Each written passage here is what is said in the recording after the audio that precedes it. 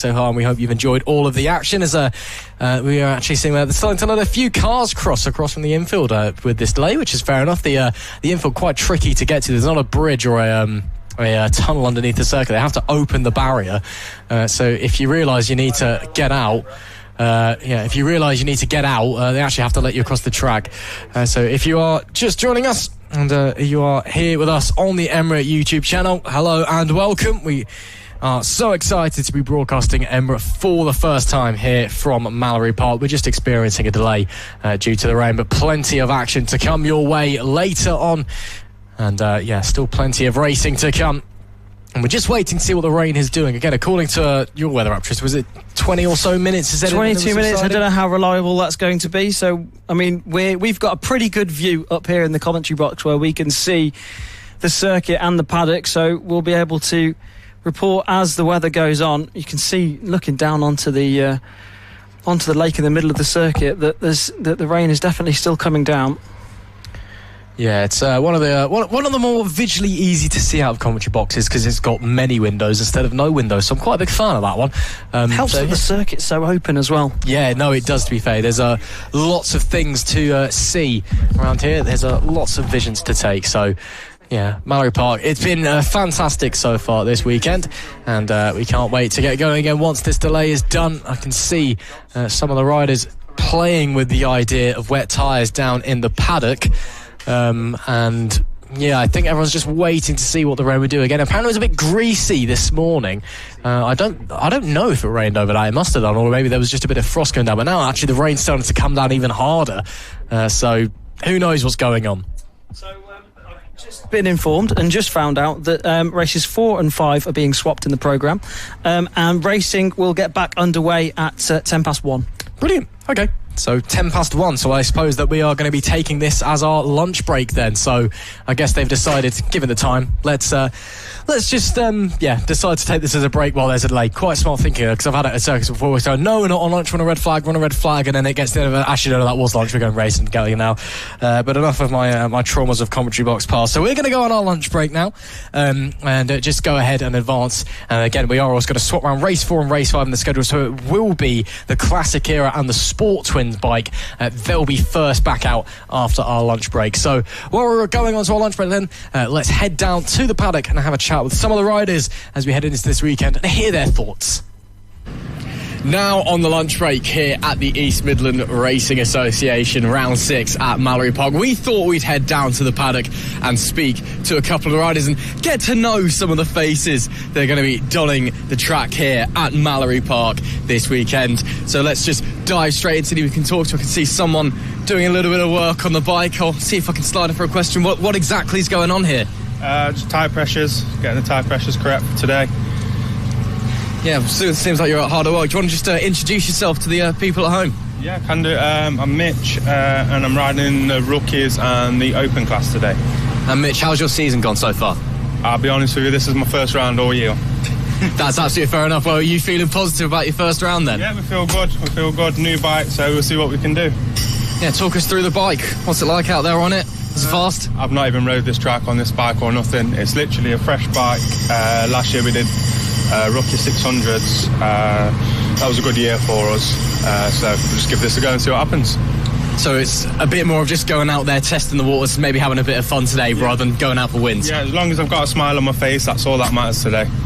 That's a great answer, that I really like. Well, Mitch, I'll let you get on with your tyre pressure. Thanks for talking to us. Best of luck. No worries, thank you very much. Great tip from Mitch there on his BMW. First time here at Mallory Park, first time for us as well, of course. This is the first time Emirate has been broadcast ever, not just in 2025. As you can see, a few more machines over here. Someone patiently watching along. See if we can dive in for a quick chat. Being pointed over there, you can see the riders actually coming back, helmet in tow. So we'll wait for him to gracefully make his way over before we can stick a microphone in his face. How are we doing? Good morning. How are we? You okay? Yes, good, thank you, yes. And do you want to introduce yourself for the people home? I'm Simon Lahane, rider Honda NSF 250 Moto 3. Riding in 2 classes today, the GP 450 and Byron Cup. And 2 classes, so you've got 4 races coming your way? Yes, 4 races, 2 practices. Do you not get a bit tired of that at all? No, there's always a bit of a break in between, so yeah, hopefully everything will be alright. Unfortunately, we're the last race of the day though, so we'll see how I feel by the end of the day. Yeah, maybe if it's not been the best day, maybe a bit fed up, head home a bit early. Yeah, definitely, yeah. Still, how are you feeling coming into the day's racing? Feeling positive? Yeah, definitely, yeah, and hopefully the weather will hold out, so yeah, just looking forward to it. And, how's the bike looking coming into this one? Yes. I haven't rode it for probably a couple of months, so yeah, looking forward to getting back on it, really. And racing in the two different classes, is there a massive difference in the types of bikes you're competing against? I haven't rode in the Byron Cup one before, but I think that's up to 500s, and the other one is probably the same. To be fair, probably majority of the bikes will be the same ones. I'll have to wait and see. Well, we'll let you get on with your day, but thanks very much for talking to us. Best of luck. Thank you. Again, some of the riders, as you just heard, competing in multiple classes here this weekend, which of course just makes it a bit more interesting, a little bit more at stake. But of course, maybe a bit of tiredness to go as well. We can see a couple of riders hanging around here, some bacon cooking. That smells amazing. Is there any chance of a spare for me? There might be if you get my good side at least. So that's what I try to do. But classic staple racetrack breakfast, bacon with a bit of brown or red, as I can see. How are you feeling coming into the day? Oh, fine. There's no pressure for me. I'm just here to have a good time. So. And what are you racing in today? I'm on that Steely over there. I'm in the pre-injection 6 and the classic era. Now, so talk us about the bike then. Classic Hero. What's the make? What's the year? What does it do? 97 CBR 600. It's not the prettiest thing, as you can see, but it gets the job done. So I've done an engine swap from last round. Seems a bit perkier compared to before, so it'll be nice to see how she performs today.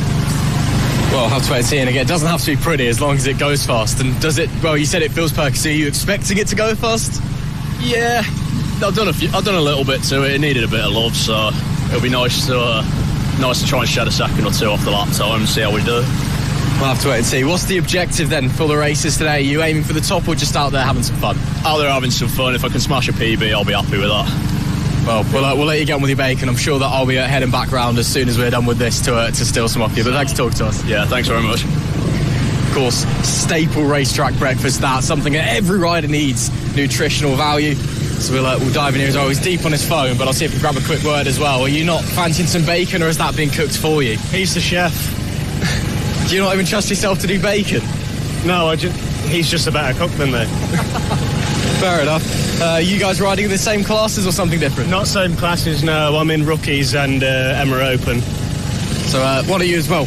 If you're in the different classes, do you want to introduce yourself for the people at home? Yeah, name's Josh. I'm riding a very, very old R1. Me and him are brothers. So yeah, shame there's no... Just do it for fun.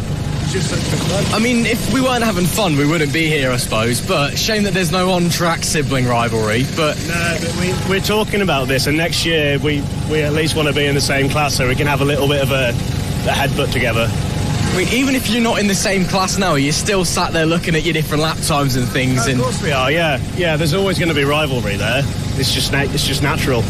So it's maybe not on-track battles just yet, but you're still seeing who goes home on top at the end of the day. It's me. And are you going to beat him? Yeah, of course I am, yeah. Well, we'll have to wait and see. Best of luck. Thank you. Yeah. Bit of sibling rivalry there. Great to see. So you can see some more members of the paddock heading down on in. Still quite early at the moment, but sun is beaming over. There is a threat of rain in the air. A week ago, the weather said it was going to be downpouring all day, but as it stands, well, as you can clearly see, not looking too bad. You've got a bit more of a team experience going on here. I wonder if I could dive in to speak to any of the riders if they're hanging about. There is one right there. I was looking in the wrong direction. Hello, sir. How are we? I'm all right, thank you. Are you? Yeah, I'm not too bad, thanks. You want to just introduce yourself for the people watching at home? Yeah, I'm Paul Holsworth, Mini Twin 136 from Sheffield, and we'll see how it goes. Yeah, I think that's kind of the gist of everyone turning up to spot this morning. Do you want to just talk us through the Mini Twin class a little bit? Because I know for maybe some newer fans to bike racing can be a little bit confusing. Yeah, it's not a bad class. There is a few tuned bikes in there, but mainly this one is just being a road bike, and I've just converted it to a race bike and just go out, enjoy it, and see what happens. Yeah, stick a number on the front of it, pair a bit of tyres, and you're good to go. That's it. How do you think you are going to go today? You're looking for some race wins, maybe? No, I don't think I'll be up in the front three, but I was here last round, and had a few problems, broke down every race. So we'll see how it goes. So this is my first time on it. So yeah, bit unideal that. So fingers crossed that it doesn't give up on you this time. Yeah. But still, a couple of races to come today. You look like you're feeling confident. Today, so 4 races. So we'll see how it goes. So you can't break down 4 times, surely. That'd be impressive. Hopefully not. As I said, you look like you're feeling confident. You've got your bacon sandwich halfway down you. You're ready to go racing, essentially. That's it. Bring it on. Well, have to wait and see. We'll wish you the best of luck. We'll let you get on with your breakfast. Yeah, lovely. Thank you very much. Cheers. So some of our Mini Twins rider, or Sport Twins riders there, should I say. Again, lots of different classes to think about. And as you can see, just ahead of us, an extra class here this weekend. If you're just joining us, you've not been following the morning's action. We're joined by the FSRA F1 Sidecars Championship here at Mallory Park. It is its own championship. It goes to different tracks across the country. But it is the final round of their season, and their top class, their super class, is still open and still very much in terms of championship contention. So that all comes down to the wire at the end of today's action. So we'll keep our eye on some sidecar race. Sidecars around here at Mallory Park, always a treat. If you've never watched them before, it will be spectacular. So let's just head down, see if we can nab a couple more riders potentially. You can see some guys sat along here. Any chance I could dive in for a chat with someone very quickly? How are we? Are you, mate? All right? Yeah, I'm not too bad, thank you. Yourself? Yeah, good, thank you, good. And do you want to introduce yourself for the viewers at home? Yeah, I'm Lyndon Williams, probably one of the oldest guys on the grid. Currently riding the CB500. You can't be that old. You don't look that old. 52. You look really good for 52, I'll say that much. Yeah, CB500 then. Everyone out there on the same bike, so it's just all about the ability. Yeah, some I haven't got a lot of, but yeah, I wobble around at the back and just enjoy myself. Hey, I mean, that's the main thing. As long as you're enjoying yourself and having fun, even if the results maybe aren't the prettiest on the page. So is that the game plan for this weekend? Just, turn up, have some fun races, enjoy some time with friends. That's what it's all about, isn't it? That's what it's all about. I think that's majority of the grid. Just here for a good laugh, good time. Yeah. I mean, that's exactly what we want to hear, isn't it? Everyone here having a good time. Talk us through the bike then, though. Of course, everyone's on the same CB500 machine. What's it like? What does it do? I'm assuming it's quite fast. Top speed around here is about 101, 102 miles an hour. It's more or less a standard CB500 except for suspension mods. That is it. It's just as you would buy it, add it off eBay, Facebook, anything like that. So it's really cheap, good fun, cheap racing. So to anyone at home that's maybe thinking about coming along, this is probably the easiest way to get involved in. Yeah, by far the cheapest racing. I mean, everybody moans about the price of tyres. Tyres are £125 each, and I've used one this year, so it's so cheap. Yeah. I mean, even then, even if you're moaning about it, it's kind of an expense that you need to make when you go and bike racing, isn't it? But still, you're here, you're looking positive, you're here to have some fun, and, you said, even if you're wobbling around at the back, you've got to enjoy yourself. Oh, yeah, there's always somebody to race with, somebody with the same ability as yourself. So, yeah, just have some good fun. Oh, can't wait to see it, Lyndon. Thanks very much for talking to us. All the best, guys. So one of the older riders there on the grid, apparently, but in good spirits and feeling very youthful. So we've got a rider look like he might be heading out onto track in a moment, getting the GoPro on the back. Are you heading out, or is there a chance we can speak to you quickly? Yeah, absolutely fine, no worries. See you getting the GoPro on the back. Is that for when you set your fastest lap, or to post on Instagram when you crash? I'm hoping so. 50-50 chance. I'm not too sure which one we're going to go for. Hopefully we don't dent the other side of the tank this time, so we'll find out. So you've already done one side this season already? I might have done, but that depends who you ask. Well, this is the first time it's being broadcast, so it's record-wise, it's never happened because it's never been caught on camera officially. Okay. So you've never done anything as far as we're aware. Good, I like it. Let's switch on to the more positive things, though. Do you want to introduce yourself to the people at home? Let's find out who you are. Sounds good. Hi, my name's Albert Hall. It's my first season racing. I'm in Open 600 and Rookie 600s. Just going through, trying to give it all my best and see where we're going from here. And you said it's your first season racing. How have you found it so far? Yeah, it's been really good. I've had a couple of third places. I'm currently 4th in the championship. I did miss the first 2 rounds because we didn't actually plan on racing this year. But from there, it's been pretty good. So, yeah, so it goes. So maybe getting into the back end of the season, looking to pick up a few more points, make up for those lost 2 first rounds, and, maybe get into the top 3 if you're close enough? That's the plan for today, yeah. We'll see how it goes. We'll see how it goes. And talk us through your bike that you got. I mean, I know we've just seen the GoPro going on, but obviously that's not quite a stock part, is it? No, to be fair, it's not too special, if I'm honest. It's just an 08 ZX6R Kawasaki. Maxton rear shock, Shaw front forks. We've had all the inside of cartridges all redone. CRC race fairings, and then just a set of decent tyres and EPFA pads, really. All helped to us by RPM Motorcycles and Shiny Side Up Valetin. So, yeah, it should be. We're getting there. We're getting there slowly but surely. I mean, it's time on the track every time you go out there, isn't it? It's time to improve. Exactly that. You've always got to find out what's working for you and what isn't. We had a little track day here with No Limits the other day, and we played around the suspension setups. So hopefully we've got that done, so we should be dialed in and ready to go for the next round. That sounds brilliant. And one last question quickly. You said this is your first year racing, so next year I'm assuming you're planning to race again. You looking to maybe move up a class or move to a different class, or just stay the same, still going out there having fun? Yeah, hopefully so. We're looking to... So this is my first time in Open 600 today. I'm hoping to go into them full-time next season and with the rookies, because I need to balance it out a little bit. And we'll see how it goes. Probably do some other rounds, other places to get my clubman licence, get off the rookie, get off the bib. Well, best of luck with that. I'm sure you'll be absolutely fine. And best of luck today. First time in the Open 600. I'm sure you'll smash it. Thank you very much. Great speaking to him there. And yeah, first time on the Open 600. That's a bit of a step up. You can see some bikes starting to move around the paddock. It is the track is not open yet. We are recording this in the very early hours. But riders, we had a couple of engine checks, starting to get ready, starting to see how everyone is feeling. So let's head down this way. Let's see if anyone else about can see some yoga stretches going on there. Now, I might just see if I'm allowed to interrupt that, because it's not something you see every day. But we'll see if we can slide in. Would it be rude if I interrupted your yoga session? Yeah? How you doing? You okay? Yeah, not bad. Just getting ready for this morning. Yeah, I mean, stretching, it's not something you see a lot of riders at this level doing, but you're clearly committed, and you're feeling nice and warmed up? Yeah, I mean, it's a pretty intense sport, so everyone's got to find what works for them. So just try and relax. We've got 2 classes today, so yeah, try and bring it home. Yeah, absolutely. And, do you want to just introduce yourself and what classes you're racing in for the viewers at home? Yeah, I'm Matthew. I'm riding my 650 today. I'll be in Cup 600. I was supposed to ride my R6, but I blew that up at the weekend at Olin Park. So 650 in both classes. So we'll be in Cups, Open 600 and Super Twins. Yeah, if you're doing a full race, I can see why maybe you are getting a little bit of stretching in.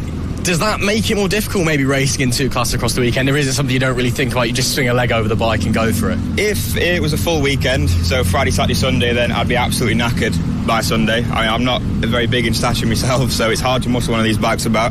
But since it's only a day, I should be all right. I'll get my yoga in, and yeah, we'll be good. What's the objective for today then? Just get out there, time on the bike, just kind of go around, do your own thing, or are you going to be fighting out there? Yeah, I say my 600 is my main bike, so this is just training for today. But trophies are always nice, so that's always the goal. Oh, you got me there. So yeah, going out there, just doing what you can do your best and seeing how it goes then. Yeah, that's the plan. Well, I'll let you get back on with your stretches and your preparations, but thanks for talking to us. Yeah, no worries, thanks. Yeah, a bit more professional environment over there than we see around some of the paddocks. You can see a couple of other bikes over here. Someone maybe ready to head back out. Are we about to go out potentially, or are you going out potentially, or can I just grab you for a few words? Yeah. So I can see the bike being wheeled away, but so you're not going out then? No, just had it noise tested now. Well, it is quite loud, so just about passed it. Just about. I mean, a pass is a pass at the end of the day. We have had a few complaints here last year when I was here on that. I got black flagged and had to come in, so now I had to get a new exhaust, a little bit quieter. I'm sure it'll all be fine. Do you want to just introduce yourself for the viewers at home? Yeah, so my name's Ben Phipps. I started racing when I was 15, I'm now 18, and I didn't have any experience on a motorbike ever. And then I went on a CBR 125, which is quite slow. Got to grips with it, learned how to ride it in a car park, and then it just went from there. Started racing at Aintree, because I'm from Southport, so it's only about half an hour away from me. And I come third on that bike in the championship in my first year in the Open 500 class, because that's a 250, and then I won it last year in my second year, and then now we're just on with this year now, so getting faster and faster, so hopefully that's the way forward. Yeah, I mean, especially given you only started riding a couple of years ago, you've done incredibly well. You may be looking to move forward, maybe expand and go into other championships. You just, stick with what you know best at the moment. I'd like to learn my craft first as much as I can, and I don't want to run before I can walk. I want to master your club meetings and then move forward, and then hopefully got the opportunity. But it won't be possible without all the sponsors and everyone else who chucks in. It doesn't matter if someone chucked in £20, £50, it all helps out, and without all of them people, nothing would be possible. So yeah, massive thank you to everyone. Yeah, of course, you can't do this on your own. You've got to have the support and all of that. So coming to the end of this season then, temperature in the air is starting to drop a little bit, but you still feeling like you're just going to go out there on track and give it your best? Yeah, getting some new tyres, changing now, so nice new rubber, and just see what happens in qualifying. I'm sure you'll be fine. You sound very confident, new tyres on, you sound like you're going to be fast, so we'll see how you go. Looking forward to it. Well, we'll let you get on with your day. Thanks for talking to us. Fun. Thank you very much. And that, I think, really just goes to show the range of experience that we have here at Emirates. And you do see in bike racing in the UK, as we are seeing some more people heading over to the pit lane to get noise tested and get ready to go out for practice this morning and qualifying. In that, you have riders, as we've spoken to, over 50 years old who've been racing their entire life. You have riders who've been on the bike for only a handful of years. And I think that's really wonderful. I really do. I think it just shows to show that, this is a sport that it may seem hard to access, but it is, you can just jump in and give it a go. And on the topic of jumping in, I'm going to headbutt and join your conversation. How are we doing? Yeah, not so bad, thank you. Not so bad at all. That's great to hear. And do you want to just introduce yourself for the people at home? Yeah, I'm Andrew, Arthur Woods' dad, and we're here today to compete in the AT2 450 series and hopefully get a win. But we'll see how that goes, eh? Well, I mean, the best you can do is hope, is what everyone's turning up to do here, I suppose. Yeah. Obviously, as dad, I suppose your role is chief mechanic as well. I wouldn't go as far as saying mechanic, but I can use a bit of tape and tighten the spanner. Yeah, tape, spanner, WD-40, it's all you need in this sport, really. Yeah, we've got Phil for any technical stuff, so that's always good. That's great to hear you've got that support at least. I will move on in a second, ask maybe some more technical questions. But just want to quickly ask, again, as the dad, what's the kind of support that you're giving, your boy when he's going out there and racing, trying to follow his bike dreams? I used to do a little bit myself, so I know where he's at, and it's always good to have your parent with you to help you get by. And, if we have any bad luck, then always there for a cuddle, how it is. It's the way we go, innit? The way we move, but he's doing all right, he's enjoying it, and when we go home on a Sunday, he's smiling, and that's all we can ask for. That's a really lovely answer, actually. I'll give you that. That's very well. Absolutely.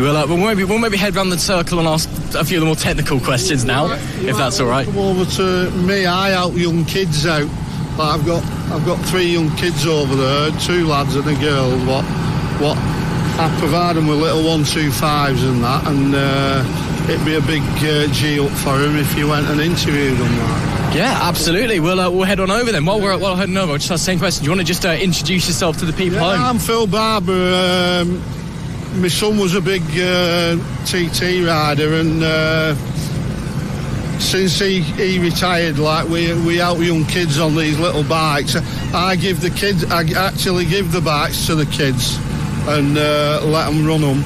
And I'm always there to help them if they need it, So Arthur started on one of my bikes, and obviously his dad's progressed onto a bigger bike, so he's moved away from me, because all I deal with is these little 125s, which is a series called Street Stock, and they don't have a proper class for them here at Mallory yet, but we do come here as often as we can, and the next round in October is a round of the ACU Championship, which they do have a class for the street stock. So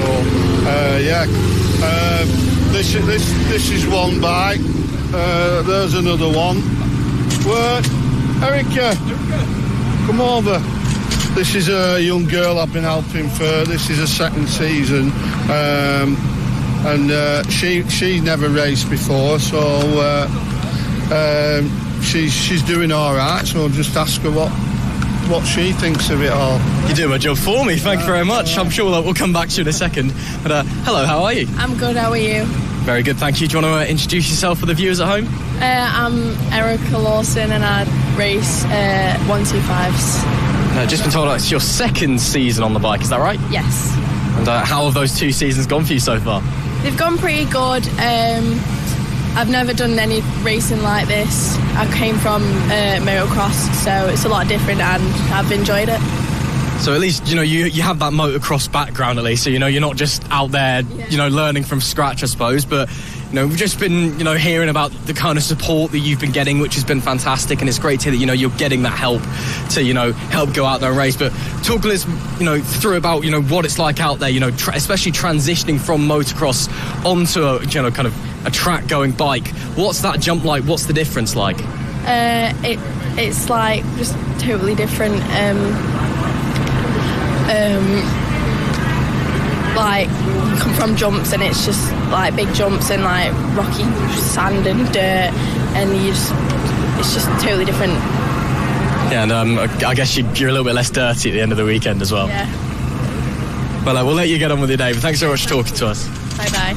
I've got a couple more lined up as well. Hi mate, how you doing? Yeah, I'm good, are you?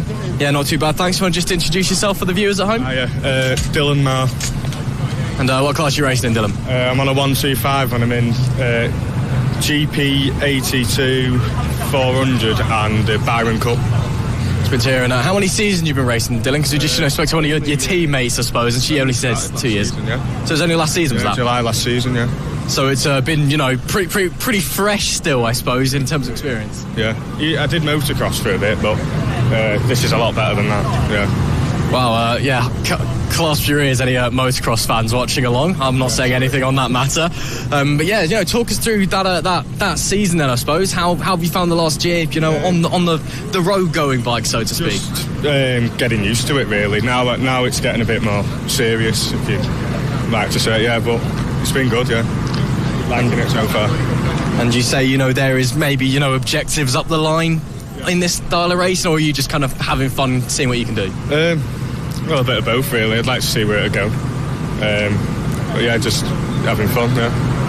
That's a great to hear. What's the objective for this weekend anyway? Are you looking just to, continue getting that experience on the bike? You maybe look to try and fight for some of the top positions? Just stay on the bike, really. No, I'm not. Yeah, top 10, top 5 maybe, I don't know. See how we go. Yeah, we certainly will. Thanks very much for talking to us. Nice, thanks speaking to me. Absolutely no problem. I believe there's one more waiting for us, which we'll jump into now. Hello, how are we? I'm good. How are you? Very well, thank you. Do you want to just introduce yourself for our viewers at home? Yeah, go on. I'm Mason Mitchell. I ride in the ACU Street Stock 125 Championship at Three Sisters. That's my championship, so yeah. And joining us down here at Mallory Park, a little bit of a trek from Three Sisters, isn't it? It must have taken you a bit of time in the car. Yeah, about 2 hours, 2.5. So not too bad, but it should be a lovely weekend of racing. So. Yeah, no, looking forward to it. And so you said, you're racing 125s at Three Sisters. It's a little bit of a different circuit from here at Mallory Park, a little bit shorter. It's still very fast, but quite a lot tighter as well. What's the main difference then from jumping from there in Wigan to somewhere that's, very much just wide open, hard and fast racing here at Mallory? Well, it's a bit different than racing such a small and tight circuit. You come here, it's more, you're pinned out everywhere, all the way around the track. But yeah, it's just different than Three Sisters in many different ways. Yeah, that's very much fair enough. And what's it like riding the bike out there? How does it feel, especially comparing the two tracks? Is there one that you prefer, maybe? Well, I like it riding around this track just because it's a very quick track, and you get out with a lot of your friends and different bikes. But I'd say probably Cadwell Park's probably one of my favourite circuits. So, yeah. Yeah, I mean that's fast, but it's difficult as well around there. Yeah, it is very difficult. But anyway, we'll let you get on with your preparations. But thank you very much for talking to us. Thank you. And we'll quickly cut back across to say thank you to the main man. And yeah, thanks for doing my job for me. Yeah, all I can say, if anybody's interested in getting the kids started in grassroots racing, like if they get in touch with my son, he's on Facebook, I'm not, but we will be looking for a couple of kids next year, to start off, we'll get them through the licence and then we get them going on these and then they move on A few of our kids have moved on to 600s and stuff like that from jumping off these, you know, so it is a good start point for the kids to start learning. So like I say, if anybody's interested, like, get in touch with us, like, you know, PRB Racing, like. Oh, that's brilliant stuff. Thank you very much for talking to us. I really appreciate it. No worries. Thanks a lot. Thanks again. Made the kids day. No, it's our pleasure. Great to hear then, not from some of the riders, but some of the team members, you know, in the paddock as well, and just go show how much of racing is about giving back into this community. And even if your career is done, or your family's career is done, you know, giving back to the younger generation, getting their logo over the bike, getting them to do what they can do. That's wonderful to hear. Now I can see there's definitely a few of the Sidecar teams in here anyway. Who's actually on the Sidecar? Who's it? This gentleman here. We'll go speak to the gentleman with the hat then. Hello, sir. How are we? Fine, thank you. And well, I can see that there's two names on the fairing. Are you Tony Baker or Tom Dawkins? I'm Tony Baker. So you're the one actually doing the business. No offence to Tom. No. Tom's all right. Need him. It's a two-man job. Teamwork. Yeah. Of course, you guys joining us this weekend for your final round of the championship, but you've been here earlier in the season. How did that go for you? Well, earlier in the season we were having problems. We're still having problems. It just seems to bite us all the time, but we're looking forward to it because I like Maori anyway. Yeah. And are you looking to maybe, you know, end the season on a high note, I suppose? Yeah, we're hoping to. Yeah, we still have three meetings to go. It's 2 in Scotland and 1 in Ireland. Yeah. We'll see how it goes. Talk us through the machinery that we see in front of us. Obviously, sidecars compared to what else in the paddock, quite unique. In what respect? They've got 3 wheels. Well, yeah, they are different, yeah. Well, they've just gradually evolved over time. You would never start and build a racing vehicle from scratch now on 3 wheels like that with 2 people, but it's just an evolution of time. They've got lighter, lower, more powerful, better wheels, better brakes, better suspension, and hopefully better teams. That's what I see. Thanks so much for talking to us. I'll go and see if I can squeeze past speak to your partner now, if that would be okay. And you must be Tom. That is me, yes, I'm Tom. Oh, great to speak to you, Tom. And you're the man, not behind the handlebars, but you're the man doing the ludicrous hanging off the side thing because you're a bit insane. A little bit, yeah. Jump around for fun, it seems. No, there is method to the madness, trust me. But yeah, it's definitely the more deranged of the 2 roles. Yeah, no, my granddad used to be a driver on these things, and he always said that his passenger was the most insane man he'd ever met. Talk us through a little bit about what it's like being the person who is doing the hanging off the side of thing. You know, what's that experience like for maybe someone home who doesn't know much about sidecars? It's hard to explain. The only way to sort of really compare it is if you're driving a convertible down the motorway, but at like 120 rather than 70, and you just stand up. You're obviously got that much wind on you. That's why we have all the fiberglass fairing, and we just tuck out of the wind to try and stop blowing us off the back. So people assume we hang on for dear life. You hang on as little as possible because that hurts your arms. So we just get out of the wind and exist, really. We don't really hold on. We just lock our feet in and curl up in a ball. But maybe for someone who maybe has no idea about sidecar racing and is just, you know, they just think you're just a bit of a weirdo hanging off the bike, you know, what is the actual main reason for what you're doing? So, a few things. There's 3 wheels. We help control all 3 of them. Obviously, when you're turning left, this thing's designed in a stupid way, and it wants to turn upside down for fun. So we have to put weight over that chair wheel to stop it lifting higher than we want it. Otherwise, the driver ends up with a bike on the top of them. The back wheel, we need to give it grip to drive us out of the corner, but we need to give the front wheel grip to turn into the corner. So the sort of standard policy is you're giving loads of back end so the wheels don't lock under braking, and then as you approach the corner, you move forwards to load up the front wheel so the driver can turn in. And then as soon as they're getting the power on again, you have to drop back to stop the back wheel spinning. So it's a pretty intense job by the sounds of things. In a nutshell, yeah. It's a hard one to explain. The best thing to do is to have a go. The only place I know that allows you to have a go now is Cadwell Park at the International Sidecar Revival, you can come along and have a taxi ride. So you get a couple of laps of Cadwell Park to see what it feels like to be a passenger. Well, maybe I'll have to give that a go myself. Thanks so much for talking to us. Thank you very much as well. And can't wait to see you guys out there on track. Thank you very much. Bye. Great to hear from some of our sidecar guys there again. As I said, compared to everything else that's in the paddock, quite unique, but it's such an amazing form of racing. Hello there. I raced with Tony in 1990. Wow, that's going back a couple of years. A little bit, yeah. We came over for America. We're on a sidecar vacation, and that's a hero right there of mine. Is he any good? I think he's pretty damn good, yeah. Oh, well, after I see you, what are you doing here? You just here supporting him, doing a bit of mechanicking? Actually, no, we're on a sidecar vacation. We do that when we don't want to spend the fuel money going across the country in America. So that's what we're doing here, yeah. And how have you been enjoying this side of the pond then? This is the 5th racetrack we've been to in 5 days here, so we're having a lot of fun. We were at Darley-Moore, Donington, we were there, and saw a friend of mine, Julian Carrera, he's in the Talent Cup. So, yeah, we're having fun, glorious weather, and we're at Mallory Park. Who could complain about anything? My wife, Ann, she's waiting for coffee, so I got to go. We'll let you go and speak to you. Thanks very much. Pal. Wow, got some international fans here at Mallory Park. Great to see that coming over from the United States. And 5 racetracks in 5 days, that's pretty intense, but a former rider himself as well. Getting back to 2 wheels now, we can see the 543 machine here. He's run away from us. We'll see if I can poke my head around, or is he maybe hard at work, or is he hiding from me? Is it a bit of both? We'll try and jump in anyway. Hello, how are we? Good, thank you.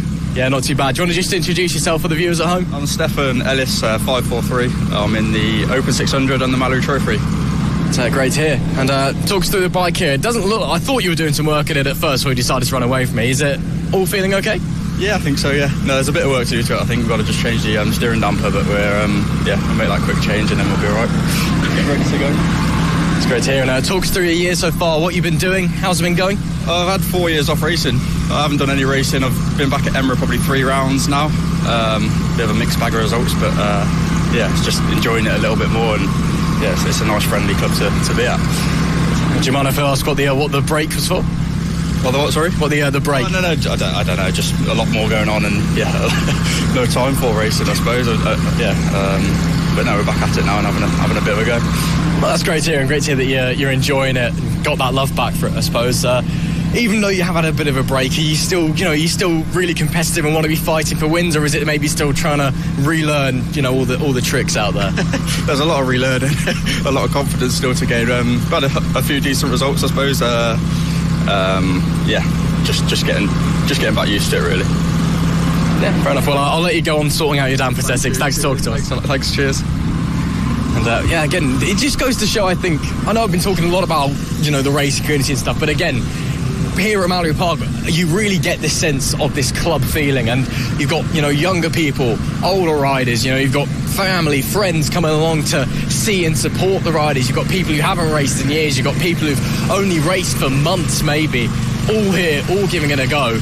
And even though, they want to go out there and compete and show what they can do, they're out there trying to have fun at the same time. Let's see if we can poke my head. I can see another sidecar outfit in here.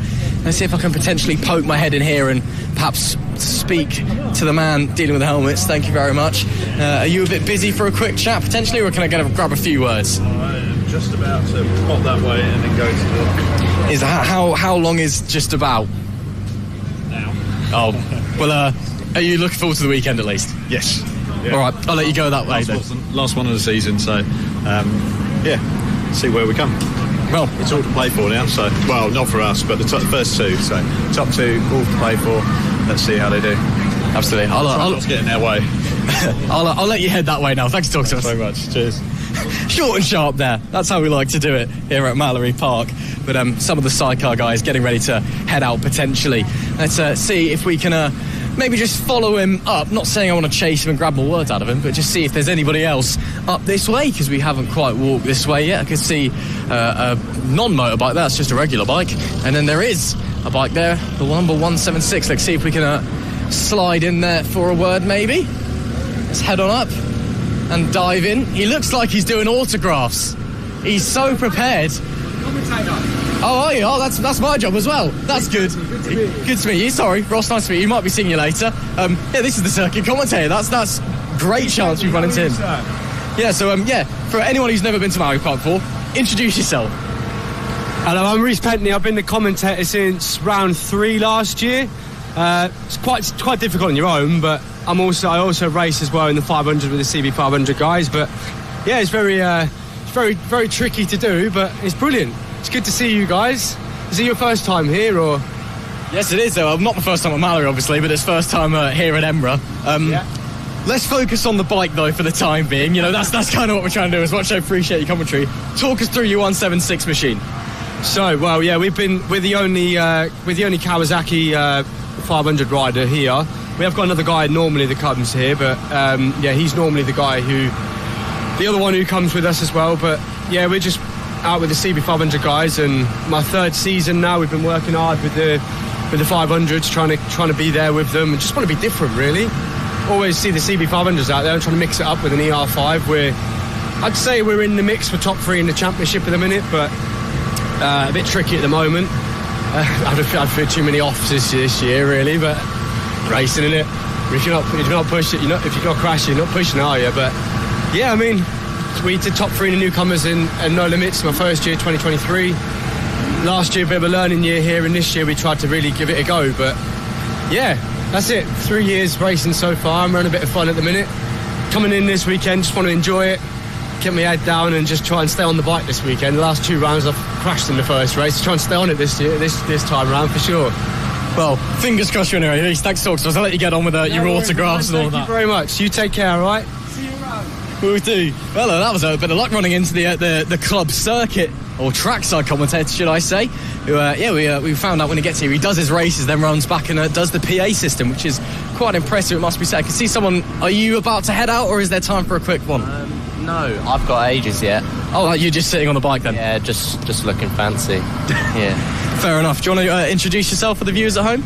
My name's Will Round. I'm from Buckingham, England, and I ride a Ninja 400. Yeah, I mean, as we can tell, obviously you're sat on the thing. Talk us through the bike first of all. It's the Ninjas, they're pretty beastly. This is a 2018 Ninja 400, and it's got a restrictor in it. I race at Bemsey, so you have to have the 37 horsepower restrictor in it. So it's quite a slow bike. It's pretty standard. Just got the Arrow exhaust, K-Tech suspension front and rear.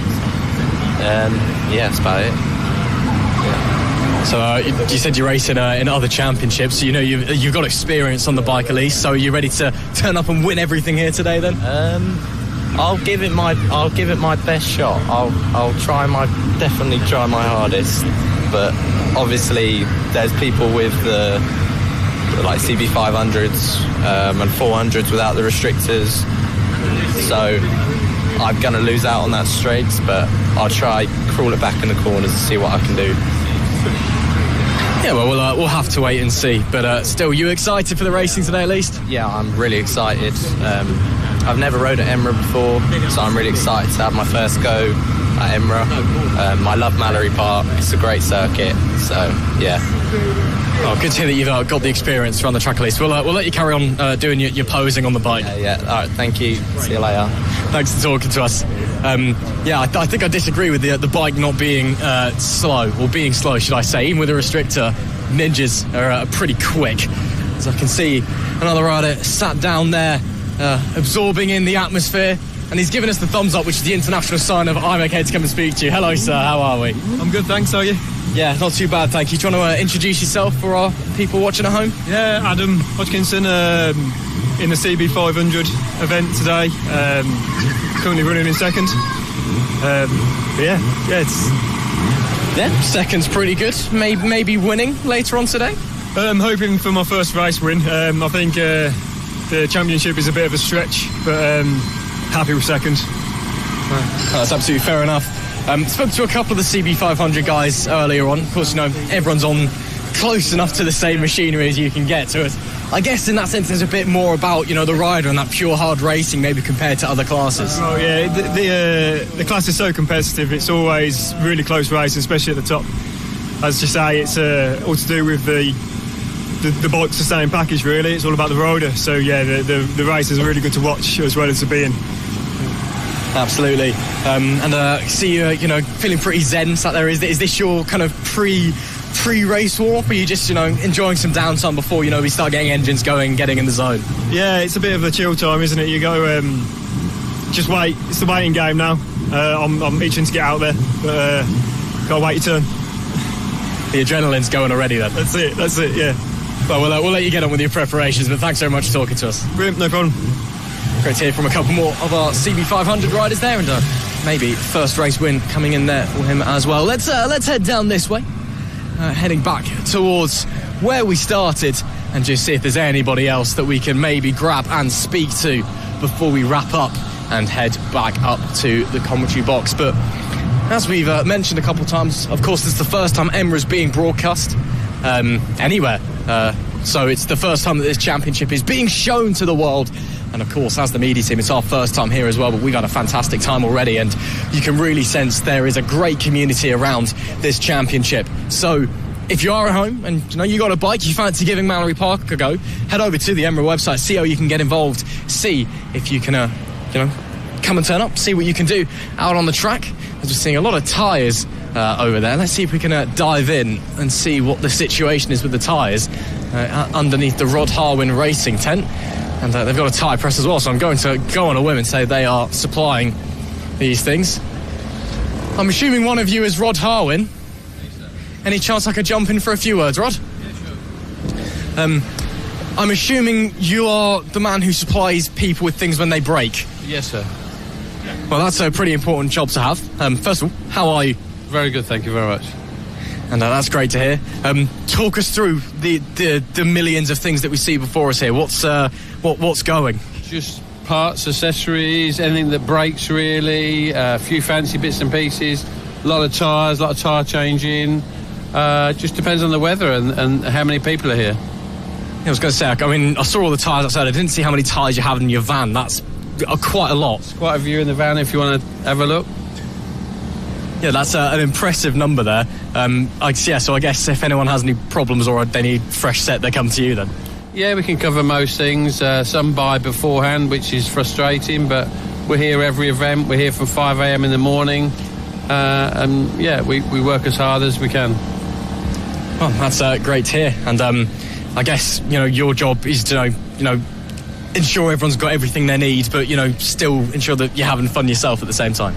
There's no fun in work, sir, as you know. It's hard work. No, it's hard work, but it's rewarding, surely. Sometimes it isn't. You never know. Well, I often like to think none of us would be at a racetrack if we weren't having fun, ever, so... I think you're very confused, sir. I might be naive. Well, I'll let you get on selling your things. No problem, have a good day. Thank you very much. Great to hear. To see one of the people who supplies everything in the paddock and just help people out with what they do. That's all we've got time for here, though, down in the paddock here at Mallory Park. We're going to wrap up this paddock show and we're going to head back up to the commentary box, carry on with our racing. Hello and welcome back to Mallory Park here at the 6th round of the East Midlands Racing Association Club Championship. After an extended delay which turned into lunch, it is almost time to go racing again. The rain suddenly coming down a little bit earlier on, which only means we've only got a handful of races out of the way, unfortunately, but it means we've got plenty to come this afternoon.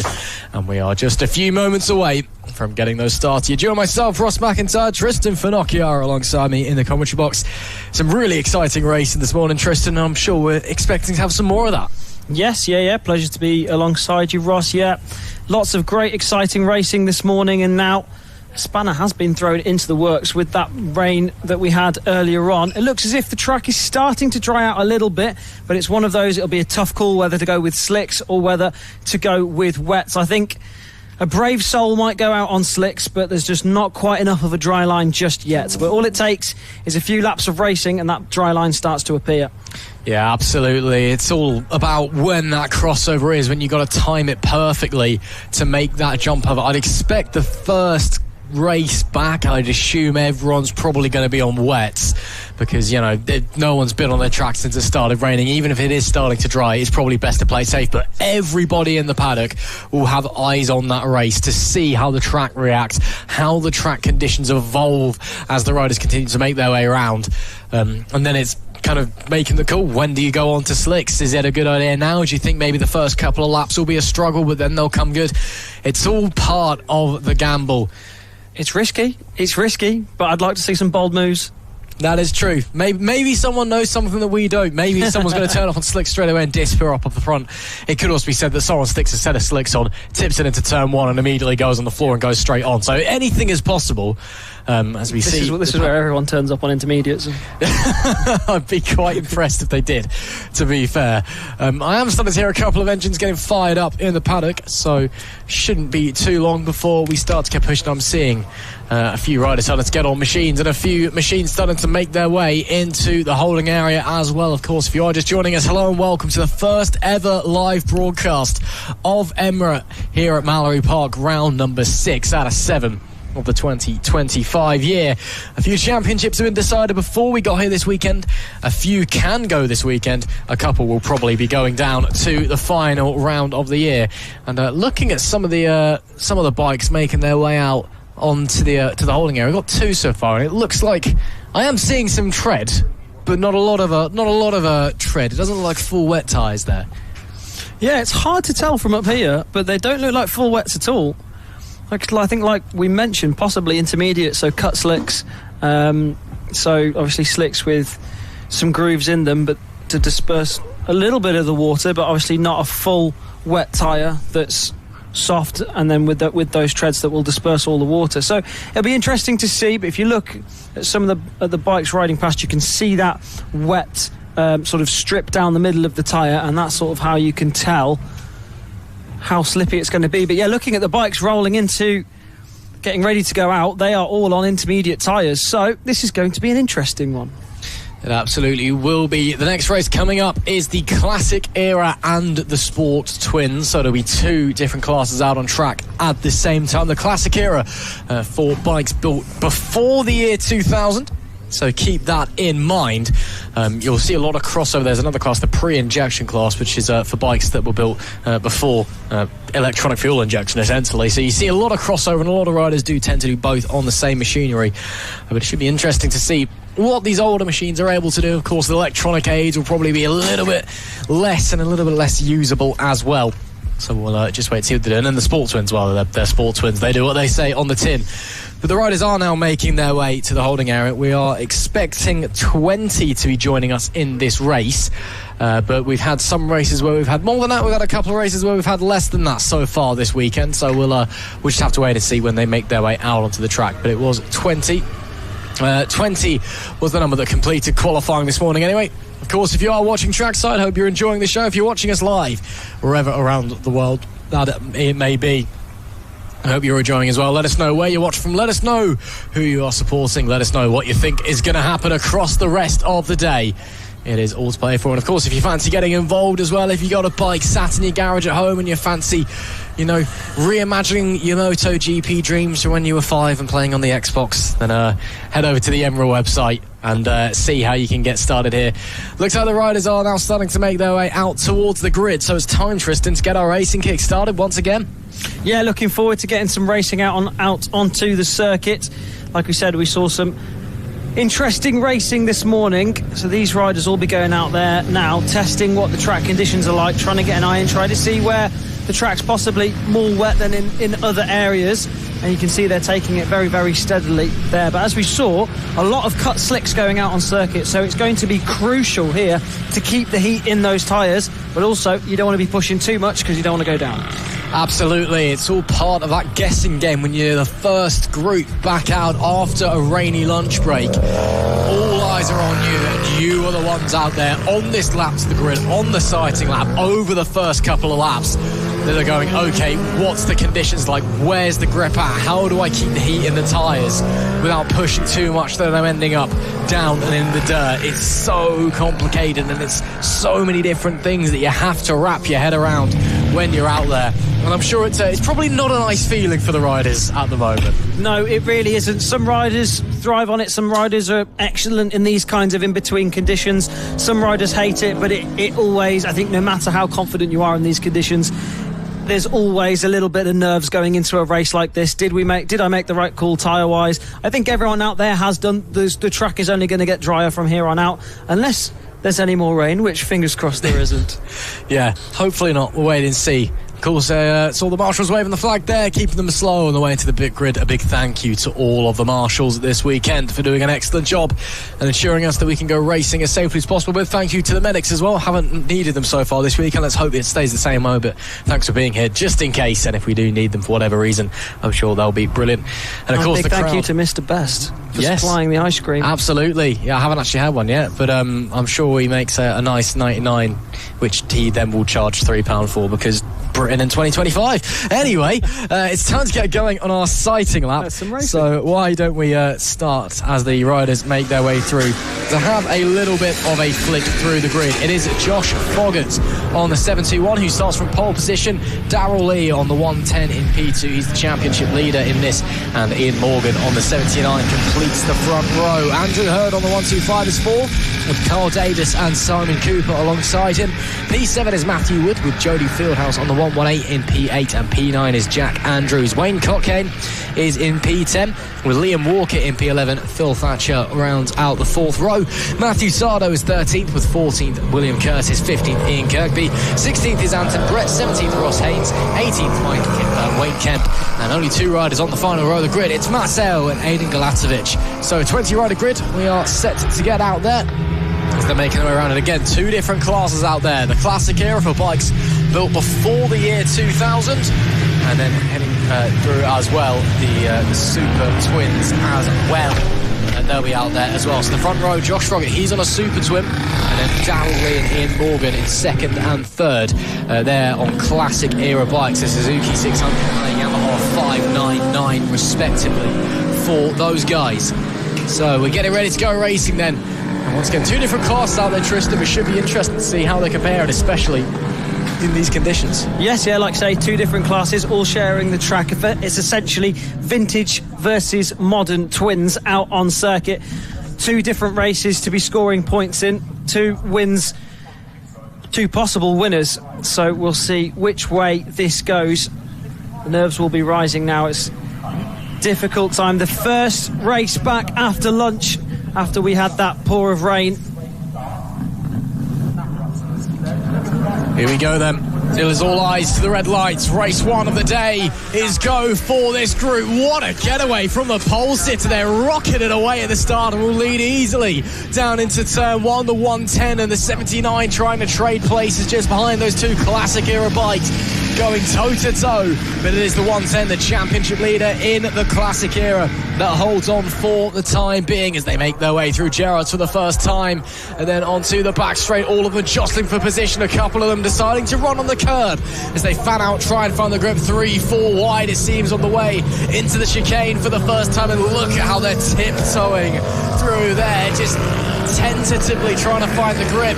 Tyres probably not warm enough just yet either. It's all just a waiting, and you've got to wait for the bike to warm up underneath you, and you've got to wait for that confidence to strike. Looks like the confidence struck for the 110 though. They've got a huge gap behind them. Yeah, Darryl Lee doing a really good job out the front of this race. Has found where the grip is. Oh, the other one, there's a rider down there, just a little bit too much on the exit of the hairpin. The rear wheel went, and that, unfortunately, that is curtains for that rider. Yeah, real shame. Looks like the bike isn't in too much of a state, and he's up on his feet, which is the most important thing. Unfortunately, can't identify who that is at the moment. But up the front, it is Lee on that 110, who's already got a 2.1 second lead from second on the grid. What has happened to the 721? They've dropped back really far on the opening couple of laps by the looks of things. So that's a real shame for them. But up the front, the 110 bolts away into the distance, and doing chase behind a couple of riders as well. There we see the 53 and the 277 trying to trade places. Around the outside goes Phil Thatcher on the 50, the 53 making his way through. And a nice move there on Matthew Wood in the Super Twins class, of course. Yellow flag still waving as they come up to the top of the hairpin. Of course, we saw that rider go down there a moment ago. Looks like that was the number 4 of Carl Davis on the classic Yamaha. But he is up and out of the way. The yellow flag still waving. It looks like there's no problem, so it should be green very soon. There he is. You just see him walking at the side of the racetrack. So the 79 then gets through on this group. That's Ian Morgan who leads the way. He's coming P4. And just ahead of the P3 as well. Wood on that Suzuki. I know it's Morgan who's gone up to P3, so Morgan now completes the podium. Still tentative into Goddard's. Looks as if, though, there's a fair bit of grip out there, considering how wet the circuit actually is. They're carrying a fair bit of lean angle through Goddard's. Darrell Lee, your race leader, looks very, very confident on that machine. So looks as if there is a fair bit of grip being offered out there on circuit. But this battle here, these guys locked together.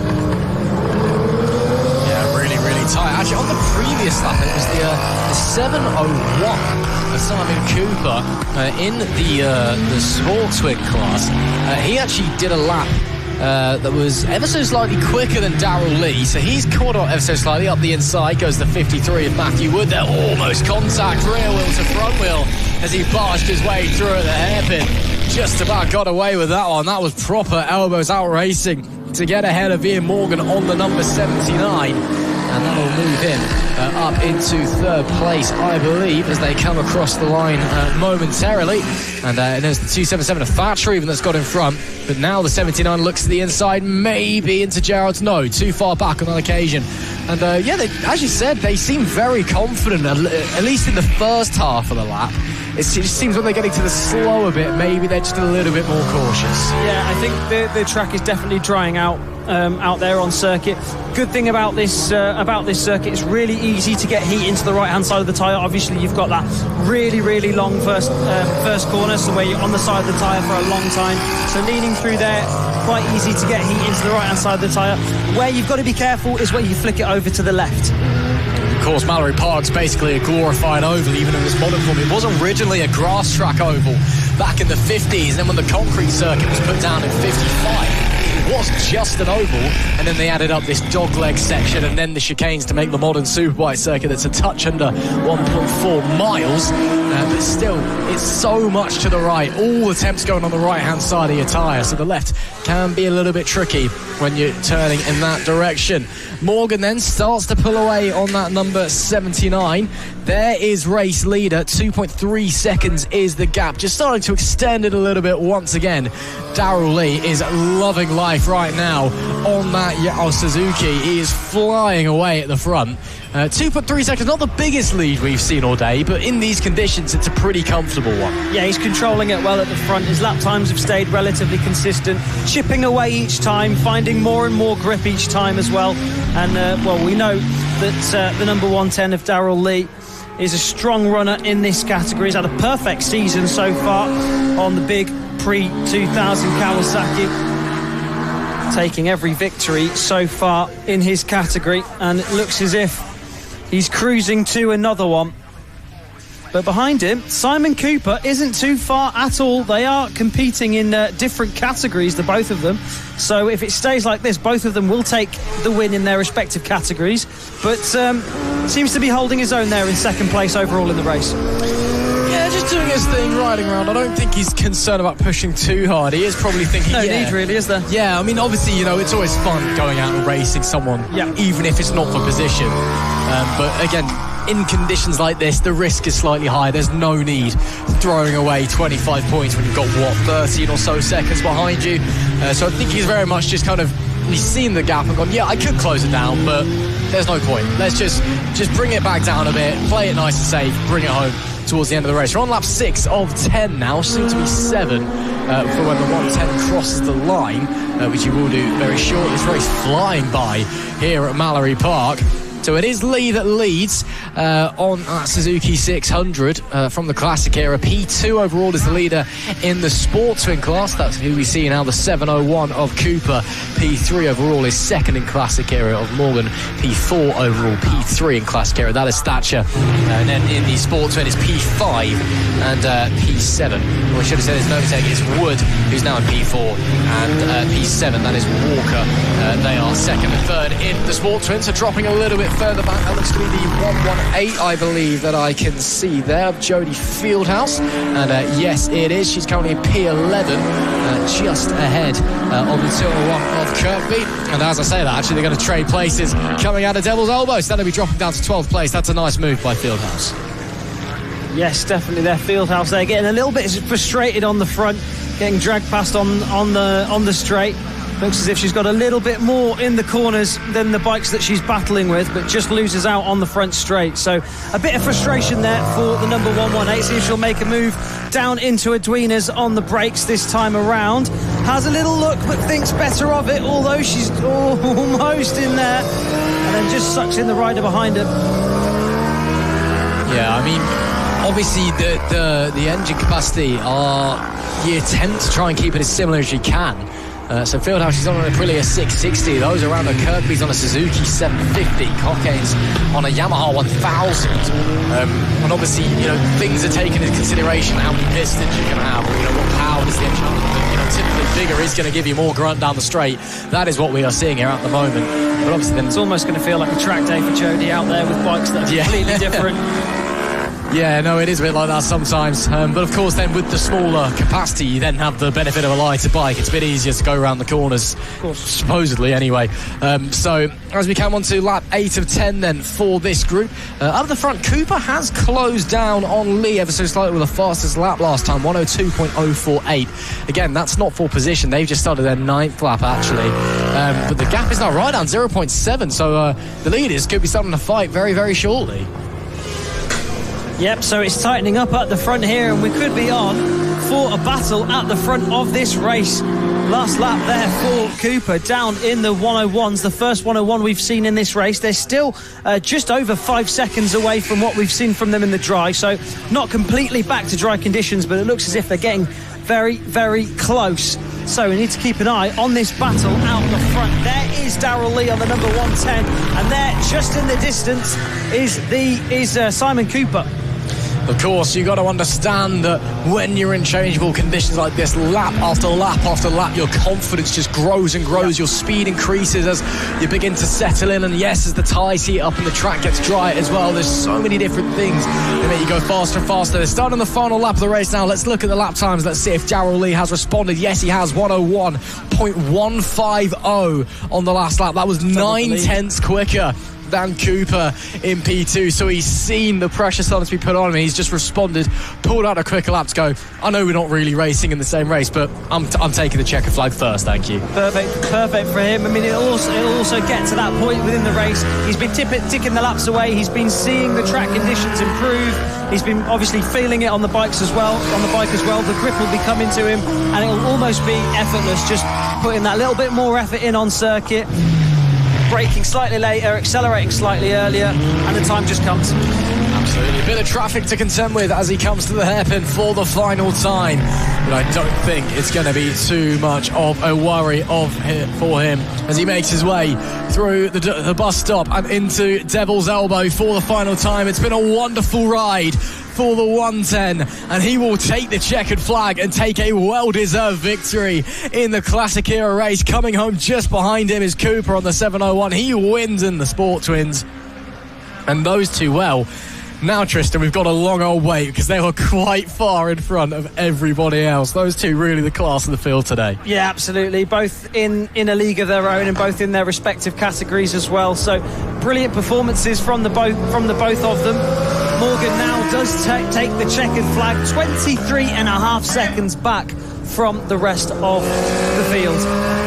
Absolutely. What a performance, though, from our respective race winners, Lee and Cooper, but the one thing especially, you got to think, on a classic 90s bike where it's a little bit trickier to ride, the electronic aids aren't really there in changeable conditions. That is difficult to say the least, as the riders will make their way. He's being sent back down the pit lane by the looks of things, interestingly. But at the end of that one, it is Darrell Lee that takes the overall win and the Classic Hero win. Cooper in second takes the Sport Twin victory. It is Morgan who finished in third place, with Wood fourth, Thatcher fifth, Walker sixth, Brett seventh, Andrews in P8, Froggatt in P9 and Kirkby in P10. Elsewhere, we had Curtis in 11th, Fieldhouse 12th, Cockayne in 13th, Sale 14th, Galatovic in 15th, Kemp in P16, and it looks like we lost, unfortunately, the rider who went down earlier. That was Davis on the number 4. So a real shame for Carl there to go down and out, but that is the way that the cookie crumbles sometimes. That is the way how it's going to be. Of course, one more race still to come later on today for these guys. 2 races, of course, across the weekend. Up next, it will be 800 to 450 GPs and the Mini Twins. So going from older to newer, but a bit of a step back in terms of pace and power. And these guys just waiting in the dummy holding area there. You can see a few novices in the orange bibs as well. These guys, of course, do not have their clubman license yet from the ACU. Still allowed to race, of course, but you do just have to have an orange bib. It's not embarrassing, guys. We all like to start somewhere. And just because you have an orange bib does not mean you are any slower. It just means you are less experienced, of course. As you can see, the riders down there getting ready to go out on their way. And I'm sure they are itching to go. Again, just looking at the tyres, looks like we've got those cut slicks once again, the quote-unquote intermediates for this group. Just looking at the commentary box window, which is in the tower, you can see in the middle of your picture, just directly behind, looks like rear tyres again, similar thing, cut slicks. So the quote-unquote intermediates for everybody out there. Still not quite got the confidence for the dry tyres. Although I say that, the 197 of Simon Lehane, I think, might be on slicks. He's well out of the way of your picture. He's sat right at the back of the holding area. He is on slicks, though, so keep your eyes on the 197. He's starting quite far down the order as well, so that may be a bit of a gamble from him to see if he can magic something. Oh, they look like full wets almost. That's an aggressive call. Yeah, full wets for that bike out there. I mean, the cut slicks for these guys will essentially be full dry tyres for them. I'd be surprised if they were running full slicks in a club race. But the cut slicks, like I say, essentially will be a dry tyre for them, so it is essentially dry and wet. But a few different tyre choices we can see. There's some opting for the full wets, which I think is probably just going to tear up, especially round Gerrard's. As we were saying in the race before, a lot of heat gets generated through Gerrard, so running wets, I think in these conditions, you're just going to tear them apart. Yeah, I think I'm inclined to agree, Tristan. I think that's the wrong decision at this phase. I mean, we saw in the previous race that, no one really needed wets. Everyone was on costies, and they are getting a few who are on slicks. There's no cut grooves, and they are, your regular dry racing tyre. So tyres really coming into play here for the 880 to 450 GPs and the Mini Twins as well. Of course, if you are just joining us for the first ever EMRA live broadcast, we hope you are enjoying the show. You have missed a couple of races, unfortunately, but make sure you head back to check out what is happening and check out all of the great racing we've had so far. We're in race number 5 of 18. We had a bit of a delay earlier on that turned into lunch break, so maybe slightly change in the schedule, but we cannot wait to get this going once again for yet again another split class, the 80 to 450 GPs and the Mini Twins as well. So again, lots of different things to think about. And I think in this one we'll probably be seeing the one of the bigger pace splits, shall we say, in terms of the different machinery. Yes, there's a whole host of different bikes out there on the grid. You've got your sort of standard Mini Twins, so the very traditional Suzuki ER650, then there's some Kawasaki 400s in there. There's some, looks like Premoto 3 250cc singles in there as well. So a whole host of different machinery, so we'll definitely see some interesting racing. Even a van out on circuit as well. I'm not sure if he's just fancied a hot lap or he's being sent out for a reason, but either way, we're here to see 2 wheels, not 4, but, fair enough. Hope he's enjoy your trip round in your van. It is quite a fun circuit to whip round in a car. To be fair, we did that. Oh, that'll be why.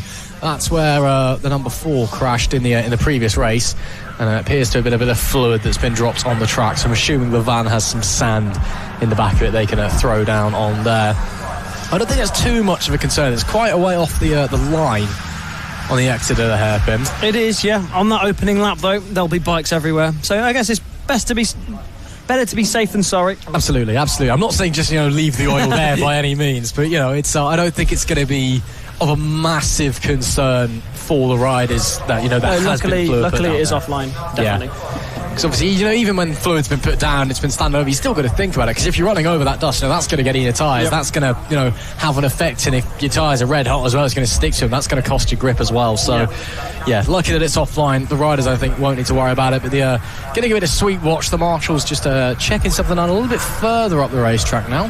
Just making sure there definitely isn't any more out there, and it's definitely not directly online. I mean, after that crash, we didn't see any moments there on camera anyway. We didn't see anyone sort of losing grip or losing traction. So we'll keep an eye on the situation as it unfolds. Plenty for all these guys to be thinking about. All this time whilst they're sat waiting to go out, though, those tyres will be getting colder and colder. So that's something that they're going to have to really consider before they go out. Well, on the subject of cold tyres, I've just seen the 197 of Samuel Lahane, who was starting on the slicks.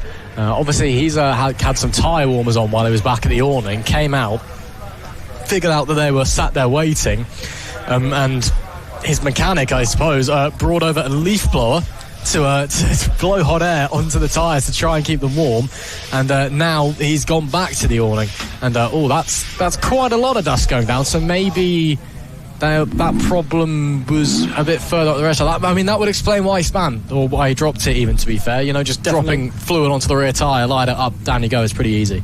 Definitely, yeah. So that's definitely something that all these guys are going to have to be thinking about.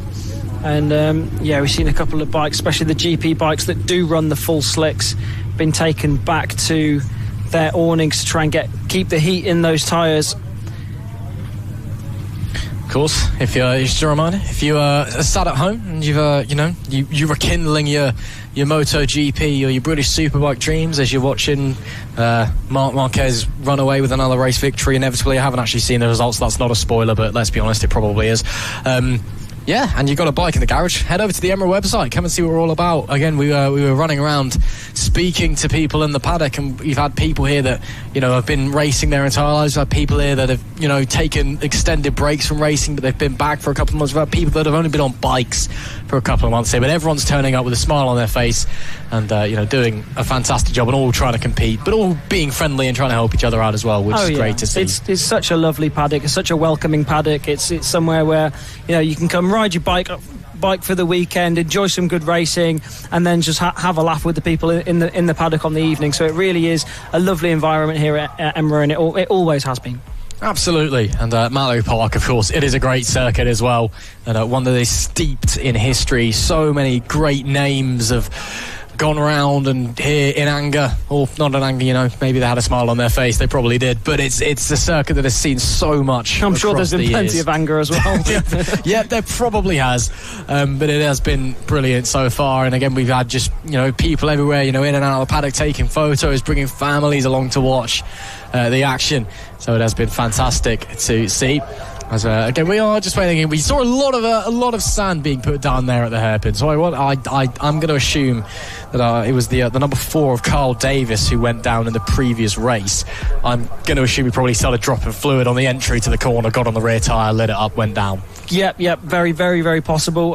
Could be that's happened. Could be that it's gone down and something's cracked and something started leaking. But yeah, really could be either one. But obviously, it's not what you want, especially in these conditions, and especially a corner like that where it's all on exit and a lot of weight will be being transferred to the rear when they're accelerating out of that hairpin. So it's you really want to make sure that there's enough grip there. Yeah, absolutely. So I'm sure that we'll be getting going very soon and all will be fine. As we see there, I even bought deck chairs or camp chairs even. That's a good idea, that, isn't it? Sit down at the side of the track, bring a picnic, watch some racing go around. The rain's gone away, so it's not supposed to come back either. So Yeah, fair play. I respect that. He's got some food in the bag as well. So yeah, fair play. Enjoy it. It's not quite the Sunday picnic at Mallory Park. It's not quite the 11 a.m. beer that you sometimes see people whip out at a racetrack, but it's a bit more respectable than that. Who have you seen do that? I won't name names, but I have seen it done before, and obviously I don't think they realised they were on camera at the time either. But it was I'll leave that one there. Vans are starting to leave, but that is a lot of sand that's been put down at the hairpin. In fact, some of the riders I think are actually being sent. Are they being sent back or sent out? Not sure if they're being sent back or they're choosing to go back. It might be a lot of the time with these things. One person goes back and then the rest follow. But I think judging, I think they have been sent back. Yeah, they've definitely either been told you can go back to your on and if you want because you're going to be a little while, and they've all gone, yeah, that's probably a good idea because we're just sat here on now stone cold tyres, or they've been told you're going to be a while, you should go back to your on, as in you are going back to your on because you're just sitting here and it's a bit pointless. So we'll keep you updated with what's going on as soon as we know, but yeah, we are currently in a delay for those who maybe missed it after an accident in the previous race, which has seemingly dropped fluid all over the hairpin, and that of course has to be cleaned up. So yeah, we'll just have to keep you posted. But riders are being sent back to the awnings. That's a set of sideburns, isn't it? Wow, that's quite impressive. I'll give you that. It's we're not quite at the point where I'm just taking the mick out of people, but it's that's quite an impressive pair of sideburns. Yeah, racing sideburns. I like that. But yeah, so it's been good racing so far, Tristan. Back to maybe something a bit more logical to talk about. Yeah, shame that we've got another delay, unfortunately. But this maybe adds another thing to think about because the track was drying in that last race and the riders were gaining confidence, getting faster and faster as the tyres got warmer and warmer, etc., etc. And now there's no rain falling. It's still fairly mild here temperature-wise, so the track is just going to naturally dry itself. So the conditions are going to be even better when we do get back to racing. It should do. There's not a lot of wind, but it did seem to be drying fairly quickly in the last race that we saw. We saw the lap times getting quicker and quicker towards the end. That will also be down to riders getting more of a feeling for the conditions and understanding the conditions more and more as that race went on. We saw the lap times were just over 5 seconds away from what we know they are capable of. So we'll just have to wait and see what the conditions are going to be for this next race, but hopefully it'll dry up and we'll have some good racing. Obviously wet weather always throws a bit of a spanner in the works, always makes things interesting, so hopefully we'll be on for some great racing in all the races that are left to come here at Mallory Park. We've already had some incredible racing this morning, so hopefully that continues. Absolutely. As you can see, everyone just waiting patiently to see what's going to happen. You can see the motocross track in the background there for the this is looking a bit like away. A motocross track now as well, with all of this. Yeah, just a bit. I mean, it's being swept in or off the track or something. Marshals are doing a great job regardless. I'm not entirely sure what they're doing, but I'm sure they're doing a very good job of it. So yeah, we'll figure out. But Mario Kart, of course, hosted the British Motocross Grand Prix back in 2008 and 2009, if you remember that one. And then it got cancelled for noise complaints. But now they've got the new Junior Electric Motocross Series, which takes place over on the track on the far side of the circuit, as you just saw one of the uphill sections there. But yeah, no, it's getting that's. I'm wondering if people might try and hang it out a bit wider maybe at the hairpin with this, because possibly, yeah, it'll cost you time there, but the more it's being ridden over, the more tyres go over it, wheels go over it, it'll sort of flatten and sort of cement into the tarmac, and it'll get grippier and grippier. I mean, the idea of it is for it to be grippier than it was before, and it definitely will be. So obviously we just need to wait until it's as safe as possible for these guys to go around. But it will be something they'll have to go out. They'll have to get a feel for it and really feel what the conditions are going to be like and how much grip is around that hairpin. Yeah, absolutely. So we'll just have to wait and see when they go out there, and I'm sure riders on the way to the grid and then on the sighting lap as well. They'll be maybe not running entirely over at a full pace, but they'll certainly be having a look at it, figuring, okay, is this something that we can attack straight away, or is it something we just got to deal with over the first couple of laps? We'll have to wait and see. I'm not sure if that marshal is crying or if they're just bored. He's really wants the racing to get going. I know. I'd be devastated as well if I was there and the racing wasn't happening. No, he's fine. He's just giving his eyes a rub. Maybe he's a bit tired. But there we go. He's got a wave. Thank you. Thank you. Hope you're having a good day, whatever your name is. But again, once again, a big thank you to all of the marshals for all of their hard work this weekend. And we can go on. Now that, I was talking about the sideburns earlier, but I think that wins in terms of, I know it's not real hair, but that's impressive. That deserves the Mallory Trophy.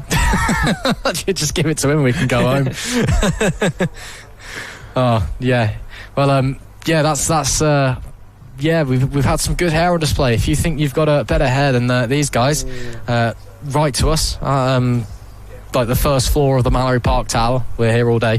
Let us know. Going down into Etwenas, wouldn't it? Can you imagine being on the brakes and you see that? I mean, there's lots of different colours there as well, so I wonder if you'd interpret that as some sort of a flag or something, maybe? Like, there's a big red bit on top. That could be a red flag, maybe. It could be dangerous. Yeah, I'd definitely get distracted by that, but then again, that's probably why I crashed so much. Yeah, we'll see. I crashed less than you, to be fair, but the simple reason for that is because I never went racing, so it's pretty easy to win that one, isn't it? Yeah, still under a delay here if you are just joining us at Mallory Park due to some fluid on the circuit, and riders still patiently waiting to make their way out onto the circuit. That's the 739 there of John Chandler. His Suzuki is supposed to be going out as soon as possible. Full wets we see there on the front. Yep. But again, looks as if a wet tyre's been changed out of the back there. He's got a tyre warmer on the back, and you can see the wet wheel on the side. So it looks as if he's going for a wet front and a dry rear, which could be a good shout. Yeah. It's a call you don't see very often, but it does work. When it works well. It gives you that grip on the front tyre. Also, I mean, the main danger for tyre wear with those wets would be the rear tyre going through Gerard's, so could be a good option. Yeah, absolutely. Is that the play that you want to be in? And Tristan, of course, you with your in-depth knowledge of tyres and Gerard's I wouldn't go that far. Yeah, but I mean, you've been around. Obviously you've ridden the BSP Paddock, you've ridden the World Superbike Paddock before a couple of times. And I know the last time you were here you left in an ambulance, but you have been around here at Mallory Park before. Quite a fair few times, I can imagine. Why don't you talk us through the challenges of this circuit when you're at the absolute limit? Yeah, so raced in Emma a couple of times myself, done plenty of races at Mallory Park in Thundersport and the Aprilia Super Teens. Mallory, it's always very, very much to do with the conditions. I always found in the wet it did offer a fair bit of grip, and it's good that when you go through Gerard's being such a unique kind of corner, such a fast flowing corner, you end up getting a lot of heat into those tyres. The main thing is making sure you can keep heat into the left hand side of the tyre as well as the right. Yeah, absolutely. Again, as I mentioned it a while ago, Mallory, when it was before it was even a concrete track, it was just a grass track, and then when it first was laid out as tarmac, it was just an oval and you just turn right. Essentially is a big oval with a couple of kinks in it. Yeah, it's a big oval with a couple of kinks and a bit that goes uphill. It is as close to an oval, but as it makes for some incredible racing, and it is a joy to ride. It is. I'm sure it absolutely is fantastic to ride. It certainly offers fantastic viewing and fantastic racing, for fans and spectators and what have you. So it's it is a brilliant circuit. And if you are local to Kirkby Mallory, feel free to head on down and see what it's all about, as I am seeing bikes beginning to return to the holding area. There we have one. That looks like a slick on the rear to me from this distance anyway. I don't think I need glasses, but I can't quite tell. No, it's cut slick. It's close enough anyway. So that's the 186, who is the only rider who has made it out so far. That's Ewan West from Lutterworth on his Suzuki. And apparently the riders have been called to the holding area. Apparently Ewan is the only one who has listened to that call, but he's keen to get going. No, we've got some more coming through now, and that was one of the riders. Yeah, they're all starting to come through, and they're all now starting to go cut slicks. I think anyone who was thinking about slicks earlier on, probably seeing that dust go down, has probably gone, you know what, yeah, let's maybe put some grooves on this. Almost definitely, yes. I think with your more sort of road bikes, your mini twins, the Kawasaki 400s in there, I think there's a couple of Yamaha R3s in there, there's a Aprilia 660 you can just see lining up as well. They'll probably all be going for cut slicks. Maybe some of the GP machines, so the 250s, might be going for the full slicks, but we'll just have to wait and see. But I think it's definitely you definitely wouldn't want to be going out on full wets. No, I think like you said, it's just going to rip your tyres to shreds with all the overheating through Gerard's on the extreme wet weather tyres, and it's not extremely wet at all. So yeah, we'll have to wait and see if anyone's brave enough to try that. I won't use the word ignorant, because I don't think that anyone can be that ignorant to go out on wets in these conditions as it stands. But the riders are slowly but surely sliding their way into the holding area. And once we have everybody, our requisite 22, which are to be joining us in this upcoming race, the GP 80 to 450 and mini twin classes, both on track at the same time, then we will get round to the grid, then go to our starting lap, and then it's red lights on, red lights off, 10 laps of racing. Brilliant. Cannot wait to get this race underway. We've been waiting a while for it, and then these guys will be eager to get going. The tensions will be rising the longer they've had to wait. They'll have to assess the track conditions. Obviously, still some damp patches out there. It'll still be a bit greasy, and then obviously we've got all that dust down at the hairpin as well. So plenty going on for these guys, and they're going to have to make sure that they accurately assess those track conditions. Yeah, absolutely. The sighting lap and the lap to the grid in the first place is going to be so crucial, because yes, most of the time it's a formality. It's just about going around, making sure the bike works, make sure you're happy with the setup of the tyres. This time you've got to be checking every single inch of racetrack, every single corner, seeing, okay, where's the dry line, where is it a bit damp, where's the grip like, how does the bike feel if I do this or this. There is so much at stake when the conditions are like this, and there's been such a long delay, and then a secondary delay after that one as well. So as the riders make their way out of the pit lane on their way to the grid, we'll have to see what people are feeling like. I'm sure it's probably going to be one of the slower laps to the grid that we'll see this weekend, as people just try and figure out what is going on. The crowd's forming once again, and they're excited to see what racing we're about to witness. Of course, the GP 80 to 450 class and the mini twin class both on track at the same time. We've got slightly more 80 to 450s than we do mini twins, all of which on Suzuki's, of course. It still should be a fascinating battle, and I'm seeing quite a good split across the grid as well. Everyone's kind of quite evenly split in terms of where they are, so should be an interesting inter-class race almost. Yes, Mitch Ducran was very quick during qualifying earlier on. No one could really lay a glove on him. Wildcard entry this weekend. Keep an eye out as well. Also on the front row will be Paul Sawyer, who leads the championship by a hair and has been sharing wins all throughout the season. So we'll see how this one pans out. Plenty to be thinking about. Looking at the circuit, though, it looks pretty dry. Yeah, from a visual standpoint anyway. Of course, sometimes looks can be deceiving with these kind of things, and you're trying to guesstimate how wet a track is, but it does look like the circuit is on the drier side of things.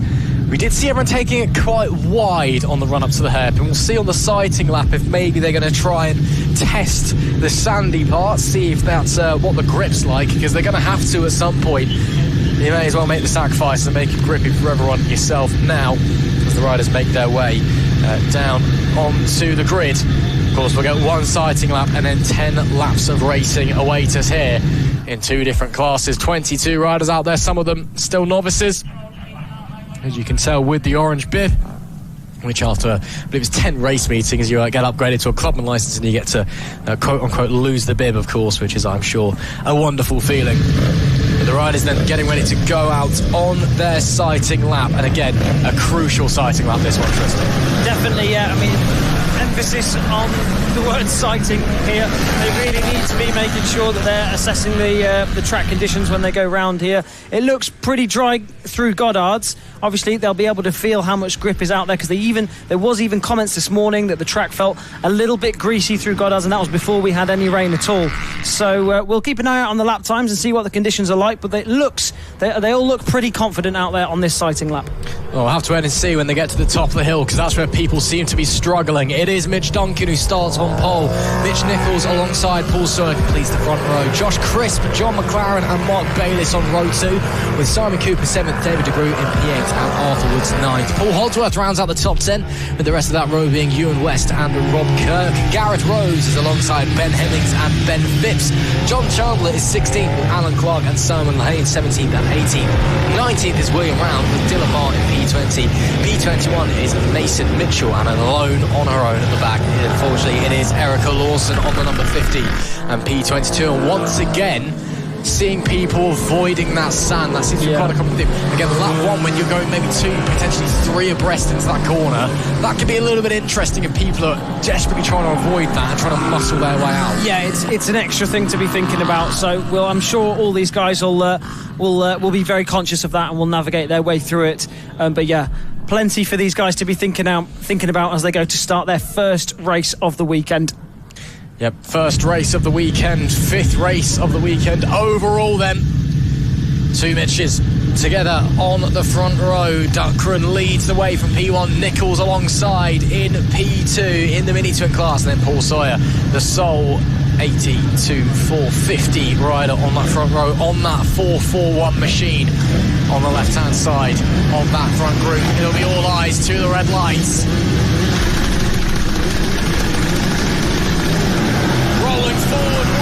A pole sitter, but we are underway. Nichols with a great start from the middle of the front row. He'll have the inside line down into turn 1, but the 66 sweeps it through to Gerrards. Will hold that P1 for the time being, as look at the gap that the front's already starting to form. They're feeling very confident out there. No one having any issues with the track conditions so far as they head down to the chicane for the first time. Anyone fancy making a move? Anybody feeling brave enough? A couple people maybe, but so far looks like everyone's just riding in formation, keeping that status quo. Yeah, this is fully dry now. They're fully attacking out there. You can see the lean angle they had through Gerrards, so it'll be interesting to see that now, how they navigate through this hairpin for the first time. Paul Sawyer's dropped right down through the mix there. That's not good for the championship leader in the GP80 to 450 class, so we'll keep an eye out on his progress as well. They're all avoiding the dust on the inside of the hairpin there. Now down through the Devil's Elbow for the first time, onto the front straight. It's a good start for your pole sitter, Mitch de Kram. Yeah, but he was rolling forward at the start. Is that something that the clerk of the course and the stewards are going to deem a jump start? We'll have to wait and see. It really depends on how they're feeling, to be honest, with that one. But he has had a very strong opening lap and a bit now, as he comes over the crest at the end of Gerrard's before dipping back down onto the back straight. Nichols is a little bit further back as it stands. Gap at the line was 1.2 already, and then Nichols himself has just under a second ahead of Chris on the 77 in P3, who has had a great start so far. McLaren as well, he looks to be up 10 or so positions apparently, which is a fantastic start for the 140. No, in fact, he's not. My live telling is lying to me. He's up 1 position into P4, but still a strong start for him. And once again, all avoiding that dust on the inside. Somebody at some point is going to have to go on that, and it could be a little bit interesting when they do. But for now, everyone keen to stay away. Yeah, and you're wondering if someone is wondering if what the grip levels are over that dust. They might even be able to gain a bit of an advantage having a better racing line if the grip is provided there. So we'll keep an eye out on that one. Ducran then 3.2 seconds out the front ahead of Nichols and Crisp. McLaren now up to P4. That is your championship leader in the mini twin series, so obviously 2 categories to be keeping an eye out for here. Yeah, both of these championships very, very close, though, it must be said. I think there's 1 point in it in the mini twins in the 80s to 450s. It's 7 or so points off the top of my head. So it's a championship that's definitely going to be going down to the final round if everyone's able to perform to their maximum and doesn't have any issues. Still avoiding that inside line there. doing it Daytona style, getting high up on the banking to try and use that momentum, use that extra speed perhaps. Doesn't seem to be affecting anybody too much up the front of the pack. Duckran is flying as it stands. He's just set a lap a second and a half quicker than anybody else and extended the gap to 4.7. And that is just a little bit quicker than he went in qualifying. So that is back to fully dry conditions now there out on circuit. That's really, really confident as well, and that's with running a wider line at the hairpin. And, you know, maybe the occasional damper on the cut slicks. That's incredible pace from him early doors in this race. Lap 4 out of 10 here at Mallory Park in the 80 to 450s and the mini twin categories. It's Duncan that leads from Nichols, from Chris. The top 3 overall, all mini twins in the 80 to 450 class. P1 is P5 overall. That's De Groot on the Kawasaki 400. P2 is Woods. P8 overall. P3 is Cooper in P9 level. She's got 2 Kawasaki's and an Aprilia making up the podium. Josh Crisp, the 80 to 450s. Josh Crisp is looking racy here. He's been trying everything he can to make his way around Nichols, and it looks as if he's done it there around the outside into Gerrard's and made that one stick. So let's see if the number 347 has an answer for him. Lovely move there from the 77.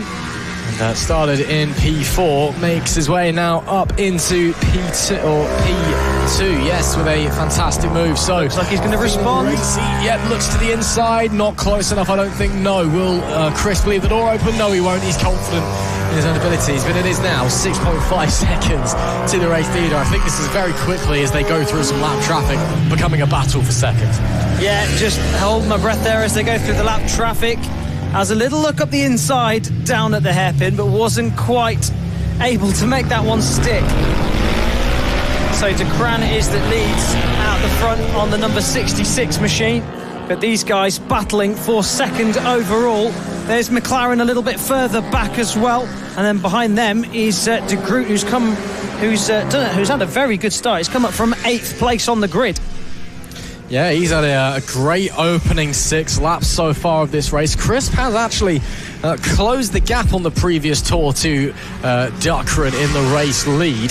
That's Suzuki carving the gap down to a whole whopping 6 seconds now. Ducran, though, was 2 seconds a lap slower on that last lap, so we'll have to keep an eye on that to see if that is him with a problem or if that's just him managing things. Yeah, maybe traffic as well getting involved. So many different things that you do have to consider out here in Emira. As we see some of our other riders making their way up the hill towards the hairpin, and there is Chris, and he's started to open up a little bit of a gap now. Where's Nichols gone? Where is Nichols? Because that's just Crisp on his own there, and we haven't seen... There's Nichols. Oh, he's got back in front.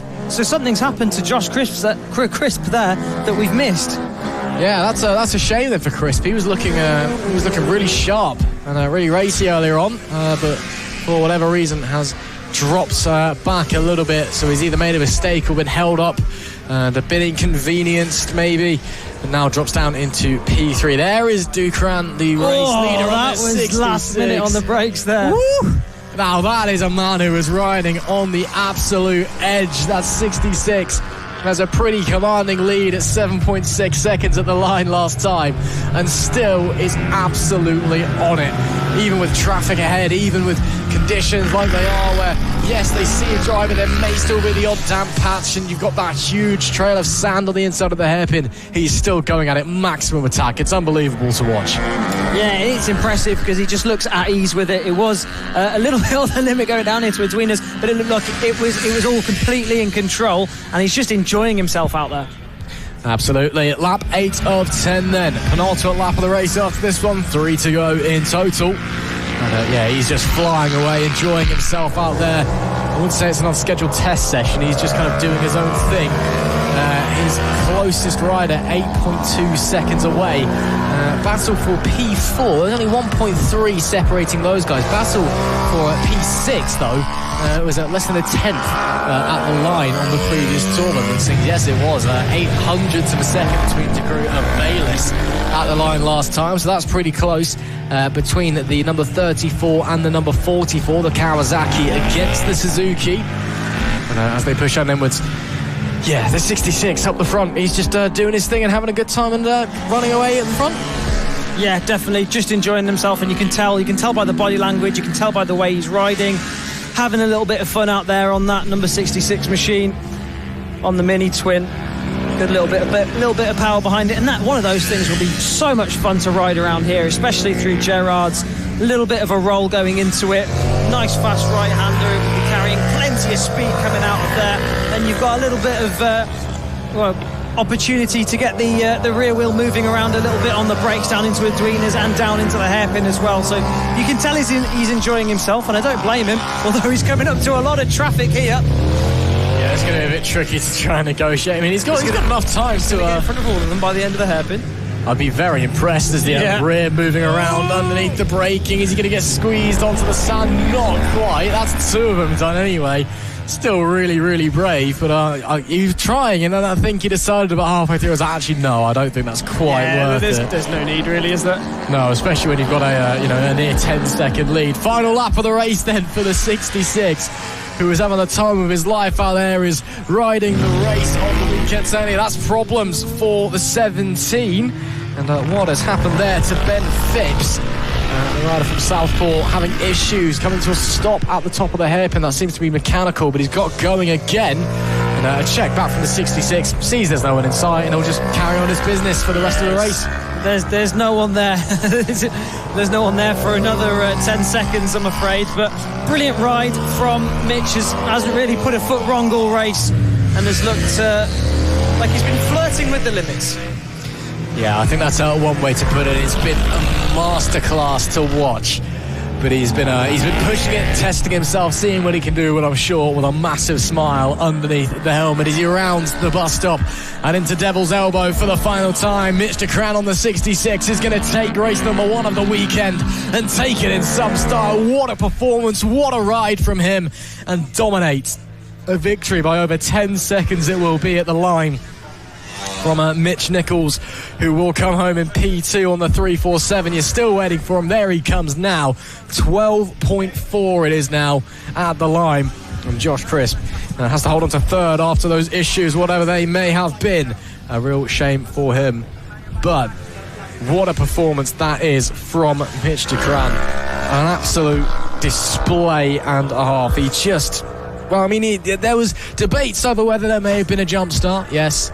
But once he got away, got back into the lead down into turn 1, he just never looked back. It is Mitch de Kraan on the Mini Twin who takes victory from Nichols in second, and Josh Crisp in P3. P4 was McLaren, with P5 Sawyer taking the victory in the 80 to 450 class. P6 was Bayliss, P7 was De Groot, and P8 was Woods. They were P2 and 3 in the 80 to 450 class. P9 was Cooper, and P10 on Suzuki was Kirk.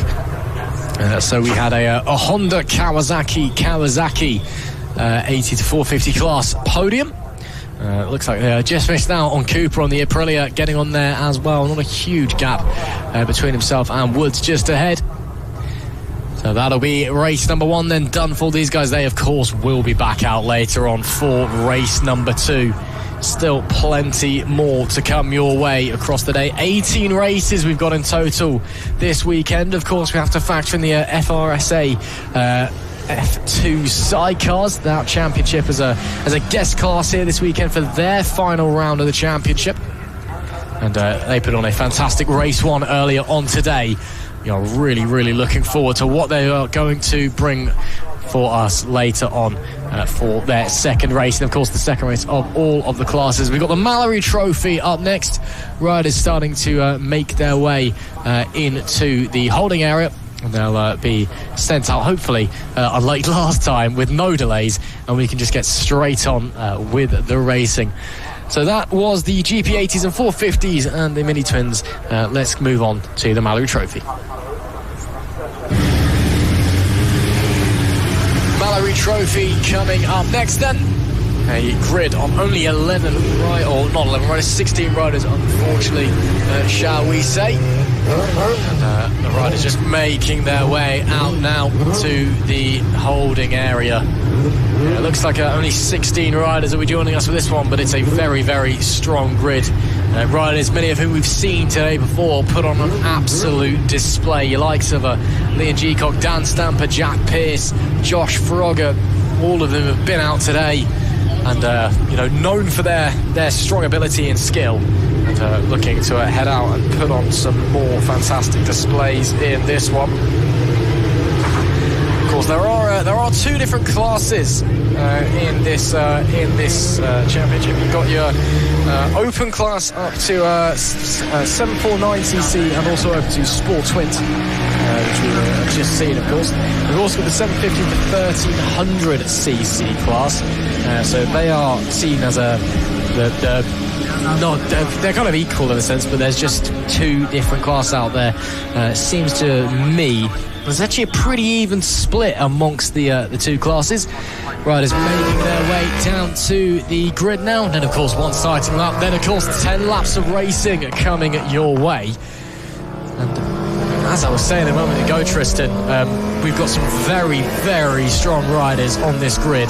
Could be really interesting to see them do battle out there again. Yeah, very, very similar looking grid to the open 600s and 1000s that we saw earlier on today as well. So Liam Geacock that we saw earlier pretty much just absolutely ran away with it on his Honda CBR 1000. Dan Stamper on his Yamaha R6 comfortably took victory in the 600cc class. So expect to see those guys clear off. Really, we're looking at the lap times from qualifying, and those guys completely in a league of their own. But further down the field, we've got Jake Pearce, Alan Lane, Josh Froggatt, Stefan Ellis, and more riders.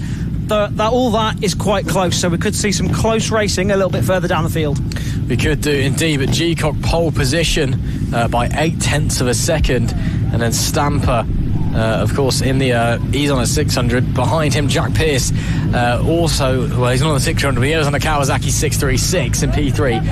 He was a further 1.5 away, the total of 2.3 away from pole position. So on pure pace wise there's a little bit of a gap at the top, but everyone else pretty competitive with each other.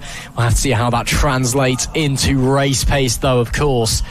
And of course qualifying this morning was nice and sunny. We've had some rain, we've had some incidents since then. The track maybe not quite what it once was, so we'll have to wait and see. Riders just being held there for a moment. We're waiting for the green flag to wave before they get sent on their sighting lap, which they will do in a moment's notice, and they do so now. So as the riders head out onto their sighting lap, the roar of engines reeking past us. Let's have a run through the grid. It is Liam Geacock who starts on pole position on his Honda, with Dan Stamper in P2. Jack Pearce on the Kawasaki completes the front row of the grid. Alan Lane is fourth with Josh Froggatt and Stefan Ellis alongside. Row 3 is George Anderson, Brad Clark and Christian Slater. P10, Andrew Ripley with P11, Martin Heft and Andy Bauer in P12.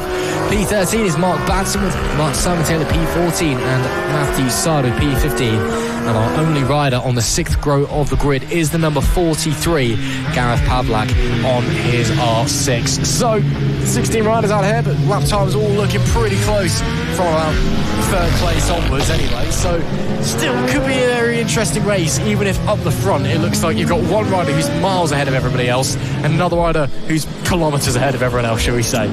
Yeah, absolutely. With Dan Stamper, he was saying that he wants to try and give everything he's got to try and stay on the back of Leon. Obviously, Leon's on the 1000cc. He's got a bit more horsepower than Dan, but if he can do it, it'd be good to see. It certainly would be. As you see there, live down at trackside, over the pit wall, of course. The riders making their way in. Last minute checks before the visors go down and it's all eyes on those red lights. It's time to get focused, time to get ready. The front row, well, the first two on the front row anyway. The class of the field, although in different categories, it is red lights. They come on now, the red lights go out, we get underway. That's a great start from the Kawasaki of Jack Pearce. He may have run into turn one, but look at the pace of the number 50 there, Alan Lane, on that 1000cc Yamaha from fourth on the grid. gets in front. That was a rocket ship start. I don't think anyone saw that one coming. Then as we head through Gerrards, who else would it be? It's the 55 of Liam Geacock on the same bike who heads around the inside, gets back into the lead from pole position. Yeah, Alan Lane, you're a former rookie champion, but Liam Geacock is no rookie, and he bit straight back through Goddard's, and it looks as if he's cleared off already. No hope for the rest of the field here as Dan Stamper is a good few bike lengths behind now. The number 133 of Kawasaki has a little look up the inside of Alan Lane, down at the hairpin, can't make it stick this time around. So we'll keep an eye on here, this battle for third place, although it looks as if Dan Stamper isn't getting away from these guys just yet. Still a long way to go, however. Yeah, Jack Pearce on the 133. He'll be disappointed he's in fourth place at the end of the opening lap. He had a really strong start. And Lane bites back. Straight through. Great move there from Alan Lane up into second place. The Yamaha's obviously feeling it today in the Mallory Trophy. But yeah, I was going to say the 133 must be really disappointed he's down in P4 after what was a fantastic start. I think just got shuffled out down into turn one, looking to the inside again. Maybe no, not quite there for Dan Stamper. He's going to have to try and work his way through the hard way, and now we've got a little bit of a train starting to form behind as well. 1, 2, 3, 4 bikes in a row from second down to fifth place. Anybody able to try anything into the hairpin? Not on this occasion, but they're all pushing each other very hard early doors. It's the R1 versus the R6 at the moment, and it's the R1 that's got the better of that all-yellow R6. Still leading the way for the 600s, though, is Dan Stamper. That 133 Kawasaki of Pierce is still very much in the mix as well, and further back there's the slightly older model of R6 as well, just having a look up the inside into Gerrard's. Brave move if he can pull that one off. Yeah, really brave. Not quite able to use swings it out wide. Maybe tries to get the momentum on the run into Edwina's. We'll have to wait and see. And now you can really see the extra grunt that the 1000s have over the 600. You can be right on the tail. And actually, as I say that must have been a brilliant move by Stamper, because he was miles back coming into Edwina's. We didn't catch it, unfortunately, but it was surely something special. Up into second place overall, now still leads the way in the 600s, of course. But man, that must have been really strong. Yeah, and that just caught Alan off guard there. It's just ruffled his feathers a little bit, and he's just dropped off the back of Dan now. Dan, incredible corner speed through Gerrard's. You could really see him getting all over the rear wheel, lined it up perfectly into Edwina's mirror signal manoeuvre, and he's through, and now he's pulling away once again. So now it's between these guys a little bit further back. We've got Lane, Pierce and Ellis in this battle to pick up the final podium spot overall in this race. Pierce must be feeling the pressure a little bit. You can see him really pushing down into Gerrard's bike, moving all underneath him as he started to tip it in. But he's still holding on to that position at the moment. And as a matter of fact, he's managed to get through Lane. So it's you blink and you miss it, stuff it. Whoa, look at the front picking up there. No anti-wheelie on one of those. Yeah, he's either taking his electronics off or he's just that aggressive on the throttle, clearly. But that was putting on a bit of a show for the fans. Nonetheless. Oh, and the shatter on the front end there just meant he went in with a little bit too much corner speed and almost wiped out the number 50 of Alan Lane as they went through the hairpin. This is something spectacular we're witnessing here. Lap 5 of 10 coming up to halfway through this race. And what a brilliant race it's been. And Liam Geacock's like 10 seconds up the road, by the way. Who cares? This battle that we're seeing here from third onwards as it stands is absolutely superb. And yes, it looks like some are struggling. Ellis, we are seeing the front wheel picking up, but he's putting the pressure on the 1000 of Lane. The 50 maybe dropping back even further after running as high as second, in fact leading out into turn one early doors in this race. These guys locked together now, the R1 versus the older model R6 out on circuit. The Kawasaki number 133 of Pierce is pulling away from these guys, and a little bit further back, a big shout out to Frogger. He's there on the R7. No, sorry, on an Aprilia RS660, so he's there on a twin, trying to keep up with these guys. Incredibly impressive on that machine. Yeah, doing a fantastic job is Frogger, but as it stands, just not quite able to catch the front two on pace alone. I think these two just having an almighty scrap might be coming into effect, shall we say. So then, lap 6 of 10, 5 to go until we get to the end. And well, what a race it has been. Once again, the 50 and the 543 doing battle down into Edwina's. Nothing quite there, a little bit deep there from the 600 of Ellis, but maybe a good run. Maybe can have a look up into the hairpin. He's been looking pretty confident on the brakes. He's been looking very confident getting on the throttle. And to the outside, he'll have to go the long way around unless he can spot a gap to the inside, potentially. No, I don't think he will. There is your race leader, G-Cock. He is miles up the road. Just give him the trophy. We can all go home, quite frankly, because he has dominated every single time he's got out on the track here at Mallory Park this weekend so far. Yeah, unfortunately, there's no one else on a 1000cc anywhere near it on his level. We know the pedigree. He's raced in BSB, he's raced in stock 1000s over in the British Superbike Paddock. He's done plenty of laps around this Mallory Park circuit as well. He's an incredible rider, with a lot of experience around here as well. So unfortunately for him, there is just no one around that's quite on his same level. No. It's unfortunate, but it also just goes to show, what it takes to be riding in the BSB paddock, because you turn up at a club championship and can just disappear off at the front like this when you've got several very, very good riders here as well. Lap 8 of 10, then only a handful of laps left to go. There is the number 16. We see Simon Taylor. He is currently our final runner out there, and I think just trying to gain a bit of experience out there on the bike rather than pushing for out-and-out pace. But the 55 continues to dominate and streak away at the front, and it is just one of those things where he just makes it look easy almost. Yeah, so smooth. Really, really, really nice to watch. Beautiful to watch. The way he just turns in, just watching him through its wieners, flicks it right, flicks it left, picks it up a little bit, drives it out, doesn't look unsettled at all. Bike barely looks like it's breaking traction, although it probably feels very different on board. But yeah, looks incredibly smooth, in complete control. Like we said earlier, almost looks as if he's riding at 80%. Yeah, I mean, again, like what you see with a lot of modern riding styles nowadays, especially where everyone's basically hanging off the side of the bike, and the helmet's basically on the floor. He's kind of old school. He's almost quite upright from a modern standard as well. So he looks like he's cruising, quite frankly, but trust me when I tell you he's not. He's currently lapping about half a second quicker than anybody else. His best lap is 1.4 seconds quicker than anybody else. He was on pole by about a second as well. It's just an unbelievable performance. I mean, look at that, just carves his way through the traffic, doesn't miss a beat, doesn't roll off the throttle, just sticks it up even when he's getting squeezed to the outside and goes straight to it. It's unbelievable. Yeah, it's just perfection into there. Really is. Hits his braking markers, bang on. All the weight transfers to the front, gets some turns in, fires it out. And just one more tour of this Mallory Park circuit to go for G-Cock, and he will take the victory here in the Mallory Trophy. Dan Stamper, a good, what is it now? Still well over 10 seconds, almost 12 and a half seconds back from G-Cock, but by far the fastest 600 out there at the moment. So G-Cock leading the 1000s, Stamper leading the 600s. Yeah, and Pierce as well, P3 on the overall podium now. He's also on the 600, the 636, but it's close enough. And so, in fact, the nearest 1000 to G-Cock is late running in P5 now, because Ellis on the R6 has gone as well. So 600 territory clearly in the Mallory Trophy, but with just the devil's elbow to go, a little bit of traffic. Something's happened to G-Cock.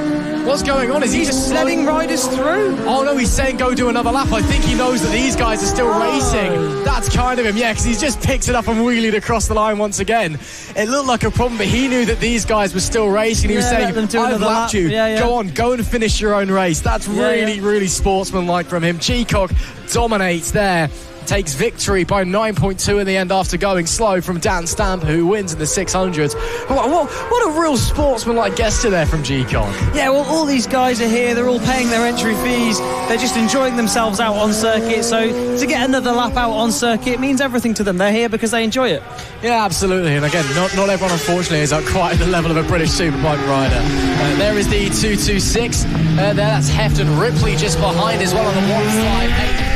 600 versus a 1000, and they've actually swapped places on this lap. So the Suzuki 1000's got through the Honda 600 of Ripley as they come around Devil's Elbow. Looks like he'll be able to get away with it as well. Use that extra grunt of the 1000 to get it across the line, and he will take that position there.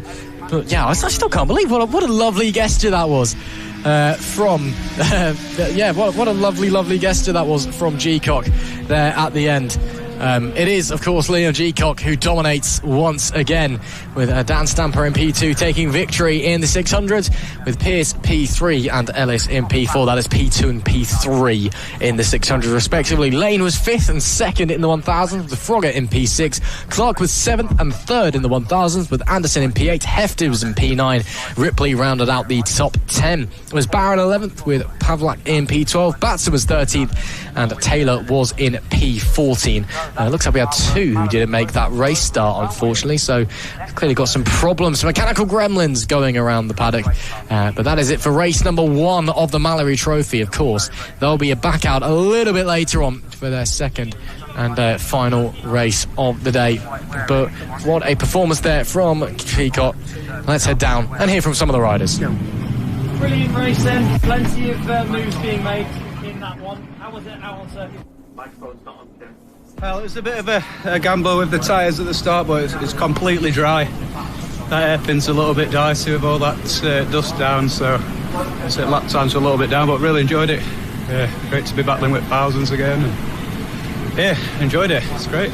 So what was it like with the dust down at the hairpin? Grippy or? Just avoid it. It's all on inside, so you had to ride it around like a carousel around there to just take it really wide, like. But there's plenty of grip out there, more than I thought. So, but some close racing out there. You were involved in some tight battles. Talk us through that. Well, it's always good fun with thousands around here, isn't it? So I try and make up a little bit of time on breaks where I can. But no, it's just good crack. Love it. Amazing, well done, mate. Cheers, thank you. Great to hear from some of our riders then, as the 133 takes the plaudits. A great performance there from Jack Pearce, a wonderful start as well, it must be said. We've got the rookies up next, as they are just making their way to the grid. They, of course, will have one sighting lap before making their way round after 10 laps of racing.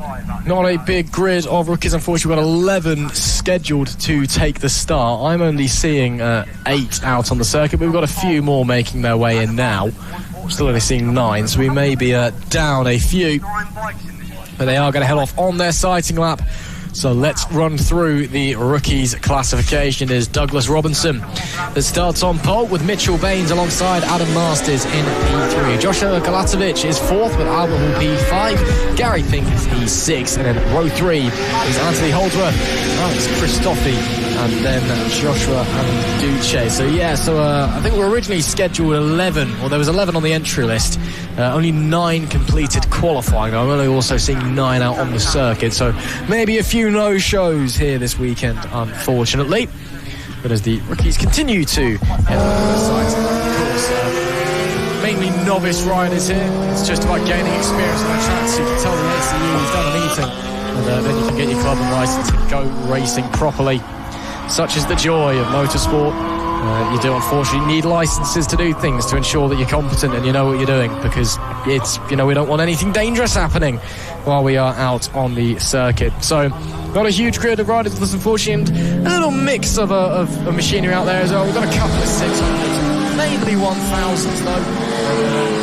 A Triumph 675 out there. It's not something you see typically every day in a club championship. Is that someone with a problem there saying they're coming in, or are they just going slowly? Yes, I think that looks as if it looks to be an issue, or possibly someone who thinks they've put on the wrong set of tyres, maybe going ahead into this race. It is pretty much bone dry out there, as we heard in the interview. So one of the Triumphs, unfortunately, coming in. Incredible opportunity for these guys then to be learning on circuit here at Mallory Park for the Emery Championship. So the lights are out and we are away into turn 1 for the first time for these guys. A couple of guys with the wheelies off the line there, but it's a good start into the first corner from the R6. Yeah, great getaway there for him, and he'll lead the way through Gerrards as the rest of them try and make their way through. Again, the track pretty much bone dry at this point, but still lots of stand at the hairpin. We'll see how these riders are able to negotiate that one. It is the 82 that's up front, Adam Masters, with a good getaway from 3rd on the grid. And that R6 not bolting away just yet, but holding steady, holding position. Looks like it was Gary King on the number 7 Triumph that we lost, unfortunately. As just behind the race leader, 92 99, the 94, side by side. Joshua Milatovic looked to the inside there. That's nice. Up the inside, though, from Douglas Robinson on pole sitter. Lost out early doors on the early run. Had to go defensive on the inside, but it was nice and held that position, makes it stick. So at the end of lap 1 of 10, it is the man who started in P3 it was that leads the way. The front end chattering there on that number 99 machine as he made that move down into the hairpin. Sketchy there with all the dust on the inside, but managed to make that move stick, and it looks as if now he's challenging Masters here at the front of this race, trying to have a look down into its wieners. Is he going to pull this one off? He's turned it very, very tight, but no, late on the brakes from Masters. Yeah, really, really impressive stuff from these rookie riders. They're heading up now back to the top end of the circuit. Once again, the top 4 very, very close together. Look to the inside there from the 99. Does he fancy it on the brakes? That is brilliant as he goes over the dust. Robinson up the inside, and the Honda will take the lead. That is brilliant, brilliant racing from the pole sitter.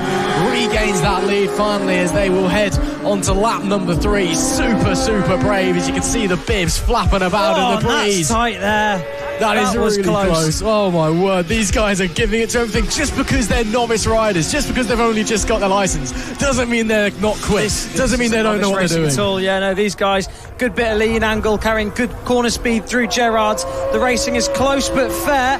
He turns it tighter there, does Robinson, but the number 82 of Masters has the inside line into Edwinas and covers it off. 600 against 600 here. The 2 behind them, Galatavich on the Yamaha R1 and Baines on a BMW 1000 bike as well. So the 600s are slightly pulling away at the front compared to the 1000cc machines behind. That being said, side by side in the fight for third place. Up the inside into the bus stop goes the BMW. That is Baines. And he hits the curb there. Robinson, that was almost curtains for him. Bit of a tank slapper moment as he went through the bus stop, and he's lost a lot of time going onto the front straight there, so he's going to have to recover that through Gerrard's and through the rest of this lap. Still only lap 4 of 10, so plenty of time for Robinson to regain that time, but that could have ended a lot worse. Yeah, lucky boy. The curbs through the bus stop are not the kindest, shall we say? Yeah, he has very much. I think next time we might be giving about 2 feet of width to those. But yeah, very lucky to stay on. Nearly falls back into the clutches of Galasevich behind as well. But the 1000s just don't quite seem to have the pace in this race compared to the 600s. So he's able to maybe just get back and continue to focus. And Masters hasn't used this to try and bolt away either. He's not really been able to up his pace either with a drop of pressure from behind. So I think Robinson might be able to catch up to the back of the race leader. Once again, we're going on to lap 5 this time by. Yeah, it can be better for a rookie to be on a 600 machine rather than 1000, just because it's an easier bike to learn. Obviously less power, a little bit lighter, they're more nimble. So, if you're learning your craft and learning racing, 600 might actually be the better way to go. That being said, different riders adapt differently to different bikes, and that 1000cc of Baines in P3 looks as if he's closing in on these guys now. Yeah, really, really flying at the moment. Robinson, I tell you what, is getting closer and closer once again. Ooh, has to sit the bike up a little bit there. Big mistake coming into Edwin. Has got away with it though. Again, that could have been a bit interesting had he not corrected it. Just misjudged it that little bit. Turned in slightly too early. Had to sort of correct his trajectory. But now going into the hairpin. Squirrely on the front end from Masters. Still holding on though, still riding with some composure on that R6 as once again getting wobbly over the curbs. Robinson is pushing really, really hard. He really wants this race win, but once again a touch of the curb. Not as big of a moment last time, but it's cost him dear onto the straight because the BMW of Baines has slid on by down into Gerrard's and takes P2, the 172 up to second. Trying to go around the outside though now is Robinson. That'd be brave if he was able to pull it off, but doesn't quite have the momentum initially. And that BMW power, no, they are still side by side. Is he going to try to the inside into Edwinas? That'd be a late braking move. Not quite. This battle for second suddenly exploding. Baines gets through after a mistake from Robinson, but we know how quick Robinson has been in this race. And this is all playing into the hands of Masters out the front. He goes defensive down into the hairpin. Doesn't need to be though. A little bit of movement from the rear end on that Yamaha R6 through the bus stop, and it looks as if Baines is really putting on a charge here for the victory on that BMW 1000. So down the front straight for one more time of asking is going to close in on this front straight. The 1000cc power compared to the 600. Through Gerrard's, theoretically, Masters should have an advantage. Bit of a more nimble machine, but it really depends on Baines' corner speed. Absolutely, 3 laps left to go then in this one. The rookies race number 1 here at round 6 of the East Midland Racing Association Championship. And what a race it has been. Unfortunately, we lost a rider before they even got going. In fact, it was a Kawasaki 604 by the looks of things who didn't make it to the green. We thought it was one of the Triumphs that had problems before they even got going. Bit of traffic ahead. That's the 27 of Alan Deuce on the Yamaha R1. Up in front, defensive again. Yeah, worst part of the time, but defensive again from us. He keeps taking the inside there up to the hairpin. I'm finding it so confusing because he doesn't need to defend at all. I think it's just his natural line. I think it's just the line that he's taking. Could definitely go a little bit wider into it, carry a bit more speed through it, but then obviously you've got to be conscious of all that dust on the inside at the moment as well. So they're through the laps of traffic safely and easily enough. Through Gerrard's one more time. The lap times are really coming down now. 57 flat on that last lap for Masters, so they're pushing on here in this race and a bit quicker than what they were going earlier on in qualifying as well. So defensive again from Masters, so perhaps now we can really hear Baines behind him. Yeah, Baines could be going from 4th to 1st late in the day if things play into the hands of the BMW rider. Coming up to the hairpin once again, I think you're right. I think it is just his natural line. I think he likes to straight line it when the hill kind of curves a little bit. Just straight line it up there over the crest, which I guess there's benefits to that. There's less chance of you somehow losing traction and getting thrown off the bike. But yeah, just a very unconventional line into the hairpin, I suppose. There'll be 2 to go as they break the beam this time by. And it is still Master that leads. Look at the power of the BMW, though. Not quite enough to get in front down into Gerrard's, but in a straight line, the thing is a missile. Then you see entrance to Gerrard's. Masters just pulls about a few bike lanes and all the way through there. Really, really good corner speed. And Masters is chipping away at his lap time here. 56.6 on that last lap. So that's quicker than he's gone all weekend. Starting to follow and see what the rider in front is doing, starting to copy, but is it too little too late? Because there's almost time for the final lap, and of course it's one thing to be as fast as the rider in front, but it's another thing to try and overtake them. Yeah, once again, Masters especially with those defensive lines from Masters as well. He's doing absolutely everything really to cover those to cover that inside line, whether he's doing it intentionally or not. Doing a great job. 1 to go though as they come to the line. Final lap of race 1 in the rookies here at Emra, and they're going to be side by side down into Gerrard's. The BMW to the outside can't quite compete against that R6 heading through Gerrard's, but they're still side by side. Maybe the switchback, no, backs off a little bit, does Baines, but will he have the punch heading down into Edwini's? He'll have to go the long way around once again. This would be a special move if he's able to pull it off side by side, but not quite. He's running out of time to get in front here. It's going to have to be the hairpin now or the run to the line if he can get a good run out of the bus stop. Slipstream him down the line through Devil's Elbow. He goes defensive once again. Baines goes to the outside. Oh, he's got it all wrong. He's got it all wrong down into the hairpin and he runs off. He's thrown it away in the death. Masters crumbles under the pressure, and it will be the BMW of Baines who's going to slide on by and take a fantastic win in race 1 of the rookies. Baines wins as Masters makes a mistake. It will be, I believe it was that. Who is that who finished in second? Masters went down as well. Yeah, Masters has gone down there on the number. No, sorry, that's Robinson. Sorry, has gone down on the 99. So did they run into each other? But it was possibly something there. It was Masters. Yeah, so Masters finished in second place, and it must have been that Robinson went down trying to avoid all the chaos. Yeah, must be.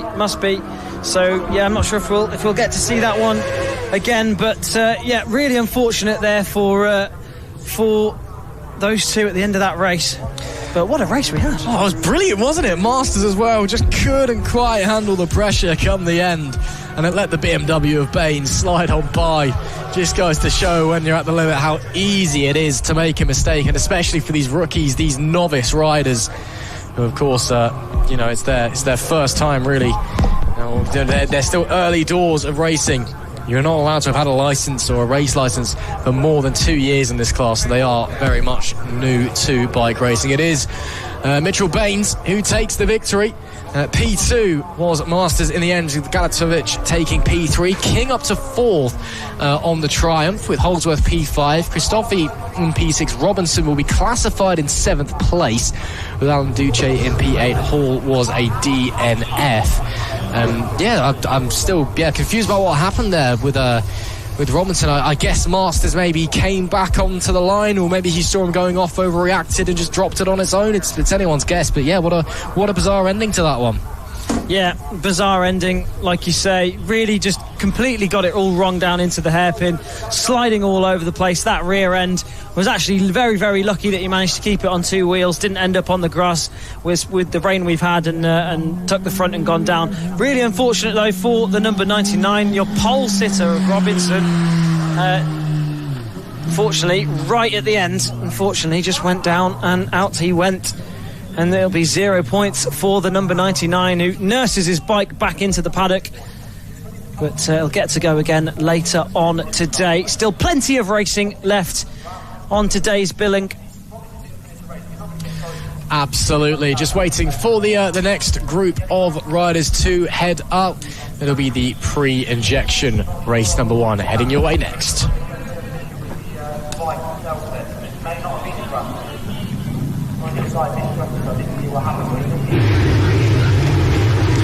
Time for the pre-injection race, where it does what it says on the tin. The bikes have to have been made before pre-electronic fuel injection. Pretty simple. You'll see a lot of similar names to what we saw in the classic era, and a lot of pre-2000 bikes, as you'd expect, and a lot of riders doing both classes as well. As there you can see some very lovely clouds rolling in here.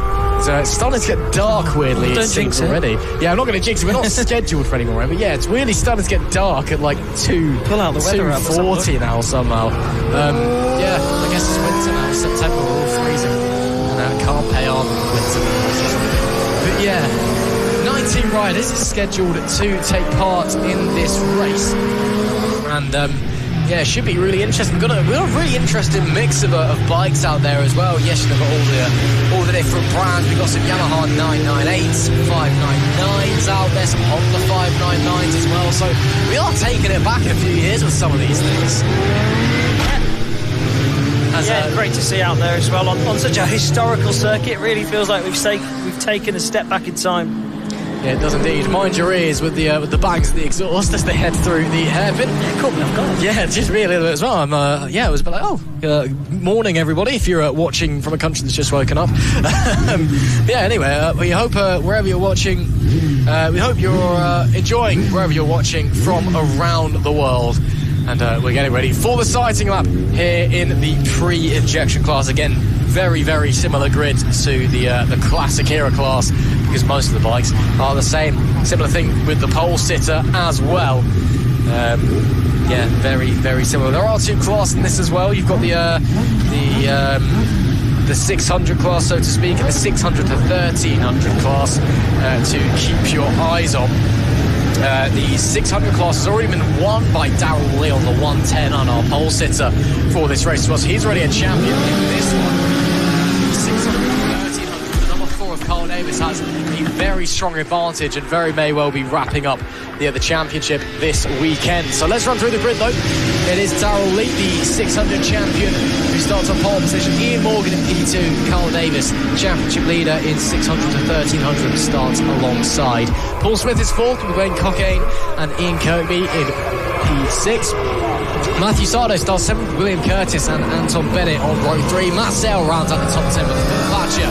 Alex Butler alongside. It's Wayne Kemp in P13 with Chris Nail in the 14th. Steve Haig in 15th with Justin Meadows in 16th. Edward Taylor is 17th with Joshua Allen Lewis in 18th. And Aidan Galatovic starts P19. But we have been a couple of riders down in each race from qualifying the entry list today. So we'll just have to kind of count and see how many we actually have here. But again, lots of classic bikes. Not tricky conditions, but there is that standstill there up at the top of the hairpin at a historic circuit. what more could you ask for? Like you say, classic bikes. Let's hope for some classic racing at this classic circuit here at Mallory Park. Yeah, absolutely. Again, Mallory Park having held races on tarmac here since 1956, held grass track races before that, and it's had everything here. It's had a MXGP, British Superbikes, hosted Formula 1 at some point for some reason. Literally anything and everything with an engine has come and gone around this place. So much history here in Leicestershire. Can't imagine driving around here in one of the modern Formula 1 cars. Oh, God, no. God, no. I mean, can't imagine you make it through Gerrard's without the floor falling out. Yeah, it will be a bit interesting. Anyway, the flag marshal walks away to the side of the racetrack and is all eyes to the red lights to get pre-injection race number 1 underway. It is lights out and away we go. Front picks up on the pole city, but he does get away well as a few riders swap places out on the track and to run into Gerrard's. It will be the 110 that leads the way down into turn number 1. Holding station for the time being, everyone just making its way through Gerrard's all nice and cleanly. We know how fast Lee is on that 110 machine, and that Suzuki is absolutely rapid. He's already trying to look to bolt away at the front of the pack. A few people making moves down into Ed Wiener's. It's pretty steady so far, no one taking too many risks. Yeah, he's really stretched the field on this first lap. We're only 3 corners in, and he's already pulling a few bike lengths on the bikes behind, and you can see the gaps that are already appearing within this field as they're absolutely gunning for it on this first opening lap. Darrell Lee is then on the number 110 that leads and is really pulling away here from the number 79 of Ian Morgan. Carl Davis is in the mix as well, so keep an eye out for the number 4 as these guys make their way down Devil's Elbow for the first time down into Gerrard's. And it's your top 3 as you were on the grid on this second lap. Yeah, everyone holding station for the time being. Of course, with classic bikes, sometimes you see people taking a few less risks. They're a bit more expensive and delicate to repair if you do crash and break them. But not as easy to find the parts either. No, often not. But at the same time, it's classic racing. There's none of the modern aids. You don't really get even nowadays on bikes where you start seeing aero pieces cropping up on road bikes nowadays. Just they can put them on racing machines. You don't get any of that. It's just as pure as you can get. So even if the risk is a little bit less from the riders not pushing as much, often the racing is absolutely fantastic. That's the 232 of Curtis to the outside there of I believe that was Smith on the number 8 machine. A Honda 600 getting through a Honda 599. So through goes Smith. Nice little move there. He'll push onwards as they come through Devil's Elbow. Makes it lap 3 for this group. And as they push onwards, there was a problem. The number 8 there, and that's very, very unfortunate if it is for Paul Smith. He's continuing around anyway. Was that just maybe a gesture to someone on pit wall? Maybe. Yeah, foot slipped off the peg. Maybe not entirely sure. Yeah, he's pushing onwards. So just telling them, my boot's a bit loose or my foot's itchy, something like that. Yeah, fair enough. I mean, it's not the most comfortable thing in the world out on the racetrack. Motorsport machines aren't designed to make you comfortable. They're designed to go fast. Your comfort is very much an afterthought, unfortunately. Does seem to be struggling a little bit for pace, though. Definitely something happening there because he's just dropping through the order here, and we'll have to keep an eye on his lap times compared to his lap times before. But yeah, unfortunately for the number 8 for Paul Smith, he's dropping down the order here. We'll have to see if he dives into the pit lane. No, he's staying up towards the pit lane lines. It's miles back actually. So no, he's going out and pushing onwards. It looks okay down the straight. It just maybe did lose a bit of time, but I'm just wondering if that's what the issue is. Yeah, I'm not entirely sure. I mean, just have to keep an eye on him and see what the lap times are doing. That last lap was quite slow. It was a 102.261. Meanwhile, at the front, Darrell Lee is putting down 56.2s consistently, hitting his markers and just absolutely running away with it. No one could even lay a glove on the number 110. Yeah, he's absolutely flying. We saw it earlier on the Classic Era race, but he's just so in tune with that Suzuki machine. Bit of a slide there into Gerrard's. Unusual place to be laying dark lines. We've seen it halfway through Gerrard's with lean angle, trying to put the power down, rears sliding out, leaves a bit of rubber down on the tarmac, but a bit unusual there to have it going into it. Probably a bit of engine braking. You can see there how much stress he's putting through those forks. The rear wheel just lifting off a little bit under braking. Like we're saying, no electronic aids at all on these bikes. Yeah, absolutely. Yeah, no electronic aids, and he's trying to. Oh, that's a big wobble as he comes over the crest. Just caught the compression of the suspension a little bit funny. Yeah, really easy to do there as you come over the crest. There's a few little undulations, a few little dips in the tarmac, and then if you're sort of timing that with transferring weight from the rear of the bike to the front of the bike, it can get a bit sketchy. Yeah, it was a catch though, and all was okay, and we'll continue around. He'll start the 6th lap of the race with a very healthy lead. There is 2nd place Morgan. Again, lays down into Gerrard's. He's pushing on.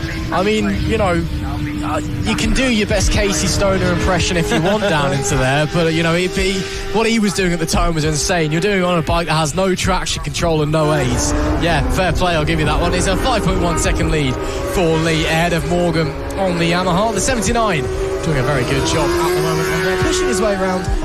Again, in a bit of no man's land. He's too far away from Leo. That was a check down on the right-hand side. I think Morgan's just lost an E-slider. I saw something pop off the side of his leg as he was going through Gerrard's, and he just seemed a little bit tentative to put that right knee down. I might be wrong, but it looks as if something was flying off. Yeah, no, he's lost the right knee slider. So that's, it'll be a little bit more tense to the right-hand turns. As I was saying, though, luckily he's in no man's land. He's got no real pressure behind him, and it's a little bit of a wild to Lee in front, so he doesn't need to be going at 100%. He can back off through the right-hand turns, which unfortunately is most of the turns here at Mallory Park. Gerrard's is going to be horrible. It's a horrible feeling digging your knee into the tarmac, and the Velcro just catches on the ground. It doesn't slide.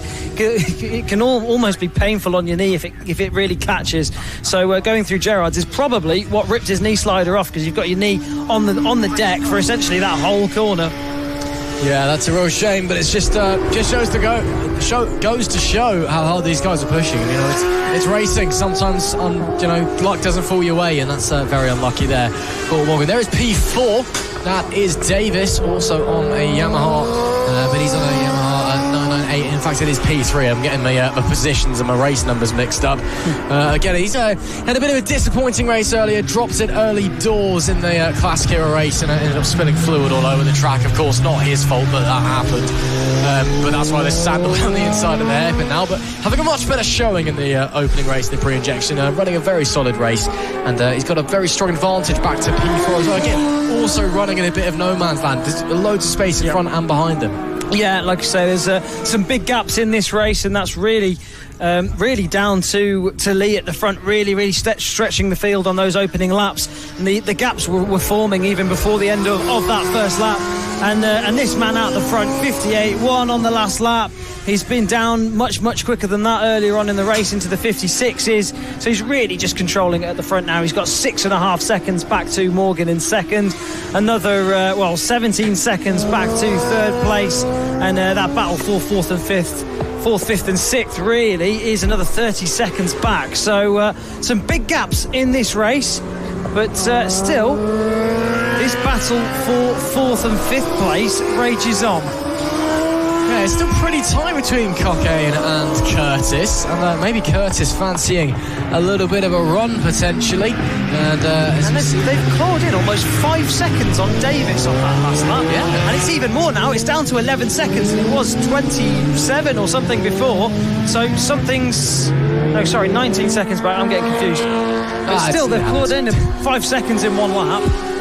Yeah, no, it's running very well then, those guys. Let's just see them as they cross the line now, and they are closing in. Running pretty good lap times, but with 2 laps left to go, I don't think they're closing it enough. No, unfortunately, but it is Cockayne just in front of Curtis. The gap now 1.3 at the end of that lap. But it is very tight between Smith and Kirkby for 7th and 8th, as we just saw. The number 8 machine under a lot of pressure from the 201, the Suzuki 750 machine. So we'll have to see how he negotiates that one. But there is your race leader heading through Gerrard's now on the final lap of the race. Bit of traffic to contend with, but once again, Lee's got to the front. he's just disappeared off into the distance. He's booked a one-way ticket to the top step of the podium, and no one's been able to touch him.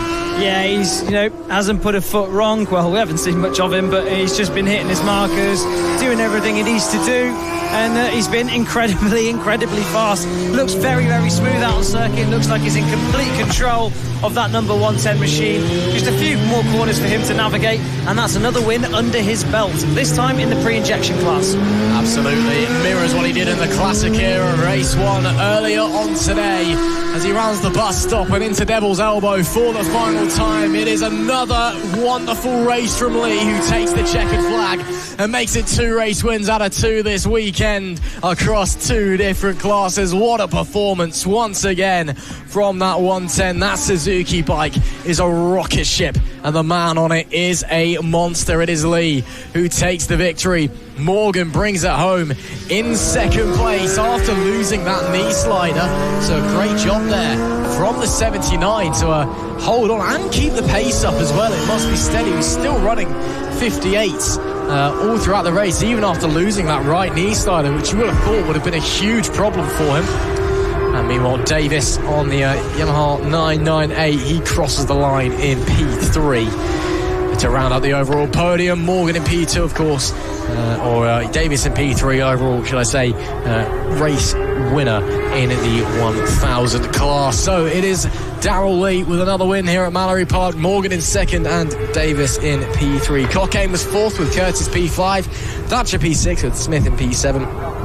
Kirkby brought it home in P8 with Sardo 9th and Butler in P10. Brett was 11th with Sale in P12. Haig was 13th with Nayland in P14. Kemp 15th, Taylor 16th, Beddoes 17th, Alan Dooch in 18th, and Galatovic was P19. That's it for race 1 of the pre-injection class. They'll be out a little bit later on for their second and final race of the day. Man, that was a really, really interesting affair, that one, it must be said. Those guys putting on a display, of course, on those historic machines with no electronic aids or the like. It is always fantastic to watch, and once again we saw some fantastic performances as well, especially from who else but Darrell Lee. That 110, the Suzuki, it is so fast, and the man on it is just brilliant as well. Here we see the guys for the Byron Cup getting ready to head out onto the racetrack. They've got their race 1 coming up next.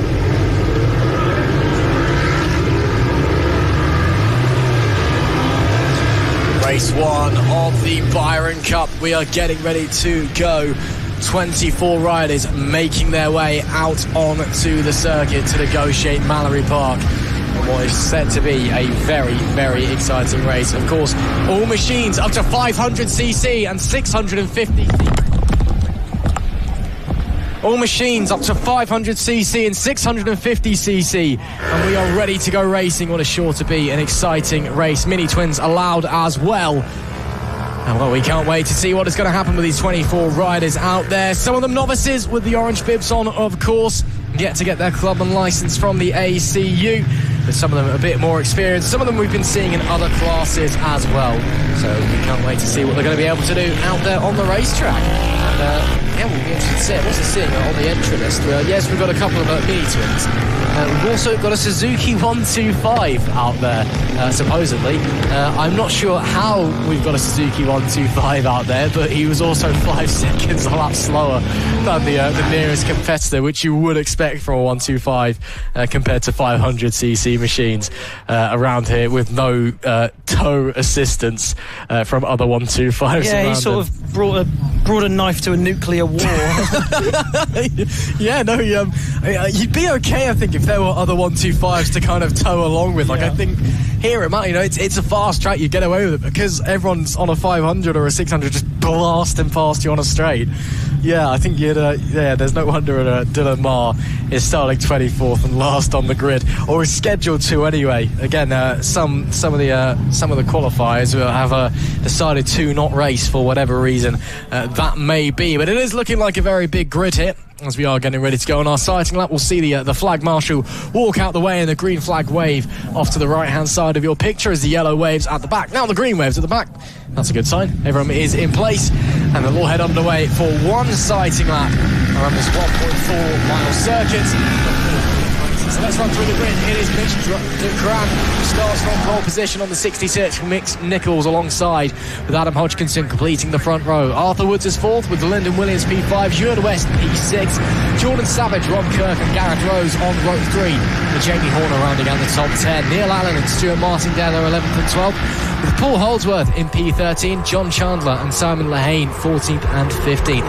Michael Good is 16th with Stephen Kilpin alongside, as well as Dave Truck. Stephen Lane is 19th, William Round in P20 and Dennis Ford P21. Troy Johnson is 22nd, Alan Prince in 23rd. And then our lone 125 of Dylan Marr, if he is in this race, on the 199, he'll be starting at 24th last. But yeah, a very big grid here, Tristan, and many riders who've been seen before in other categories doing spectacular jobs. So it could be interesting to see how they all mash up on track together. Yeah, like you say, a big mashup of different sort of lightweight, middleweight machines. Got some CB500s in there, as well as mini twins, super twins. I think I even saw an Aprilia RRV 450 heading out there on circuit as well. So plenty of different machines out on circuit, but all roughly within the same speed, apart from that Suzuki 125 right at the back. But all track experience is good experience, especially here at Mallory Park. It's a lovely day, well, it is now anyway, and we should have a good race ahead of us here. Mitch Ducran absolutely flew away in the race he was in earlier on today, so let's see what he can do here in the Byron Cup. Absolutely, just waiting for the final checks to be confirmed by the marshals before we send them on their way for 10 laps. It'll be all eyes up to the red lights, race number 1 of the Byron Cup. As the revs rise, the lights go out and we get racing here at Mallory Park. All three on the front row get away well. Looks like it might be the 347 of Mitch Nichols that leads into turn 1, but no, it's Ducran on the 66 who sweeps around the outside into Gerrard's.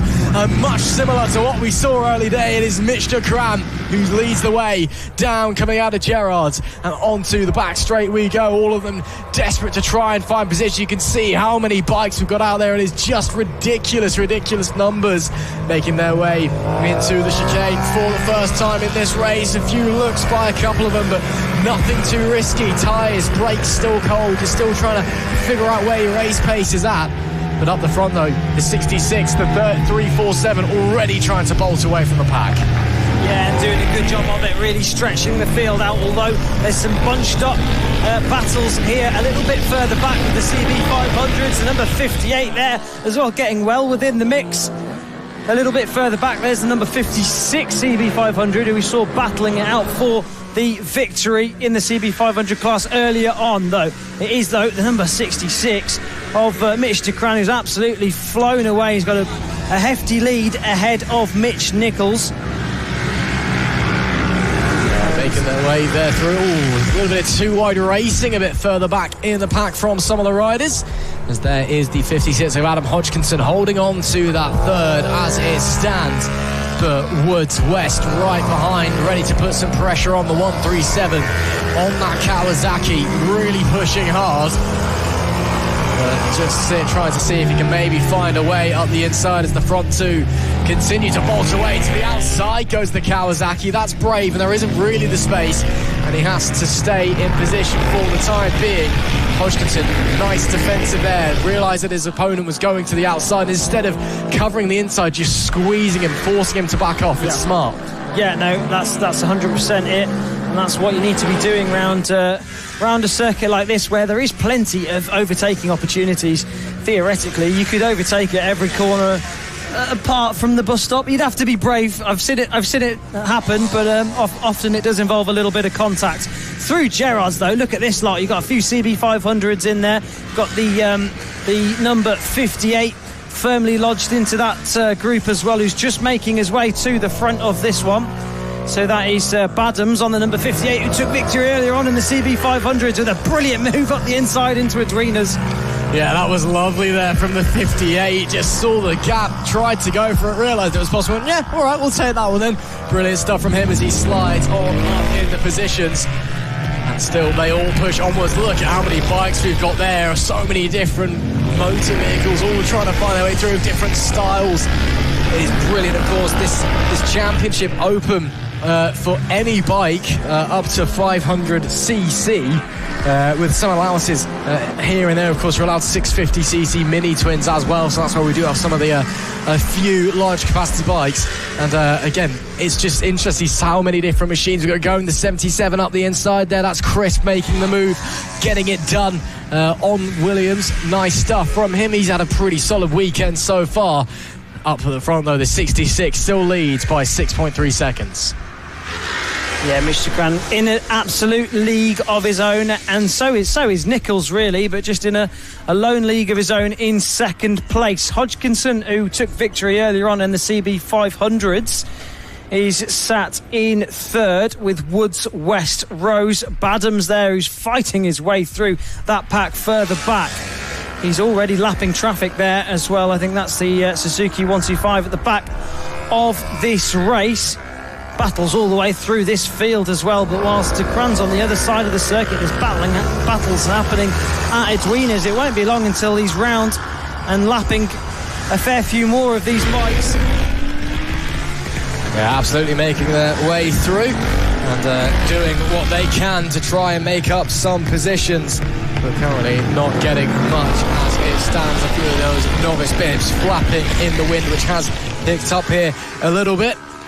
And as the time hits 3 o'clock, you can tell that because all of our phones have started going off for the emergency alert test in the commentary box. We still push onwards. Lap 5 of 10 here at Mallory Park in race number 1 of the Byron Cup, which also marks us reaching the halfway point of today's action. And everyone just running their own race at the moment.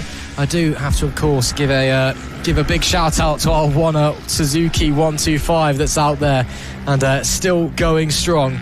Of course, the regulations for the Byron Cup is it is open to any bike up to 500cc, and Dylan Moore has decided that his 125 is the perfect machine for the job and is doing his own thing. So fair play to him. That was a big move though from the number 38 there, sliding up the inside.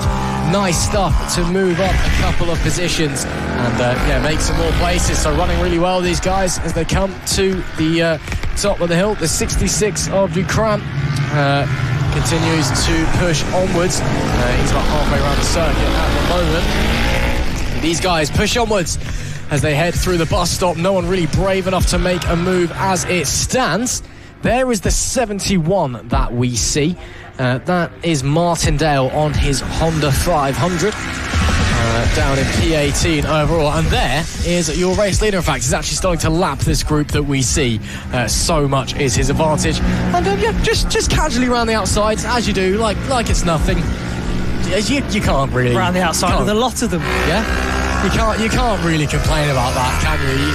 That's brilliant. I mean, obviously it's lap traffic and you're not expecting them to do anything silly, and obviously you're quicker than them because you're lapping them, but just get to the outside, pin it, round you go. His lines are perfect. He's hitting every apex. It looks very, very smooth on the bike.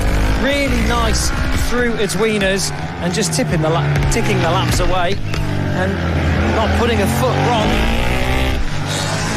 Yeah, really, really nice riding once again from Ducran. He's been really solid so far this weekend. Continuing to do that here in race 1 of the Byron Cup. As they make it laps 8 now of 10. 3 to go as they come across the line. The 66 doing a mighty, mighty job up the front of the pack. He's got a huge lead. Still waiting for Nichols and P2 to cross the line. Where is Nichols, in fact?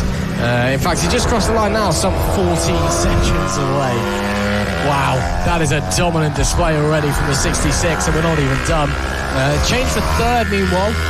Woods has slid by Hodgkinson on the Kawasaki, so that battle, which has been really, really tight for third place, they've changed around and they've crossed the line. So we'll have to see if we can keep our eye on the 137 now in third place and the 56. But for now, it is all eyes on the 66, your race leader, who continues to dominate. Yeah, really, like I say, cannot put a foot wrong here. Carving his way through the traffic and just enjoying himself out on circuit. Nichols in a lonely second. This battle over third between Woods, Hodgkinson and Badams isn't too far behind them either. Very front runner in the CB 500 championship, champion this year. So he'll want to get the bit between his teeth and catch his rival Hodgkinson in that battle for third place. At the moment, though, it's between Woods and Hodgkinson for that third position. De Grand is checked out at the front and is 17 seconds ahead of anyone else out there on circuit. That battle for third is still going between Woods and Hodgkinson, the number 56. Yeah, Nichols is kind of just cruising round, but I can understand why, because at the end of this race, if they finish as they do, he is actually going to be crowned champion of the Byron Cup in 2025, such is his advantage. So that's, of course, provisional will be confirmed by race control. Well, that's why I think maybe he's not pushing as much as he could, because we know that his pace is a bit quicker than what he's currently running. So I think he's keeping that in mind. Final lap of the race then for De Grand, and he's got a huge lead. And, as it stands, just can cruise on home to victory. Yeah, running out of superlatives for this performance. Has a little look behind him. Knows he's done everything he needs to. 17.5 seconds up the road. De Grand will not be the champion. He missed a couple of rounds earlier in the season.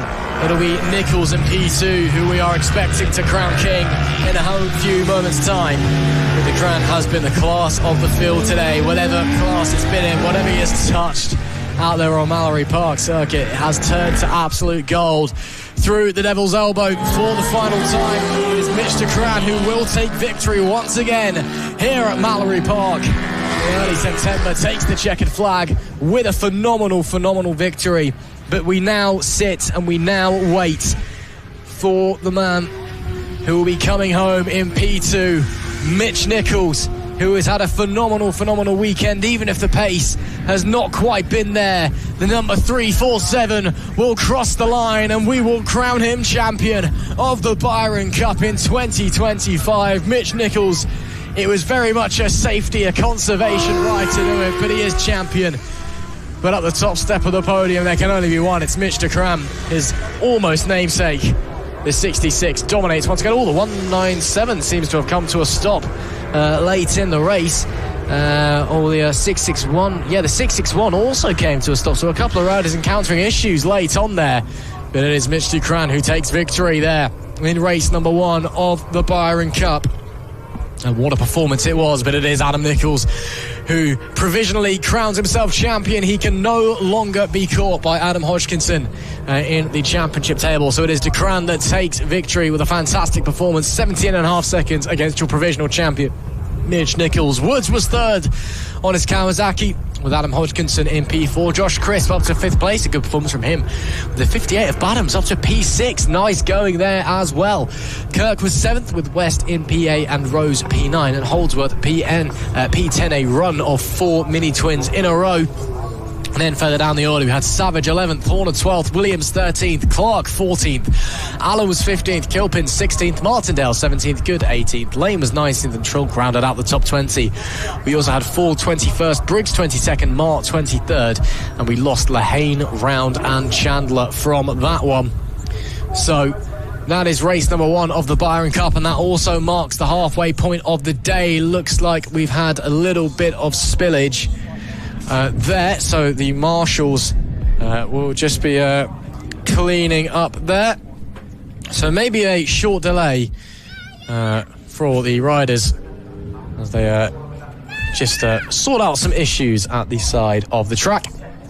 I'm sure it won't be too long until we are ready to go racing once again. And up next will be the final race of the weekend, race number 2, and the final race of the season, in fact, for the FRSA F2 sidecars. And we'll be crowning our British Formula 2 sidecar champion in a few moments' time. But they are just being held in the dummy grid, the holding area, so to speak. And we'll hopefully be sending them out on their way very, very shortly. As you can actually see them there now, just waiting patiently. Again, the championship in the Supers class still not decided in this one, so it will be going down to the final race. as we were about to see, Kershaw Gibbons had their advantage slimmed marginally in the race number 1 earlier on by Crawford Hardy. But it's still a 14 or so point advantage going their way. As long as they finish in a strong enough position, we can consider them to be the provisional champions going into it. So it should be interesting to see how that is all going to unfold once we get into the thick of that. As you see, the Sidecar guys just waiting to go out. Looks like they are done sweeping on the track. So hopefully we can get going in just a few short moments' time. And we'll just have to wait and see what's going to happen. Yeah, they're excited to get the sidecars back out onto the circuit. We had a great race this morning, plenty of action, and hopefully we'll have a little bit more of the same in today's race. So this is the last race, or the last round for the sidecars this year. They had a round earlier in April, and here today at Mallory Park. Absolutely, as we see him just waiting there in the holding area, being held for a little while. I'm not entirely sure what the delay's for, but hoping it's not going to be too long until we send them on their way, and then we can get going once again. Of course, the 29 of Kershaw and Gibbons starting second compared to the 17, who were looking unbelievably quick. Unbelievably quick in race number 1. Absolutely dominated. But again, they need bad luck to befall that number 29 squad, who you can see there as well. Just a reminder to any teams watching along, if you're any of the riders or anyone on the paddock who's here with a rider, if you win a race, come and get interviewed by the media team, please. We've been standing around downstairs. We keep sending Tristan running downstairs with a microphone, and no one shows up. So please come and let Tristan interview you. Yeah, I feel very lonely. Stood down there in a tent just with the cameraman. But yeah, as you come into the paddock, there's a little tent by race control, by race admin, where we can do your winners' interviews. Yeah, absolutely. Still waiting to get the sidecars out onto the track. There seems to be. I can see one of the marshals is having conversations with someone further down the pit lane. So I'm curious what's going on there, but yeah, currently, they're letting some vans across by the looks of things. That'll be why. Or are they letting the vans across for another reason? I've just seen a van leave the infield. To do that, you do have to cross the circuit itself. But was that just go on, then there's nothing going around, you can quickly nip across? Or was that we're going to halt all of the action to let this singular van leave the infield because apparently it's got the king on board or something, and this Iveco white van really needs to go somewhere. I think they are getting sent off shortly though. Maybe yes they are. Here we go. Okay, so we are finally getting on our way for our first of race 2s and the final race of the FSR F2 sidecar season. Seeing them leaving the dummy grid now then. They'll be making their way to the grid itself, and then it'll be 13 laps to crown a champion. Can't wait to see what is going to happen. A fantastic and fascinating race 1. We saw Tristan, that 17 outfit, so strong compared to the others, but again, if they want to be champions at the end of today, they really need 4 other squads, mainly that number 29 squad that leads the championship, to encounter trouble, because even though they were the class of the field, the 29 still in second place. Yeah, 100%. Steve Kershaw, Rhys Gibbons have put on incredible show at the last rounds in April, and they obviously have a lot of great experience behind them as well, reigning British Formula 2 champions, and also they've finished on the podium. Well, Gibbons has finished on the podium at the TT as well. But you can see they're really kicking up all the dust there at the hairpin, so this could be a good thing for it. They almost act as incredibly fast hoovers. That's one way to put it. So we'll see how it's going to go. But as they come out onto the grid, the 17, the pole sitter, the outfit that dominated the opening race, the Crawford and Hardy pairing, but still the chasers in the championship. Because coming into this one, the 29 has all of the advantage. And we'll have to wait and see what is going to unfold. Because the 29 just needs to finish strong and they can crown themselves British F2 champions as they make their way around then on their sighting lap. Let us have a little run through the grid for you. It will be that number 17 of Crawford and Hardy that starts on the pole position with championship leaders, the 29 Kershaw Gibbons starting in P2, Ramsden Tell, the 99 pairing in P3, Clark and Johnson, the number 9 outfit in P4. Lockie and Binns, the number 4, starts P5, the number 23 of Thomas and Sigsworth in P6. Number 7 is Schofield on Astley on the 71 machine with P8, Baker and Dawkins on the number 6. P9, the number 8 of Illyria and Saunder, and rounding out the top 10, it's the number 13 of Hegarty and Ludlow. In P11, it's the 39 of Moore and Cole. In P12, it is the 37 of Morford and Ryder. P13, it's the 32 of Milliman and Wheeler. So once again, as you can see, Tristan, they've really dispersed that dust rash. Actually, look at that. That's incredible. The wind and how it's picking it up. That could create something interesting because that dust could get stuck in their tyres. That would not be ideal. We've seen, time and time again how much how much slide you can get on one of these machines, especially rear end slide. So I think when they're going full throttle around that hairpin, we might see some sideways action coming out of that. Yeah, we'll have to wait and see. As they're getting ready to go. Sliding into their grid spots, the final race of the season, and it all comes down to this: the front row of the grid, the 2 championship hopefuls, the 29 outfit, the favourites with the lead, with the advantage coming into this one, with the 17 with the pace this weekend. It all comes down to this: 13 laps separates these guys from destiny as they get underway, and what a start it is for the 29. The 17 did not get away well in the second phase. They're going to drop down to maybe 4th place. No, they'll hold on to 3rd. The 99 slid on through into 2nd, but it is the championship leaders that lead the way through Gerrard. The 29 of Kershaw and Gibbons with a dream start to hopefully crown themselves on top. And here comes the 17, not quite get the door closed. This one could be a little bit trickier for them than race number 1. Yeah, Ramsden and Stell there down into Edwinas, defended really, really well. Didn't go too defensive, but just put their outfit right in the correct position to make sure there was no room for the number 17 outfit to come through. And now they're challenging for the lead up into the hairpin, onto the slippy stuff, and there's a little bit of a rear end slide as they come out there. You can hear the engines revving as they exit the hairpin there, the dust flying, and it is now the 99 that leads from the 29 and the number 17 of Crawford and Hardy. Where was this pace in race number 1 from Ramsden and Stell, leading the way here in the final race of the season for the FSRA Formula 2 Sidecar Championship, and leading by some way, because look at 2nd and 3rd place, the championship hopefuls going neck and neck again. If they have a collision, if there's problems for both of them, it goes the way of the 29. The 17 doesn't want to take them out, or take them both out, should I say, as they head down into the chicane. Look how aggressive the 17 is over the curves.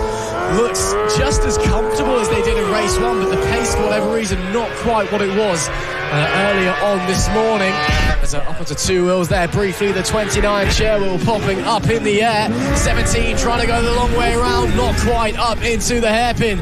And go through the bus stop, and Devil's Elbow might be a bit keen for a move. They're going to have to take time setting this one up, maybe. Wow, that was a big look to the inside there. Comes to nothing as we start the next lap. This will be lap number 3 of 13, and the championship hopefuls are side by side. Open. Down into turn 1. Almost contact. The 17 slides by. What a brilliant move, but it's still not enough. They still need to win and hope that the 29 encounters issues, but they're showing even after a poor start, they're feeling aggressive, they're feeling up for a fight. Feathers have been ruffled here and now into the lead, but that is a little bit too much down into Edwinas. There's no way back through for the number 99. Are they going to have a look through the fast chicane? An arm goes out there from the number 17 outfit, and that was a brilliant comeback. Feisty for this race too. And back up the inside again into the hairpin. The number 17 outfit goes back into the lead, but that number 99 all-black outfit of Ramstead and Stell does not want to give up position lightly at all. Goodness me, what a race we are witnessing currently as they come down to lap 4 at 13, and it's already hard in your mouth stuff. If they finish as they do now, it is still the 29 squad that is your champions of the Superclass in 2025 here in the Formula 2 sidecars. But the 17 now in the lead after put the hammer down now. Started to settle into the rhythm. The emotions, almost the despair, I guess, of a poor start when you really crucially didn't need one. They've got to the front, they've settled down, they can now push onwards and just get on with the job in hand. Yeah, you had a feeling they just had something in the back pocket. We saw the pace that they had this morning that no one could live with. And now, fortunately, they've gotten to the front. Well, fortunately for them, unfortunate for the outfits behind. They've gotten to the front, they're hitting their markers and they're breaking away. You can see all the dust being thrown up at the hairpin there. Now it's between this battle for second place between the number 99 outfit of Ramstead and Stell and the number 29 outfit with Kershaw and Gibbons on board. Still a bit of breathing space between the two, so now it's all down. All the pressure now is on that number 29. A little bit further back, we've got Lockie and Binns in fourth place on the number 4. And we've got Hegarty down in 5th place. And these guys locked together a little bit further back as well. Yeah, battles everywhere you look here at Mallory Park as the sun beginning to shine again. The lake in the middle of the circuit is glistening. And maybe it's just this time because we've got a brilliant race going on as well. The weather matching its beauty or something along those lines anyway. Lap 5 of 13. The 17 starting to disappear off into the distance.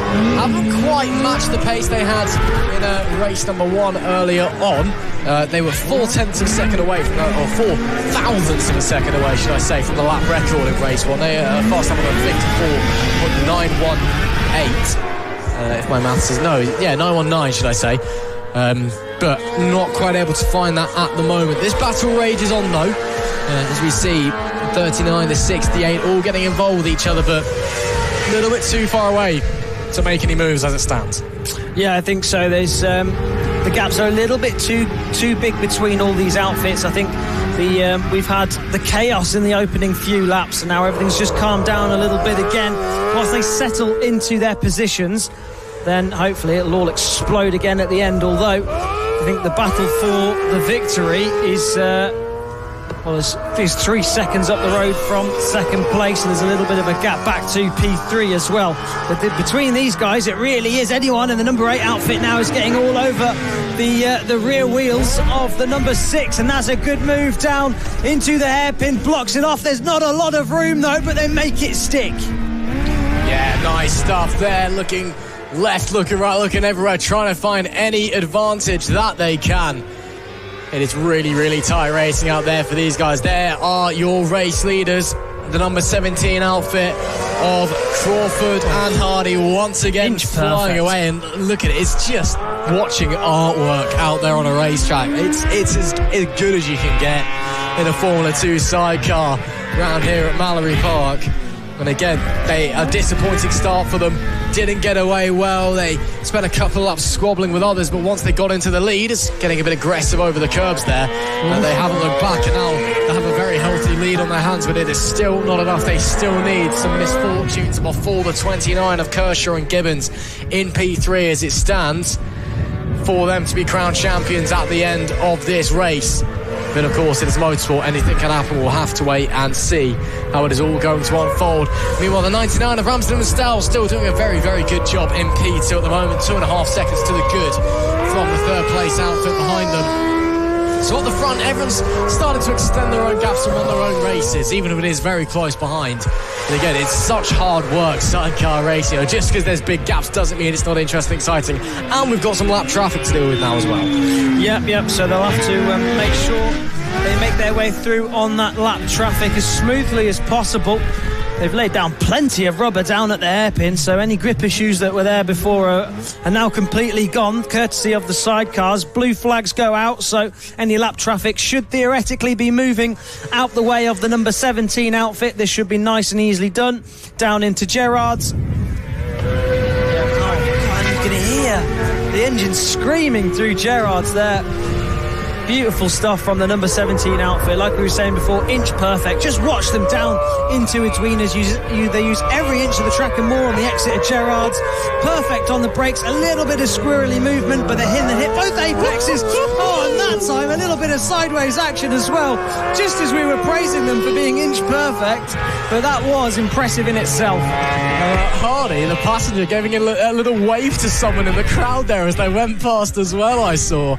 I wonder if there's maybe a bit of showboating going on, because they're certainly upping the ante. They're definitely enjoying themselves. Yeah, I'll give it that much. They know they're doing all that they can in terms of the championships. At this point, it's out of their control. So, as they come to make it lap 10 of 13, so they may as well have some fun. They know that they are the quickest out there by a country mile, and again, there is nothing else they can do championship-wise. They are getting the maximum they can. It all depends on what happens to their competitors. The 29 outfits, that's a bit tight there between the 13 and the 71. That's Hegarty and Ludlow on the 13 machine. Fighting for P5 with Schofield and Astley on the 71 just behind them. And getting a bit too close for comfort as they make their way down the main straight, trying to tuck in and get the toe. You'll see the passengers getting right behind, right down, and then right behind the drivers getting ready for turn number 1 to lean over and get that weight onto the right-hand side of the machine before they push onwards out of the corner, and you'll see him disappear back underneath it. I mean, it must be insane, because how do you know where you are on a track when your head's facing the floor like that? Yeah, well, I guess you don't. And I guess it's not your problem either, but it is incredibly impressive. Yeah, maybe it's maybe you just kind of got to take an estimate, and if you get it wrong, then you crash, I suppose, or something. 71 then to the outside, tries to switch back once again. Is there anything there this time? There certainly will be. Side by side into the head. And you saw a puff of blue smoke as well from the 71 locking up a wheel. They got right out of that one. They saw that a crash was coming and thought, yeah, you know what, you're all right. We've got a couple more laps this. We can try again. There's nothing other than single file through the bus stop, especially on a wide sidecar. Yeah, it's tricky through there on a normal bike, which pretty skinny as it goes in terms of motorsport competition-y things. Sidecar's pretty wide in retrospect. We lap 12 of 13 then, penultimate lap of the race for the number 17. And we'll see if they continue their showboating antics. And best lap of 55.299. So pace not quite what it was in race number 1 earlier on today, but still unbelievably quicker than everyone else. 71 going to try it again. This is brilliant action for P5. This time not close enough. That will follow through the bus stop. That can maybe give them a run down into Gerard's if they're going to get exit out of the Devil's Corner here. Yep, down through Devil's Elbow. These guys neck and neck as they head down into Gerard's, although a little bit of breathing space between them now. Your outfit at the front, number 17, Crawford and Hardy, absolutely ran away with this one. 11.1 seconds at the front, making it look easy and enjoying themselves whilst they're out there. And you can see the shapes that are being made out there now. End of the weekend for these guys. And that, a little bit of smoke coming from, those tyres have definitely seen better days. Seen better days, and then some. That thing is all sorts of crossed up coming through the corners. Wow, that number 13 outfit of Hegarty and Ludlow are pushing like there is no tomorrow. There is the number 6 of Baker and Dawkins, their P9 as it stands, and just behind them are your race leaders on the final lap of the race and making their way through the traffic up to the top of the hill as well. They'll have to go the long way around. A little wave there by the competitors. I think they'll let them through. Yes, they will. Then the leaders coming through and a bit more sideways action as well. Just for good measure. Yeah, it's been a dominant weekend for the 17 outfit. They have done everything that they can. Every possible thing in their grasp that they could do this weekend, they did. As Was there a checkered flag there? That is a checkered flag, but I didn't see a checkered flag waving. There was a last lap flag, wasn't there? I don't know if they've taken that twice or not. Not backed off, and we saw this in race number 1 earlier on as well, where they did another lap at full race speed, and that looks to me like we're still at full race speed. So I think we're getting an extra lap in here. Even if the according race, to our timing screens, the race flag should have gone out, but I think it didn't. So a bit of confusion here. The race, I'm assuming, will be classified as we are now, but we're going to continue on anyway and just pretend this is the final lap instead. So the 17 have done an extra lap once again. There's hearing some noises. Has someone come off there maybe? That sounded some pretty aggressive engine revving. As we continue onwards anyway. The 17, as I was saying, they've done everything that they could in their grasp. They've got a maximum amount of points this week, and they've dominated here at Mallory Park, and they make it 2 out of 2 victories. But as we wait to see where everybody else is, you have to wonder, is it enough? Because there we see some lap traffic coming through. Oh, look at this. Wow. There's the number 13, the 71 in there as well. And there's only a few more corners to decide this battle here. Absolutely, the 99 brings it across in second place. Where is the number 29 machine? I believe they've crossed the line. Yes, they have. Kershaw and Gibbons have taken the checkered flag and are crowned champions in 2025. But this battle continues to rage on for the final few places, even though the race is technically over, according to our timing screens. You can't scratch your eyes. Don't even blink or you'll miss it. It will be the number 13 that just about finishes ahead of the 71. The 17 with a dominant display, having fun while they did so. They did everything that they could. But it is the 29 outfit that are your champions in 2025.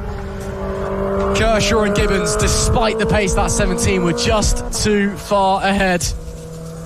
And that is it for FSRA Sidecars, the British Formula 2 Championship in 2025.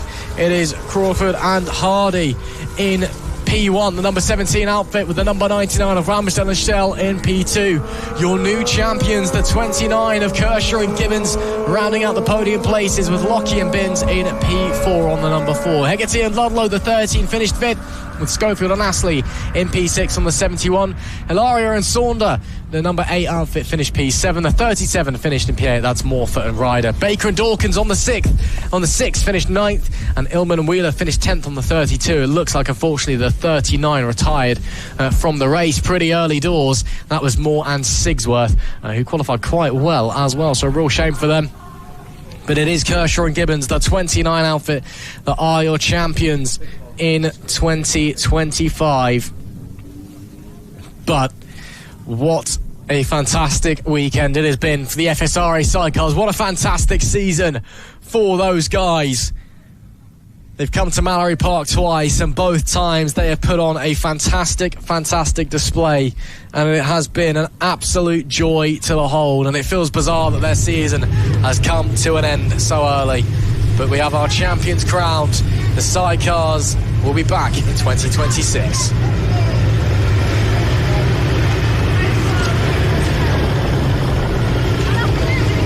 Time then for race 2, the final race of the weekend for the Emirates Open and the Open 600. Liam Geacock will win this race after his performances so far this weekend on his the 1000cc machine.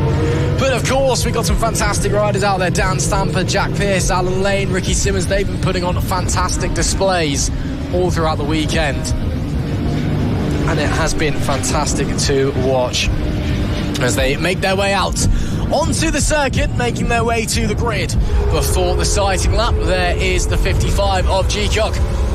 He has raced in the British Superbike Paddock before, and he's just got to show this weekend, what the difference is between a very, very strong rider at a championship or a club championship level and a rider who is good enough to race in British Superbikes, because he has been untouchable this weekend, and it has been just phenomenal to witness as they are making their way to the grid. Yellow flags waving, of course, to slow them down, and we are getting ready to get them into position before we send them on their sighting lap.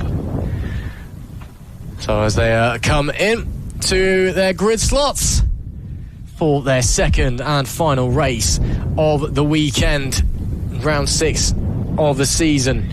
Of course, the Open 600. We are expecting Fred McMullen to finalise his championship here in this race. Well, not Fred McMullen, yes, Fred McMullen. George Anderson, his nearest rival, is nowhere or not quite on the same pace, shall we say. So in this race, will Fred McMullen be taking the Open 600 title? It will be Leon Geacock. Who else? Starting from the pole position, Dan Stamper in P2. Jack Pearce completes the front row, 2 600s alongside a 1000cc machine. Row number 2, Alan Lane, Ricky Simmons and Lee Rance, with Fred McMullen starting P7. Will he be crowning his championship at the end of this one? Probably. We'll have to wait and see. He's alongside his title rival George Anderson in P8 and Stefan Ellis in P9. Andrew Hurd rounds out the top 10 with Lewis Koasher in 11th and Brad Clark in P12. Mitchell Baines is 13th with Christian Slater and Joshua Galatovic alongside him, with Matthew Wood P16, Martin Heft 17th, Andrew Ripley in P18. Mark Batson is 19th, Andy Bauer in P20. Albert Hall is 23rd, Liam Walker 22nd, Alex Christophe is 23rd. Lewis Buckerfield is in P24 with Jody Philhouse 25th, Ross Haynes 26th, Adrian Stone 27th, and Calvin Grimes lining out our 28 rider grid coming in to this one. So a big grid then, some fantastic racing that we've witnessed earlier on in this class. Again, we're expecting Leon Geacock to just disappear up the front. We'll allow that to happen. We're expecting very fierce racing behind, and as I said earlier, we are expecting at the end of this one, unless things don't go his way, and I'll touch on Woods Not Commentators curse him, Fred McMullen, the number 81, to pick up the Open 600 championship. Right then, green flag waved at the back. It is all eyes to the red light, and we revs up for the final time this weekend in the Emma Open and Open 600 classes. Lights go on and we get underway. Slow start there from someone in the second row, but it is the 55 that will lead the way. The front wheel popping up down into turn 1. Another quick start there from the 50 of Alan Lane from P4. He's suddenly got himself into a knack of doing that and getting himself into strong positions.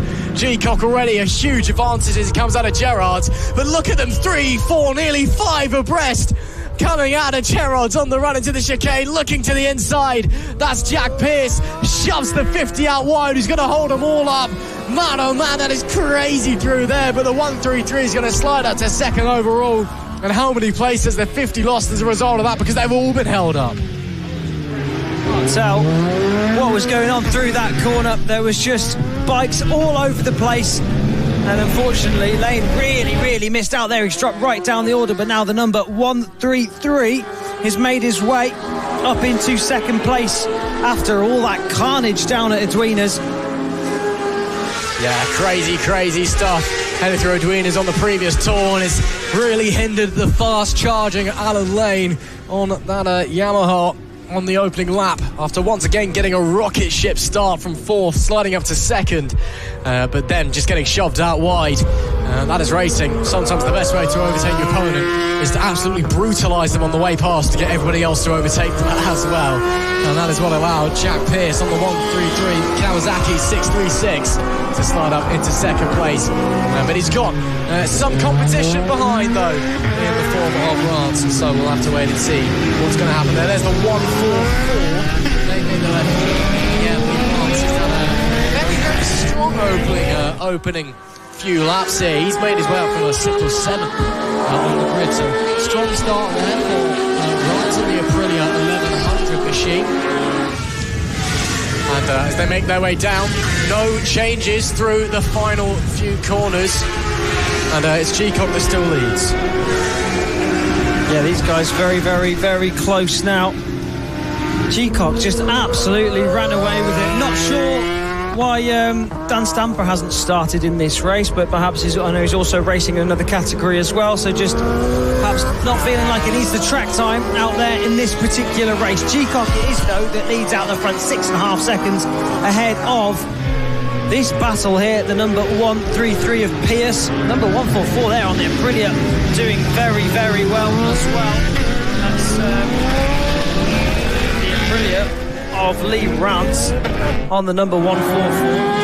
That's Aprilia 1000, which you don't see very often. So it's good to see someone out there sporting the Aprilia machine and just double checking, making sure that's definitely not an Aprilia 660, which it is not. Now Alan Lane recovering positions there on the number 50. After that carnage down at Edwinas, he lost a whole host of places, but he's managed to carve his way back up through the field. So we'll keep an eye on his progression as this race goes on. Leon Geacock, the story doesn't change out the front for the number 55. Ticking laps away, looks smooth, looks comfortable, looks fast, doing everything right. And now you can see they're using that inside line down at the hairpin as well. So all the grip is being restored at that hairpin. Flies down Devil's Elbow. You could hear the bike screaming for traction there as he makes his way down into Gerrard's. Just looks so comfortable on that bike. Yeah, it looks, again, good to see riders now able to use that inside once again into the hairpin after the sidecars took all that sand and dust down and just threw it up into the air. But I think everyone's got to thank the sidecars for that. I know some people sometimes go, oh, sidecars, oh yeah, whatever. Oh, it's good racing. And they cleared up all the dust, so everyone can use the normal line again. So everyone say thank you, sidecars, and their championship is now done. That is still the race leader, the 55 that we've been following for the past lap. Geacock continuing to do a fantastic job there, and again, it just looks so smooth. Front wheel picking up slightly there out of the hairpin, but again, nothing that's happening is out of the ordinary. Nothing that's happening is alarming or a mistake or him pushing too much. It's all so controlled and so brilliant. And is that someone going slowly there? Yes, it is. Not sure who that was, unfortunately, but the 55 still leads up the front. Tipping the laps away. You can really hear there the throttle control through Gerrard's. How careful, how perfect you have to be through Gerrard's with such power at your wrist, and you could really hear the throttle control as he went through there. And it's that precision, that perfection that is giving them in this lead. And we were talking about it earlier on in the Mallory Trophy race. There really isn't anyone out there in the paddock on 1000cc machine that is anywhere near the level of Geacock out the front. There's battles a little bit further down the field here. Pierce, Ellis and Rance Simmons, Lane, they're all very, very close together. We want to keep an eye on how Lane's getting on in the number 50, the very brightly coloured blue and yellow machine. Look at that gap that Geacock has back. I mean, we're still waiting. Come on now. Yeah, this really puts it into perspective, doesn't it? It's ridiculous. There is Pierce. Oh my goodness me! In all fairness to them, they are on 600s. I know, but it's 18.4 seconds, and it's only lap 7 of 10. It's unbelievable. Yeah, no, I mean that lap it's 2 seconds a lap on everybody else at the moment. It's unreal how quick that 55 has been this weekend. Pierce still holds on to that second place, and of course still leading in the 600 class as well, with Ellis hot on his tail in P3. Just behind them is Rance Simmons in P5. Not too far away, and Alan Lane kind of keeping tabs on them after that issue he had coming into Edwinas where he just got hung out to dry. But he's staying there or thereabouts. It's lovely seeing them use the normal line again, isn't it? Getting right down and right next to the wall as they make their way through the bus stop, coming into the Devil's Elbow. It'll be lap 8 for this crew now. Gap was 18 seconds on the line last time. Let's check it this time. 20.6 seconds now between Geacock and Pierce. It is unbelievable. Yeah, this is a fight for a race here. It's the fight for the Emma Open 600 race that we're seeing here. Between Pierce and Ellis, these two locked together. Who's going to take 25 points in this one? They are neck and neck. Are we going to see a move here now down into Edwinas on lap 8 of 10? Not close enough on this lap, but perhaps a dress rehearsal for the next lap. These two locked together, and if these guys get tangled up with each other, then that gives Rance the opportunity to capitalise on that as well. Although he is currently sat second within his own respective race, him being on 1,000, these guys being on the 600s. Yeah, well, I'm a bit surprised that Ellis decided not to make the move into Edwinas there on that last 6. Looks like he got keeping his cards close to his chest, maybe just playing the long game. But we're running out of time to play the long game because it's the penultimate lap of the race for these guys now. And, although he's having a look into Gerrard's. That's brave to have a go there. Decides against it, but again, maybe trying to sweep around the outside and get the run. Slightly different line taken. That's what we saw the previous tour. Is the better run gets blocked off by Is he going to do it this time round? No, backs off again. Not quite close enough. That Yamaha just unable to draw alongside that Kawasaki machine. And there's going to be one lap left to go for these guys. They really are running out of time, but what a battle for the lead in the 600 race that we are seeing. G-Cock has started the final lap of his race. Again, he's only 24 seconds ahead of these guys at the end of the next lap if trends continue. As they make their way through the bus stop into the Devil's Elbow. Final lap of the race then for the leaders in the 600 class. Pierce extending that gap ever so slightly through the bottom end of the circuit that time. G-Cock then, perfect race, inch perfect, as he has been in all the races he's been in so far. He's going to take his third win of the day, the second win out of 2 in this category. And look, he's not even trying. Cruising on home, even taking the curbs for a bit of fun. Why not? He knows his lead is that much, and maybe even a slight wave to the camera. G-Cock wins, makes it 3 races. He's going to take the 600 victory, though. That is what is the real question, though. That 600 victory, that's oh so tight. Still side by side, coming into the hairpin. Pierce goes deep on the exit. Is Ellis there to try? It's going to be a run to the line. It is going to have to be a run to the line for the Yamaha rider. Can the Kawasaki hold on? Devil's Elbow for the final time. Drag race, is it going to be? Pierce just about holds on by a 1/10 of a second at the death. What a battle, though, there in the 600 class as we wait for the rest of the riders to cross the line.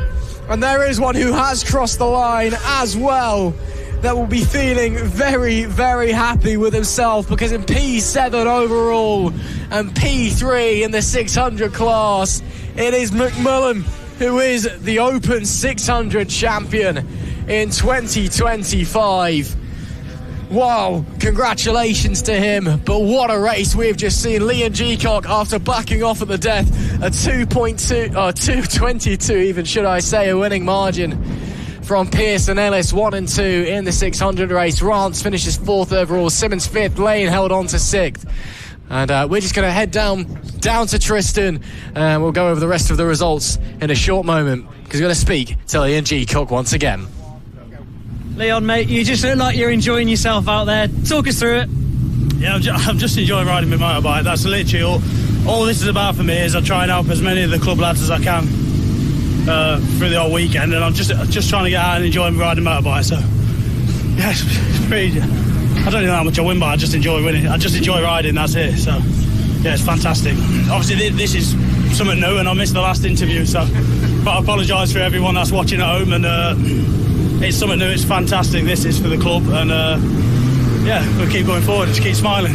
There is. I'm sure we'll be talking to you later. Thank you very much. Cheers. Cheers. Take care. Cheers. Attention, race 13, race 13. Well, great to hear there from potentially the man of the weekend, who has been absolutely phenomenal this entire time.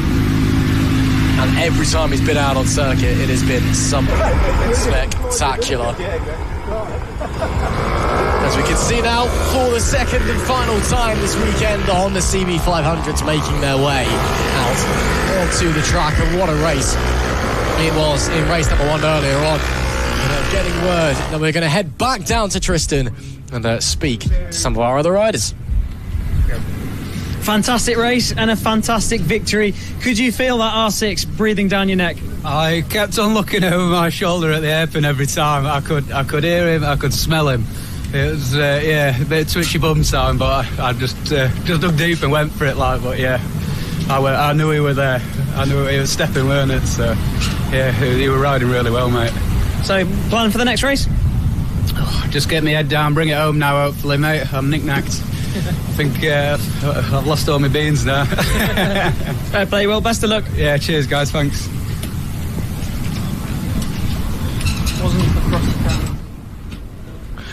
And great to hear there some of our other riders. And Well, what a performance that was from Jack Pearce in the previous race to take the win in the 600 race. And finished P2 overall as well.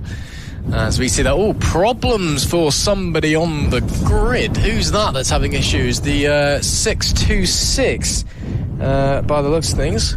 Is that, or is that the... well, either way, someone having an issue.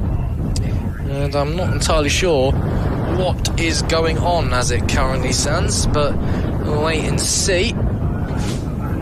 And the bike is being wheeled to the side of the circuit, and it's the 626 on the fair, but it's the 126 or the 176. That's Reese Pentney, by the looks of things, that's coming off the track. And something. Having a look down into the motor underneath, but something very much not happy on that bike. Something's gone pop. Yeah. That's one way to put it. Not entirely sure what said thing is, but now the flag marshal's going over to have a word as well. I guess we'll just wait and see what's going on. As there we can see. Has he dropped oil down on the track as well? Maybe because we got a broom going over. Oh dear. That's unfortunate. Yeah, that's not ideal if we have. And looks like there's definitely something that's gone down on the circuit. Of course, this is we haven't actually gone on the sighting lap yet. This is just before they got to the grid. So, I don't think anything such as cooling tyres or anything is going to be necessarily a problem. It just means you have to put a bit more effort into getting things up to temp on your sighting lap.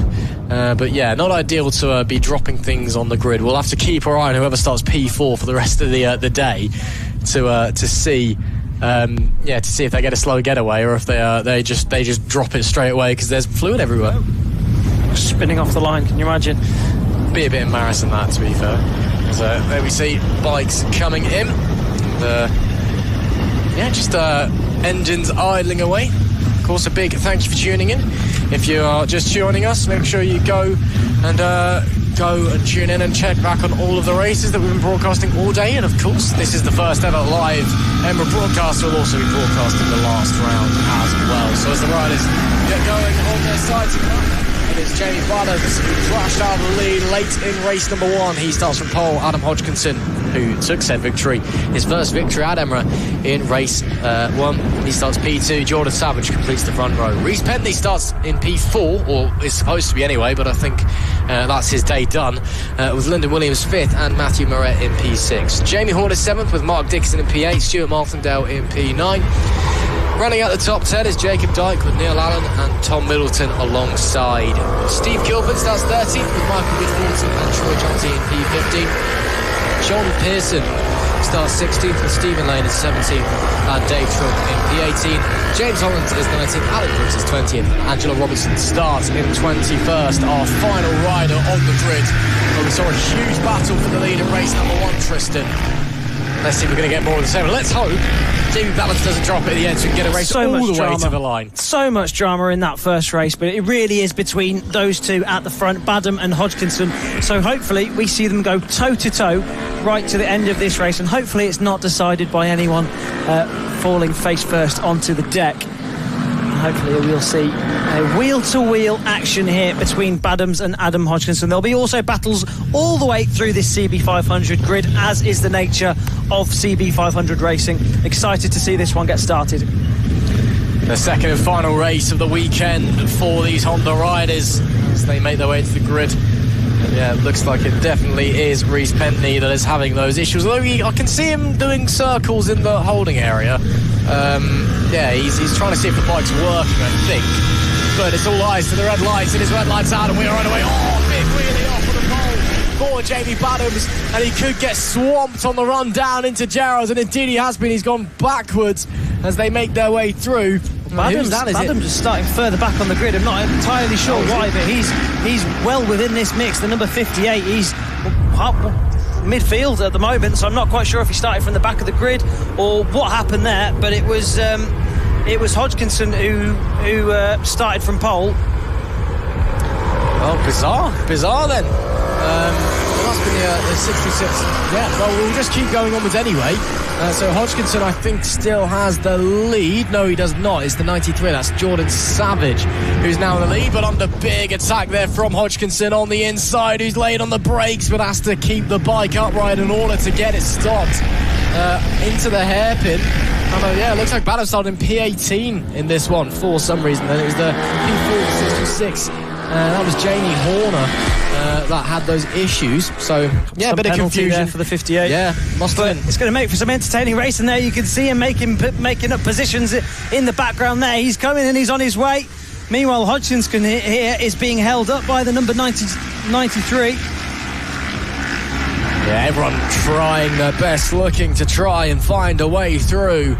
And look at that, almost side by side through Gerrards. Here comes the 176 of Reece Pentley. Had a little bit of a look there, but nothing. Meanwhile, around the outside goes the 56 of Hodgkinson. That is a great move. That is a great move to take the lead of the race.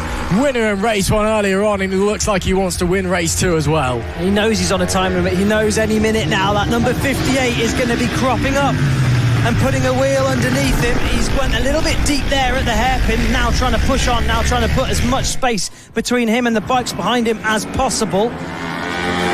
But we hope for our sake that Badhams does make it to the front of this race, and we have a bar-to-bar action for the win of this race. Badhams currently in 4th place. Yeah, he's already up to P4 and only 1.8 off of Hodgkinson in the lead. He is coming. It's not a matter of if, but when. That's got to be a sketchy couple of laps from number 58 there. I bet there was some wild moves being made on board that CB500 machine, but such is the nature of CB500 racing. Look at the number 176 there. He got it all wrong. And in the meantime, Badhams goes through on the number 93 of Savage. Yeah, and he went straight on as well. He abandoned the corner, realised that he wasn't going to make it.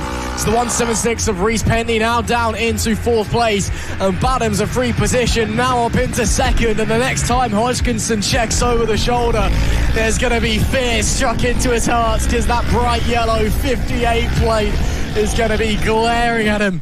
It's going to be like a deer in headlights situation almost. Like, you can't believe it's only been, 3-4 laps, and already the man who led almost the entire way of race 1 until the final half of a lap is back up into 2nd place.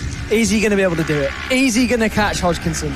Well, it'd be an incredible ride if he was able to do so. I think he's certainly able to catch him. You know, it's another thing if he's able to overtake. Past him. Yeah, it's a big gap, 1.8 seconds. These guys very much matched for pace. We saw it in race 1. If anything, Badhams might have had a slight advantage over Hodgkinson, and obviously set the faster time in qualifying as well. So we'll see what he can do when he's really got the bit between his teeth. And I would say bite the screen, but there's no screen to bite on one of these machines. Yeah, not quite. See some action a little bit further back in the pack as well. These guys start to make their way on the climb up to there. I think that's the 75 of Williams ahead of Dickinson and Marrett, who are trading places, or trying to trade places, like it's going out of fashion. Apparently, Dickinson on the 272, having dropped behind Marrett on the 735 on this tour. As we see a few other riders making their way through the bus stop and into the Devil's Elbow. Once again, Badhams lost time on that last lap. The gap's now up to 1.9, so he's not making any inroads at the moment on Hodgkinson. We'll keep an eye on that gap as the laps tick away. That last lap was a very good lap for Hodgkinson. 59.8, 59.9 for Badhams. So as we said, the two very much matched for pace. Yeah, so maybe Badhams doesn't quite have enough to catch up to him. I think it'll be a case of what happens when we get to lap traffic. Yeah. How does Hodgkinson negotiate that on his own as well? Because when you've got another rider, when you're doing battle, when you encounter lap traffic, you can kind of just follow one another through, unless you catch them in a very awkward situation. When you're on your own, you've got to do that work, and you've got to just try and make your way through the best as you can. So we'll keep our eye on that one for when he does catch the traffic. But right now, he makes it halfway through this race. Lap 6 of 10, 5 left to go. And the gap back down ever so slightly. So Badhams on that last lap, 10th, hasn't he? Yeah, fastest lap of the race. He was 800ths quicker than Hodgkinson. So not quite a 10th quicker than our race leader, the number 56 of Hodgkinson, was Badhams on the previous tour. But Hodgkinson, again, he said when we spoke to him earlier this morning, was looking for his first Emerald win after spending the last year or so improving and plying his trade and starting to find podiums. Well, he got it earlier today, and you're wondering, has that maybe unlocked something in him, because he's been looking fantastic so far in this race. Yeah, he really has done everything right. Got to the front. Well, lost a little bit of ground right at the beginning of the race, but recovered really, really well. Now is controlling it well at the front, setting consistent fast lap times, because this is a very, very hot pace on a CB500 machine. 59.6 on that last lap, so he goes even quicker once again. Extends the lead now up to 2 seconds and is controlling this perfectly. Badhams now doesn't want to do anything rash, no need to throw this way. He's already champion. Of course he's going to want to go out with a win here this weekend, but doesn't need to risk anything. Absolutely not. He can just continue to push around and do his thing, and not really worry. Hodgkinson again, that last lap gap up to 2 seconds now. You can hear some engine noises on the run into the hairpin on lap 7 of 10, so you'd expect Hodgkinson to be catching some traffic, maybe lap 9-ish, maybe on the final lap, so it might be too little too late for Badhams. We'll have to wait and see how it's going to unfold, but as they make their way through Devil's Elbow, Badhams really committed through there. He really wants to try and catch Hodgkinson at least, see if he can try and challenge for a race win from P18 on the grid. But on that last lap, once again, losing time. Gap up to 2.2 now. Yeah, incredible consistency here from Hodgkinson. 59.6 on that last lap. On the lap before, 59.7 on the lap just gone.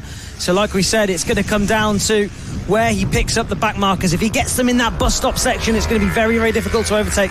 First one done and through. Nice, easy spot there on the brakes into Edwinas. Yeah, already starting to catch the traffic. It's earlier than I thought, but gets through them nice and cleanly there. Anyone up at the head? That could be timed badly.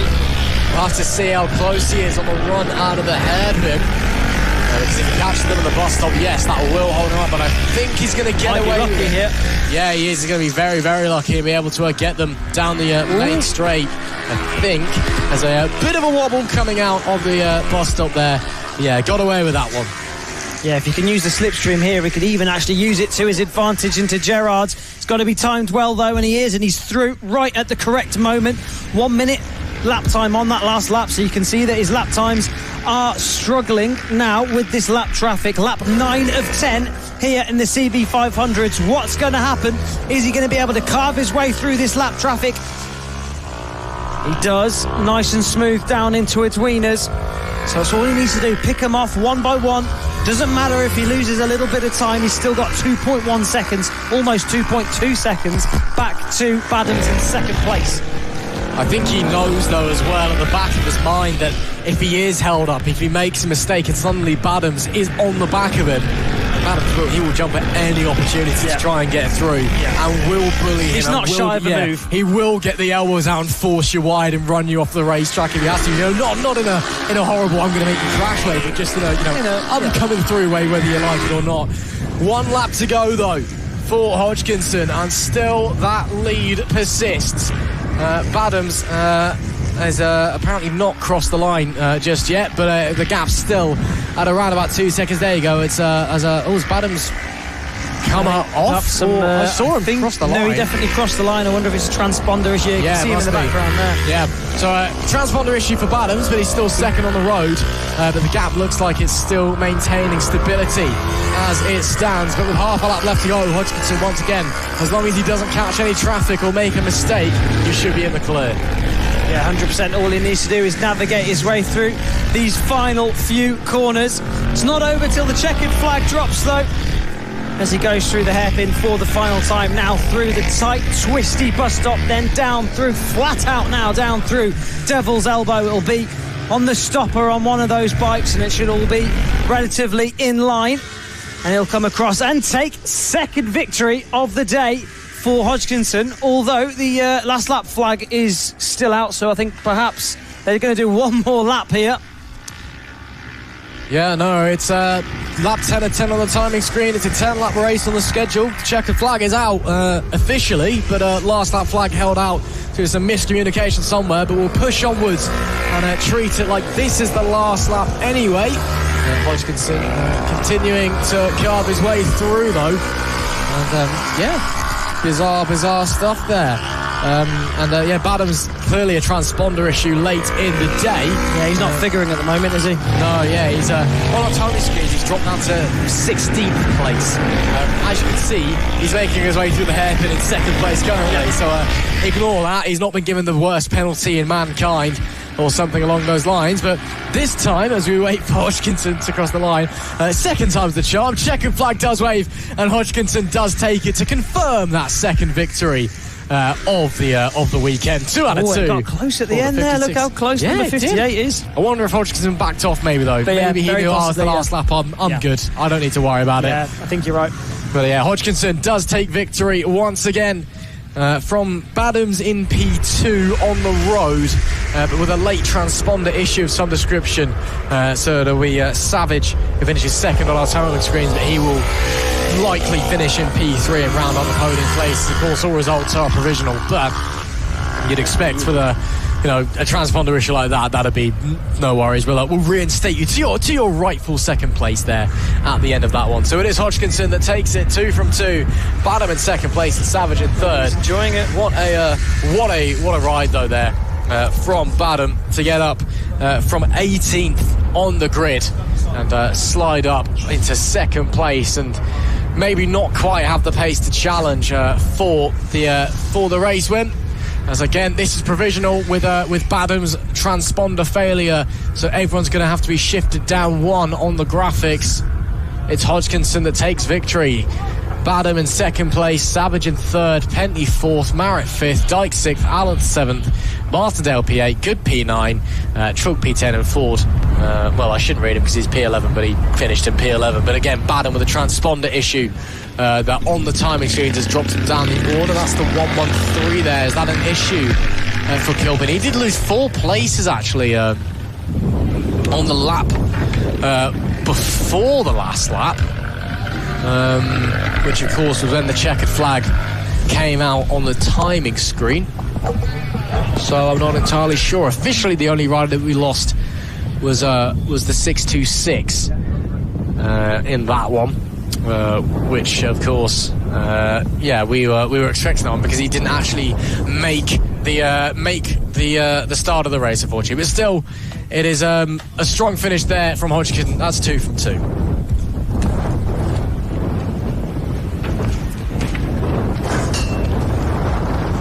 Next up then will be the classic era machines, pre-2000 up to 1300cc. Sport Twins in there as well. So a combined grid that brings together classic era bikes and any machines between 500 to 1300cc, all from the year 2000 or earlier. So it's essentially vintage versus modern twins out on circuit. Thank you very much for tuning in. If you've just joined us, this is the very first live stream for the East Midlands Racing Association Championships, and definitely not the last. We'll be back for the final round in October.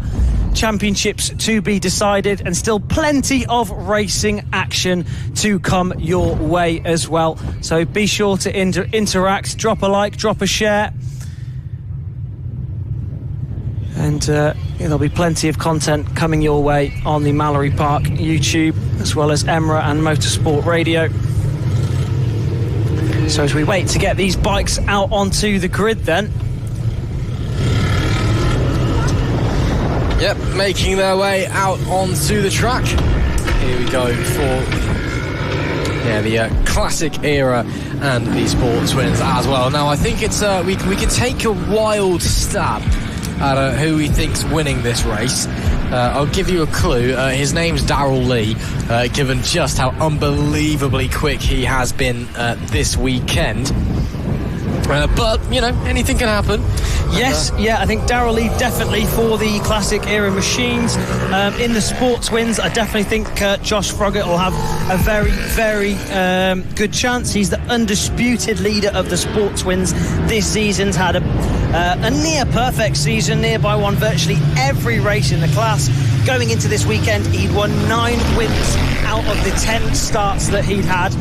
He was hindered a little bit in the earlier race with the weather conditions, so I think for the overall victory as well, he might very well be within the mix. He had very, very good lap times in qualifying, so keep an eye out for the number 72 on the all-blue Aprilia RS660. It's the number 110 though that has taken the spoils all the way through this year and all the way through this weekend, both in this category and in the pre-injections as well. So plenty of incentive for the other riders to try and show him a wheel, and they really need to do it on this first lap here. Try and slow him down, upset his rhythm, and try and really give themselves a chance for victory here at Mallory Park. The red flag is raised at the front of the grid as these guys wait to start this race 2. Still waiting for the... There's a problem at the back, I think, because we haven't seen the green flag at the rear to send them on their sighting lap. So we're either waiting for someone or there is an issue somewhere else on the second. There we go. After a brief delay, we can get going on our sighting lap. And the green flag will wave at the left-hand side of your picture, and we'll head round for a quick one before we start to get going for the race proper. So, starting on pole position, who else would it be but the 110 of Darrell Lee, starting alongside him. The 701 of Simon Cooper in the sports win Aprilia. Also on the front row, we have the 79 of Ian Morgan. The 53 starts in P4, that's Matthew Wood. The 277 and the 413 alongside. And the 277 will be Phil Thatcher. 413, I actually don't know who that is right now because it's not on the entry list. 214. Elsewhere on the grid, we've got the 2, the 14 and the 721 starting on row 3, the 201, the 232 and the 118 starting on row 4. The 163, the 148, the 127, the 191, the 4 and the 125 start on row 16, the row 7, P19, the 20, the 744 and the 147. Again, 2 classes in this race to look forward to for their final race of the weekend. We've got pre-2000 bikes and sports twins on track at the same time, but it should be exciting. And we saw them a bit mixed up earlier on, even with the 110 vanishing off into the distance as he has done so across the weekend. Yes, yeah, definitely. So we'll see what they can do, see if they can show him a wheel. Like we were saying, they really need to get it done early on. So they all line up onto the grid then as we await to get this race 2 for these guys started. Classic era and sport twin bikes all out on circuit. Combined grids for this one. Who's going to take victory overall and who's going to take victory in each category? They look to the lights for the second time this weekend and down into turn 1. There's a few front wheels going up in the air there, but it's the perfect start once again from the number 110 down into turn 1. The number 72 of Josh Froggatt made a very, very good start there from a little bit further back on the grid. Managed to make his way into P3 overall, and he'll be leading the sports wins. Is he going to make a move down into Edwinas? He does. Is he going to be able to catch the 110 here? Sideways there from the number 110. Lee just absolutely got it all wrong into Edwinas, lost a heap of time, but fortunately for him, managed to recover and get back onto the apex for the right-hander, down into the hairpin for the first time.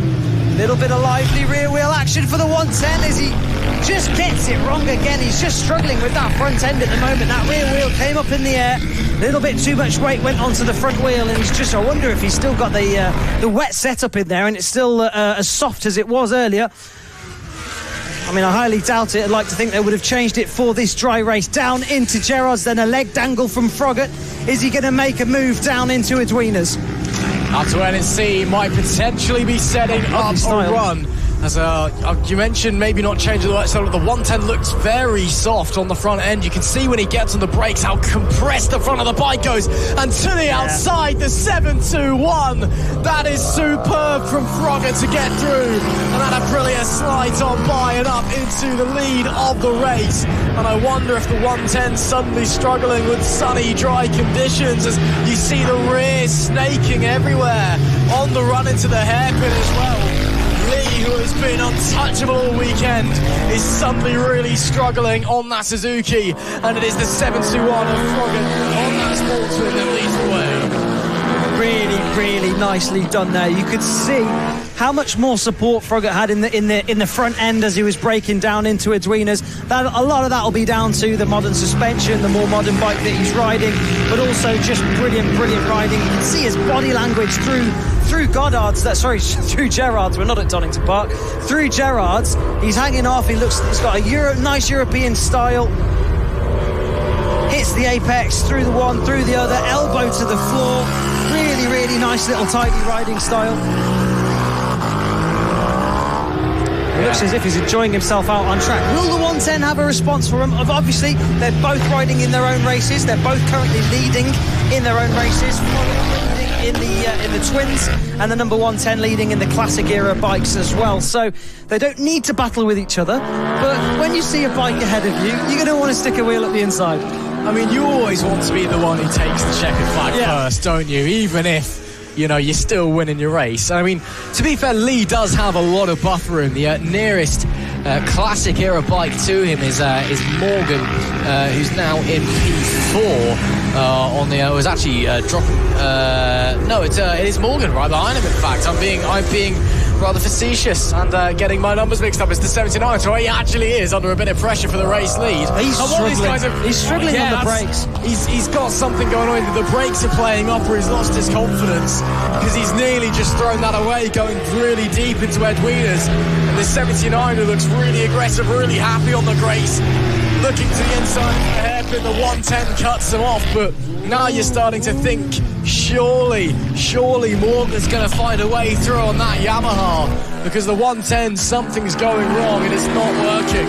Yeah, there's the third or fourth time in this race that it hasn't looked right on the brakes, both down into Edwinas and down into the hairpin.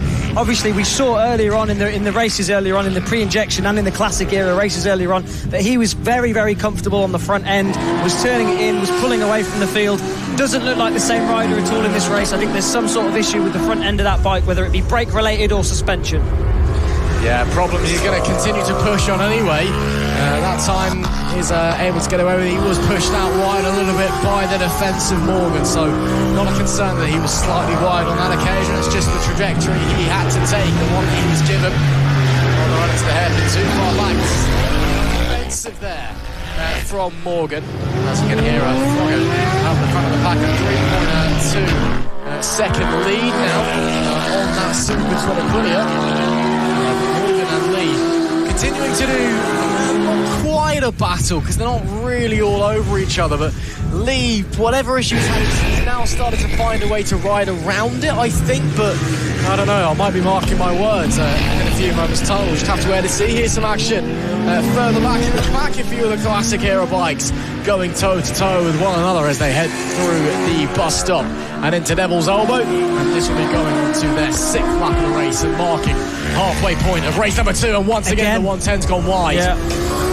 Again, something, he's just struggling with something on that bike there, which is really unfortunate for Lee, but I mean, good news for Morgan, really. Yeah, he's just not comfortable, is he? Whatever's going on, which is bizarre because he's been so fast all weekend. And mind you, the lap times aren't far off, so he did a 56.3 qualifying, currently circulating 56.4, so I wonder if it's just that the level's just been put up that little bit further and now he's just struggling. Maybe. I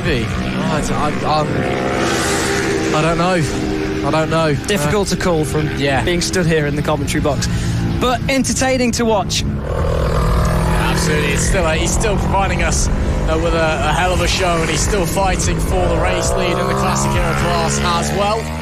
And he is still very much on the tail of Morgan up in front as well. So we'll have to wait and see what is going to happen. Because according to your timing screens, he is now in front of Morgan. I don't know how much I trust that, because as you can see out on the track, Morgan is very much still ahead of Lee, but we'll carry around. Anyway, there is overall leader in the Super Twins as well, Froggatt, who's opened up his gap to 3.6 seconds in the line last time. We'll wait to see what it updates itself to in just a short moment. 4.7 now is the gap, and now the timing screen now says 4.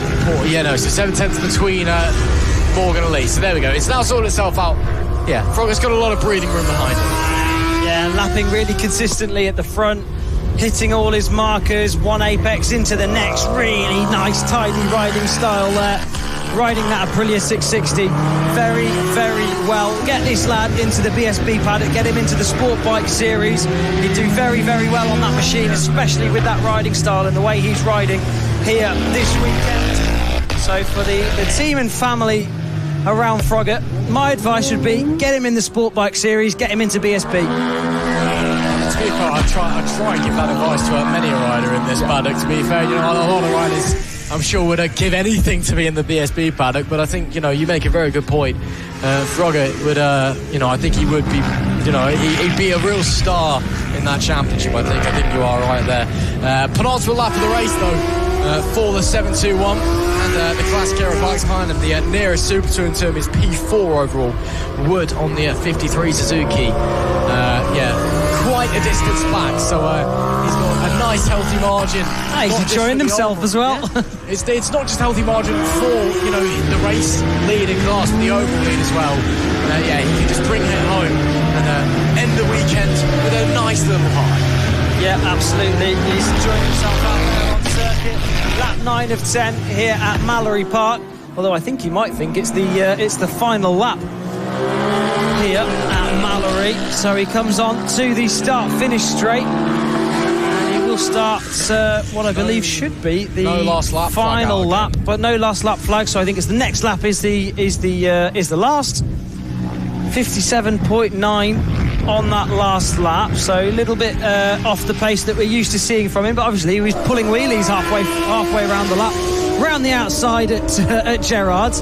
And he's just absolutely untouchable on that 660 machine. He's enjoyed so much success this season in Emirates. Like we say, going into this round, had taken 9 out of 10 wins in the category, and now he's on for another one. Further back then, we've got this battle here between Lee and Morgan. Lee has now got the better of Morgan, and these guys are neck and neck down to the hairpin. That is tight through there. You can see the chatter on the front end of the number 79 machine as they both get it lively on the front end and on the rear. Down through Devil's Elbow one more time, then they come up to the last lap flag.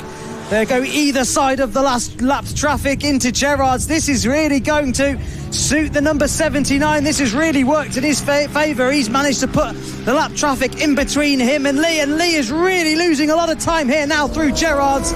So that could be curtains for the race victory in the Classic Era race. Down into Edwinas, and he really does not have a lot of time to claw this gap back, and it looks as if it's going to be a victory for Wood. That's a very loud bang from a gearbox or an exhaust there or something. Hope everyone's okay. The microphone's working double time on the hairpin. We'll see. But Froggatt jumps through the bus stop for what should be the final time. Of course, the checkered flag is officially out on the timing screen, and now it does wait for him. It is Froggatt that takes the victory with a wonderful, wonderful ride. Takes it overall and in the Super Twin as well. But the 79 comes across the line to take a brilliant win there in the Classic Era. Morgan finishes brilliantly. This result will be all over the place because the timing screen has no idea what's going on currently. So everybody's out of order, but I'll try my best to where they actually finished out on the track. So it's Froggatt did win. It was Morgan in second, not P8. Lee in third, not P9. Wood was fourth. I think it was Davis in 5th. I'm trying my best here. Yeah, this is the timing's all wrong, unfortunately. So, I would say check TSL, but it's also not quite decided itself what's going on. So, yeah, it's a bit chaotic here at the moment. Mallory Fark. Great race nonetheless. A well-deserved win for Froggatt and for Morgan in their respective classes as well. And that is it for the 2 races in the Classic Era and the Sport Twins as well. As there we see, getting down now, we're going to be able to speak to Froggatt, taking the overall win. A great performance from him. Let's hear what he has to say. Incredible ride. Struggled a little bit earlier with the mixed conditions, but absolutely flawless in that race. Just talk us through today. So, as everyone did, it was a bit of a gamble on what tyres to choose. We went for a wet front, dry rear, hoping that the track had dried up over lunch. Clearly it hadn't. But yeah, just tried to finish safely, just to collect some points, and then I knew that I'd have a task to complete this race. But I think I was 3rd into turn 1, so I'm happy with that. Just get some solid laps down and pull the gap. But yeah, very happy. Really good ride, mate. Well done. Yeah, thank you very much, pal. Cheers.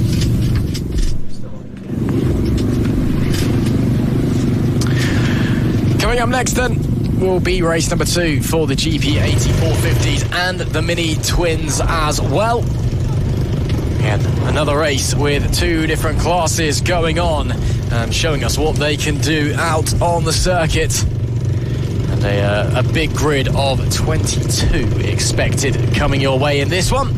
So we'll have to wait and see how it's all going to unfold. Heard from some of the riders earlier. It was really interesting to speak to them. Make sure you head over and give a listen to the paddock walk, which we did over the lunch break. Of course, our first time ever here at Emra.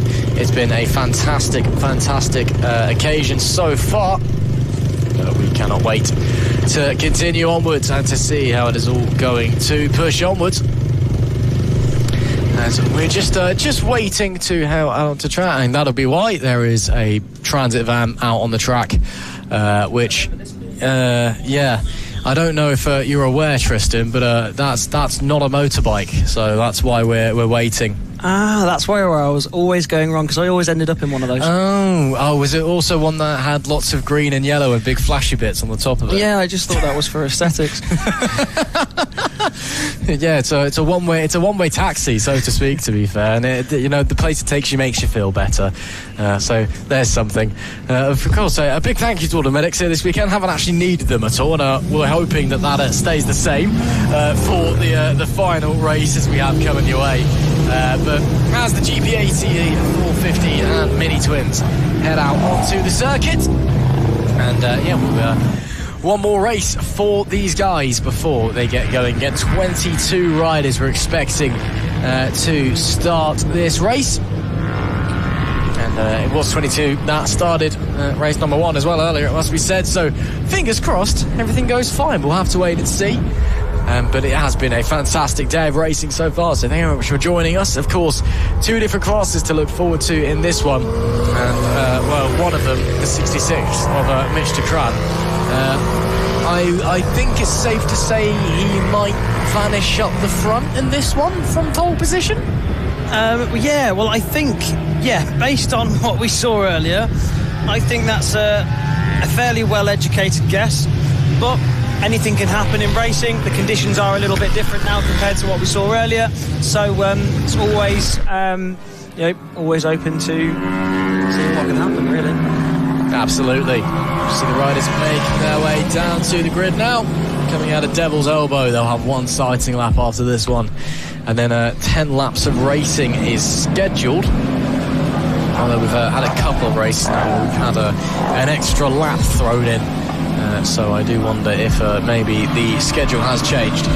But either way, it's going to be exciting stuff. Again, Ducran maybe disappearing off at the front of the pack, but it'll still be interesting to see how it's going to unfold in this one. And we're just waiting to see. Once everyone slots into place, there is the pole sitter, the 66 Ducran in the pink leathers. And Just waiting for a couple more to slide their way in. Getting ready to send them on their way. The flag marshal just holding them in position. Someone having a word with a marshal near the back of the pack. I believe that may have been the 17, maybe, of Ben Phipps. Not entirely sure, can't quite tell from this far back, but either way, the green flag is going to wave. And we are going to get underway on our side track. The 66 of the Crown starts on pole with Mitch Nichols alongside, and the 77 of Josh Cripp completes the front row. P4 is the 140 of John McLaren, the 441 of Paul Sawyer starts in 5th, and the 44 of Mark Bayliss starts in P6. P7 is the 34 of David de Groot, with the 137 of Arthur Woods in P8, and P9 is the 701 Simon Cooper. P10, rounding out our top 10 in fact, starts the 48 of Rob Kirk. P11 is the 186 of Ewan West. P12 is the 766 of Gareth Rose. The 136 starts in 13th place. That is Paul Holdsworth. With the 97 in 14th, that is Van Hannings. The 739 in the 50, that's John Sharma. The 91 starts in 16th place. That is Alan Clark. The 197 starts in 17th. That's Simon Lahane. 17 starts in P18. That's Ben Phipps. The 199 starts in P19. That's Dylan Marr. Rounding up the top 20 is the 172 of Mason Mitchell. The 50 starts in 21st. In 21st, that is the 50 is Erica Lawson, and the 661 is William Round, rounding out the grid. So everyone coming in then to form out our grid then. And we're just waiting to see the last few riders coming in. And we were expecting the front two to kind of pull away, but there could be some action behind the likes of Josh Crisp, John McLaren, all been looking very fast this weekend. Yeah, we've seen them really trying to make moves earlier on in these races. So let's see what happens here for the second race for these guys as we're underway. And that's a big wheelie there from the number 347 of Nichols as they head down into Gerrard's for the first time. And that does give the number 66 an advantage as they go into Gerrard. So he's already stretching the field here. And they haven't even made it all the way through turn one as of yet. Down into Edwin as yet. That's next. Plenty of opportunity for overtaking here, although the front two have both got plenty of space behind them. Let's see what carnage unfolds behind, although there's he's gone straight on there. Number 347 has been a terrible start to his race. Yeah, Mitch Nichols really struggling out there for whatever reason and nearly goes straight onto the grass. The 66 books his ticket, he's out of there. The 347 still somehow, it would seem, holding on to that second place as it stands. There's almost three abreast there. They are three abreast heading through the hairpin. It is quite a wide part of the racetrack. It's just you don't really need to use that much width. You try and hug the wall as tight as you can through there for the most part as they make their way through Devil's Elbow for the first time. Ducran leads the way. Nichols, after a pretty woeful opening lap, will stay in second place, but some 3.2 seconds away from the leader. Crisp now up into P3, maintaining that position from where he started, in fact. But it is the 441 who's gained on lap number one. Sawyer moves up from 5th into 4th place. The 77 of Crisp under pressure from the 441. That's a late lunge and had to sit Crisp up. The 441 from out of nowhere slides on by and up into the podium places. That was a very opportunistic move, but one that worked out really well for him. Yeah, definitely. Firm but fair, and the 77 to lose a bit of time there now is coming under pressure from the number 44 of Mike Bayliss just behind. And they've De Groot there in the background on the number 34. The light blue bikes have been making some big moves throughout this race as well, looking squirrely down into the hairpin. They come down Devil's Elbow, then the front two have checked out as we thought they would, but look at the battles between these guys. And now is it going to be revenge from the number 77? It is. He makes a move into Gerrard's and demotes the number 441 of Paul Sawyer down another position. Yeah, nice racing going on here at Mallory Park once again in race 2 of the GP80 to 450s and Mini Twin classes. Crisp and the 441 of Sale once again going toe-to-toe. And this time the 77 holds on into the chicane. Different from what happened last time, but look at the drive that 441 gets coming up. Back. Yeah, he does. Is it going to be 3 abreast here down into the hairpin? Surely not. The number 44 almost wiped out the field there. Yeah, that was as tight as you want to get it. He saw the opportunity. I think it was more of a vague idea of an opportunity rather than a realistic one, but he gave it a go anyway. I've got to respect it, but knew to back out when it became apparent that gap was disappearing as well. But yeah, the gap quickly disappears down into the hairpin at Mallory Park, especially with that massive wall on the inside. Yeah, just a little bit as having to make their way through some traffic there. It would seem that looks like it may be Chandler on the 739 who might be having an issue in a little bit further down the order of P20. As a result, though, that has held up the 441 of Sawyer for the time being. Crisp is now pulling away from these guys as well. He's got the bit between his teeth, hitting his markers, and he's running away from them. Yeah, absolutely. Seems to be having a bit of a moment with the timing screen as well. It's from demoted race leader and everyone following him down to 6th place. So it is in P6, Dukran is currently your race leader. This is the battle for P1 or 2-ish, should I say, overall. Even though it says actually they're fighting P10 by the looks of things at the moment. It is Chris that is ahead of Sawyer out on the racetrack. Sawyer is falling back into the clutches of the 44 of Bayliss, which on the atonement tower for some reason is in second. They make their way and continue to head round the lap traffic. Chris has opened up a bit of a healthier gap now. I think he's worked through the traffic very well. He used that to his advantage, and now just a bit of breathing room behind him. Yeah, I was just worried there for Crisp that was going to hinder all the progression that he made, but it actually did really, really well there to use it to his advantage and gain more of a gap over the riders behind him. Looks as if the number 44 there of Bayliss has just lost out as they've gone through the traffic. He's dropped back a position. He's gonna, if he's not careful, he's going to come under pressure from the number 34 of De Groot. There's also a Kawasaki 400 in the mix in there as well. So plenty of different bikes out there on circuit, which is great to see. A little bit confusing for us, but good to see and good for all the competitors out there. This guy, though, we haven't seen much of him all race long. The number 66 of De Gran, and through there, just as we put the camera on him, he has a big moment. So I think he'll be wanting us to get the cameras away from him. Yeah, that was a bit scary. Got the throttle on and suddenly the front just started jumping all over the place. And now the rear on the brakes as well. So not as much of a comfortable ride as it has been at other points in the weekend for the 66. Pushing on. Yeah, he's either pushing a bit too hard maybe, or it's something maybe just not quite feeling right on the machinery underneath him. But, you know, as they sometimes say, if you're not nearly crashing, you're not pushing hard enough, I suppose. He is running He is going 9/10 quicker than he went in qualifying. Oh!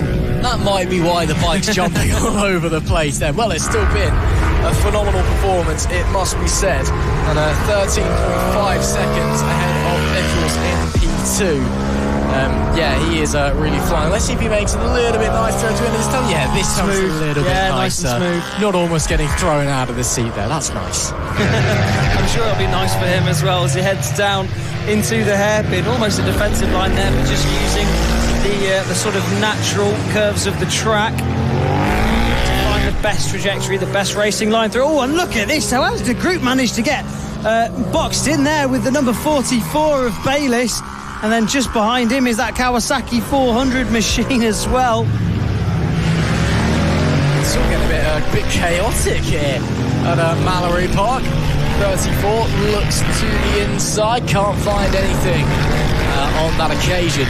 So they will have to stay as they are for the time being.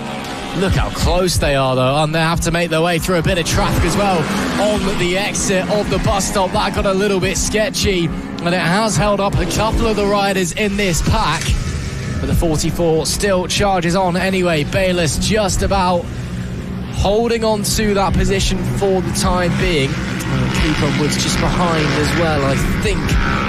De Groot having a transponder issue as well by the looks of things, because it's saying he didn't start the race, and he clearly has. So the 34 is currently running in P7. Just behind Bayliss, and Cooper and Woods P8 and P9. A little check back there for the 34. He's in a bit of an awkward situation where he's trying to put pressure on the rider in front, but isn't really quite able to make the move. But at the same time, he's got two guys behind him that are very eager to get through, and very well may realistically do so as round the outside. Surely not, nearly three abreast, and they all hold position. No, they don't. That's a great move there from Cooper on the 701, up on the outside of the 34 into the bus stop, using the momentum on alternative lines to set the move up the corner before. Brilliant stuff, but with the run, De Groot's just going to go straight back down into turn one as we're on lap 9 of 10, and there goes De Groot. It's all for nothing. Yeah. Where has Cooper come from? Ninth on the grid, and he's battling it out with these guys. Came from nowhere to all of a sudden he had a front wheel in the mix, and then all of a sudden he had both wheels in the mix. Now down into Edwinas. Cooper around the outside of a lot of them. That's not going to work. He's definitely overshot it there, although he manages to get in front of the number 44. That was more down to sheer recklessness than anything else, but he made it work. Number 701 on the Aprilia RRV 450. Lovely machine, obviously used to be a full championship for them in the Thundersport category, trying to go around the outside of De Groot. De Groot's not going to let that happen easily, and no, he does. Into the bus stop as well. They almost make contact. Crazy stuff there from the number 7. Another side-by-side coming through the Devil's Elbow. Guys, are you kidding me? Last lap of the race, meanwhile. There's your race leader. He's won. Honestly, it's a bit like they're just. It's a proper. It's not a fight. It's a bar scrap going on here. It's aggressive. It's brutal. It's elbows out racing at its absolute finest. As we see there coming through the bus stop for the final time, the 66 in the crown is going to take a dominant win once again. With nobody else in sight, the 66 takes the checkered and wins race number 2 in the GP80 to 450s and the Mini Twins. We wait to see what is happening elsewhere. We wait to see where Nichols is. We wait to see where the likes of Cooper, De Groot and Woods are, as they are there nearly 3 abreast, coming out of the hairpin into the bus stop as anything, anywhere for anybody as they come round Devil's Elbow for the final time. I think they're going to hold it status quo on this occasion. Cooper will take 6, Woods will take 7, De Groot will take P8. But what a fight we have just seen between those guys. Unbelievable racing. An absolute Mallory Park Emra classic showdown right till the end there. Brilliant racing from the lot of them. Really good to see Cooper getting stuck in there on the Aprilia RRV 450, a machine that was adapted to race on circuits from the SX 450 Motard Aprilia, which was created as an extension of the Aprilia Super Teen Championship. Brilliant results from the lot of them. Mitch de Craan in an absolute world of his own, and what a showdown we had right at the end there. Absolutely. De Craan with a brilliant performance once again takes the win. We didn't look at much of him during that race because he was so far up the road that we didn't need to. He was just in a race of his own. His quickest lap, 1.8 quicker than anybody else. It almost feels weird saying it. You almost feel a bit sick saying it. It's so ridiculous. But as the riders make their way back into the paddock, finally done. It is De Craan who takes the victory. Nichols in second place, and Chris rounding out the podium. Mini Twin 1, 2, 3 overall. Then you get your first 80 to 450 bike in P4. That was Sawyer. And in P6 and 7, that's Cooper and Woods. As we got an interview here. 3, 2. Inch perfect race. You did everything right. A little bit of a moment on the exit of Edwinas. Just talk us through that one. Yeah, I was pushing in that race. I've got a 56.8 in the race before, and I was just doing the first 3-4 laps just to try and go faster than that one lap, and I'll be happy. But I think the tyre's done, and the steering weren't quite right, and the wind, and I was just a bit tired, and I was just pushing a little bit too hard, and I backed it up a little bit after that. 56 57 flat. I was only 2 tenths off the other race, and I was like, come on, but it weren't to be, so I'll have another go in the next race. Well done, mate. Thank you. Great to hear from the 66 once again after he's continued to just fly away at the front of the pack the entire weekend. He has been on fine form. But you can see there the next guys getting ready to head out onto the circuit, making their way to the grid now. It is time for the Mallory Trophy. And what a race we had in race number 1 earlier. But before we get going with that, we have another rider to chat to.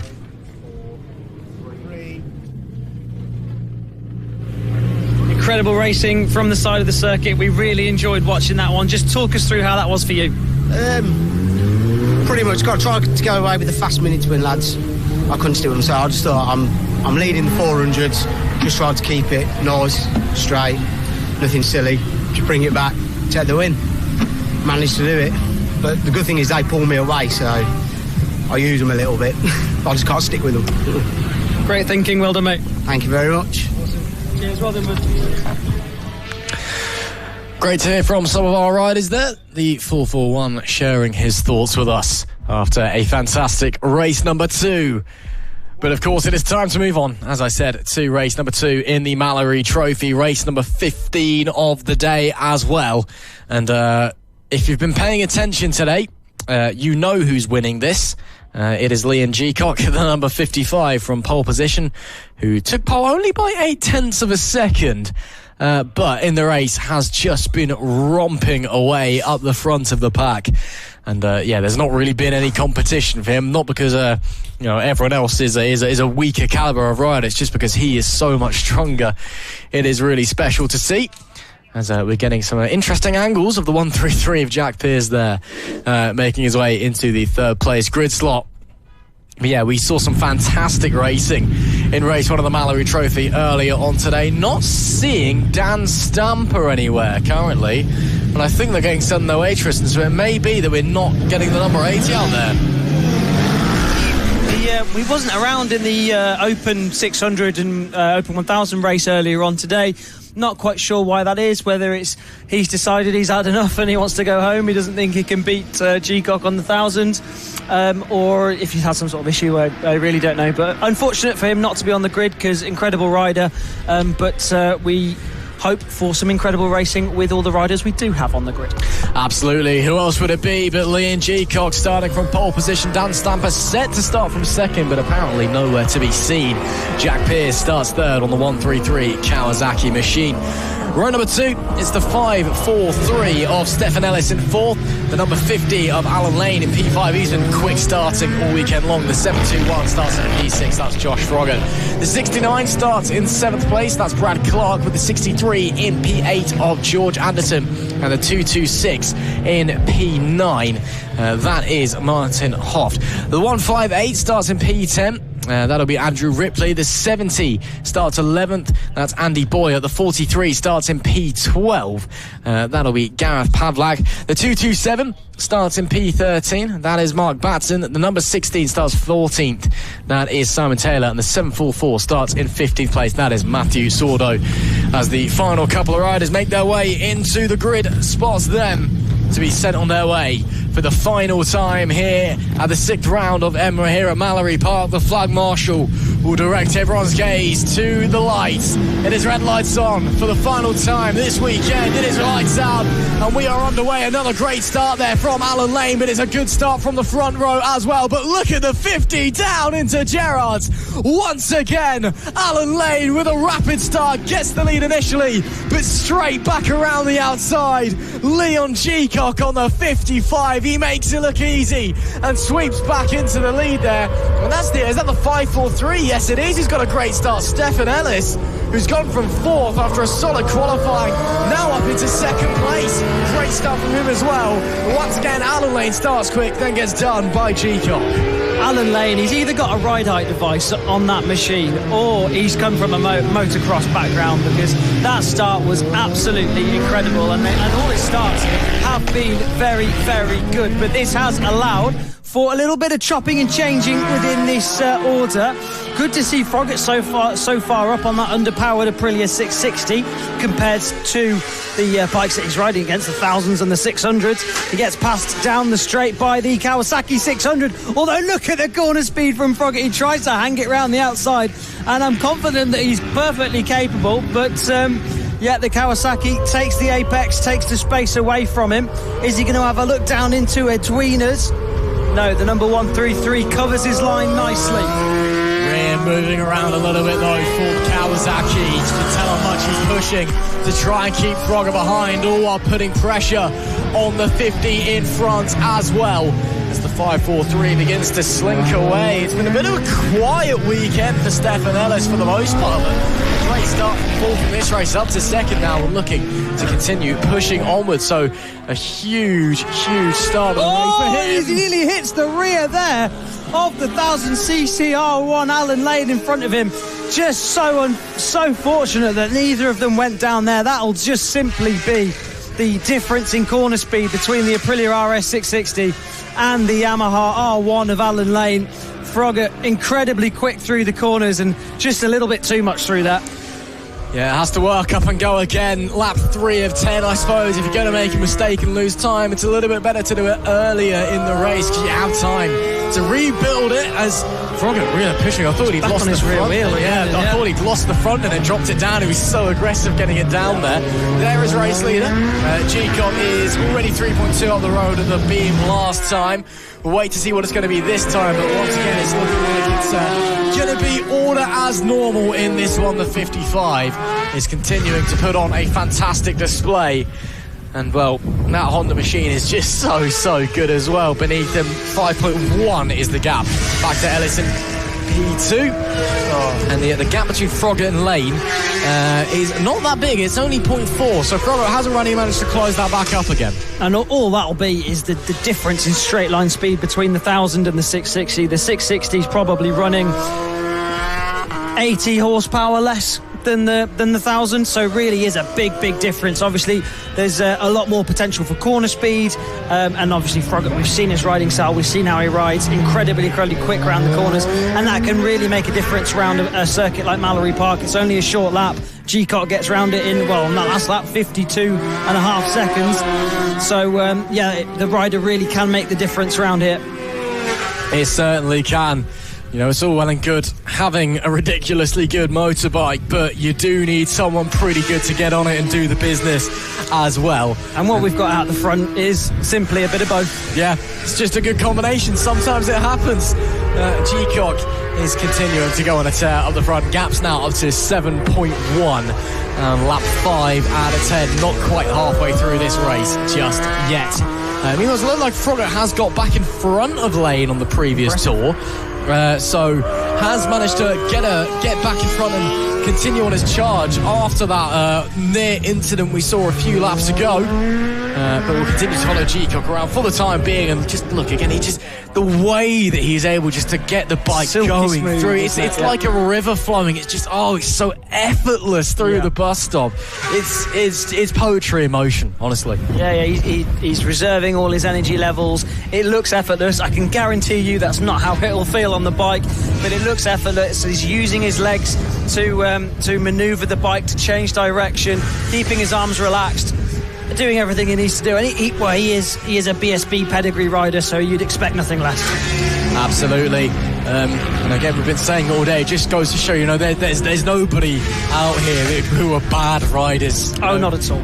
It just goes to show the level from being, your likes of Ellis, Pierce, guys who at a club championship level are very, very, very good and maybe have the potential to go further than that. Definitely. And then you've got G-Cock, who is a rider who is already at a BSB Paddock level, and it just goes to show how big of a gap it is between it. It's insane. It's the amount that you learn at national level, and the amount that you're forced to learn in a short space of time. They have, a quarter of the track time that you'd get at club racing, so you need to learn to be on it straight away. So then they learn that, and then everyone around you is incredibly quick. So then it really does raise the bar. But then when those riders come here, it's really, really, really reassuring earlier on to hear G-Cock saying that he was here to help out a lot of the riders, help them with their riding and help them get quicker and quicker, and it's really nice to see, and it's a very good benchmark for them.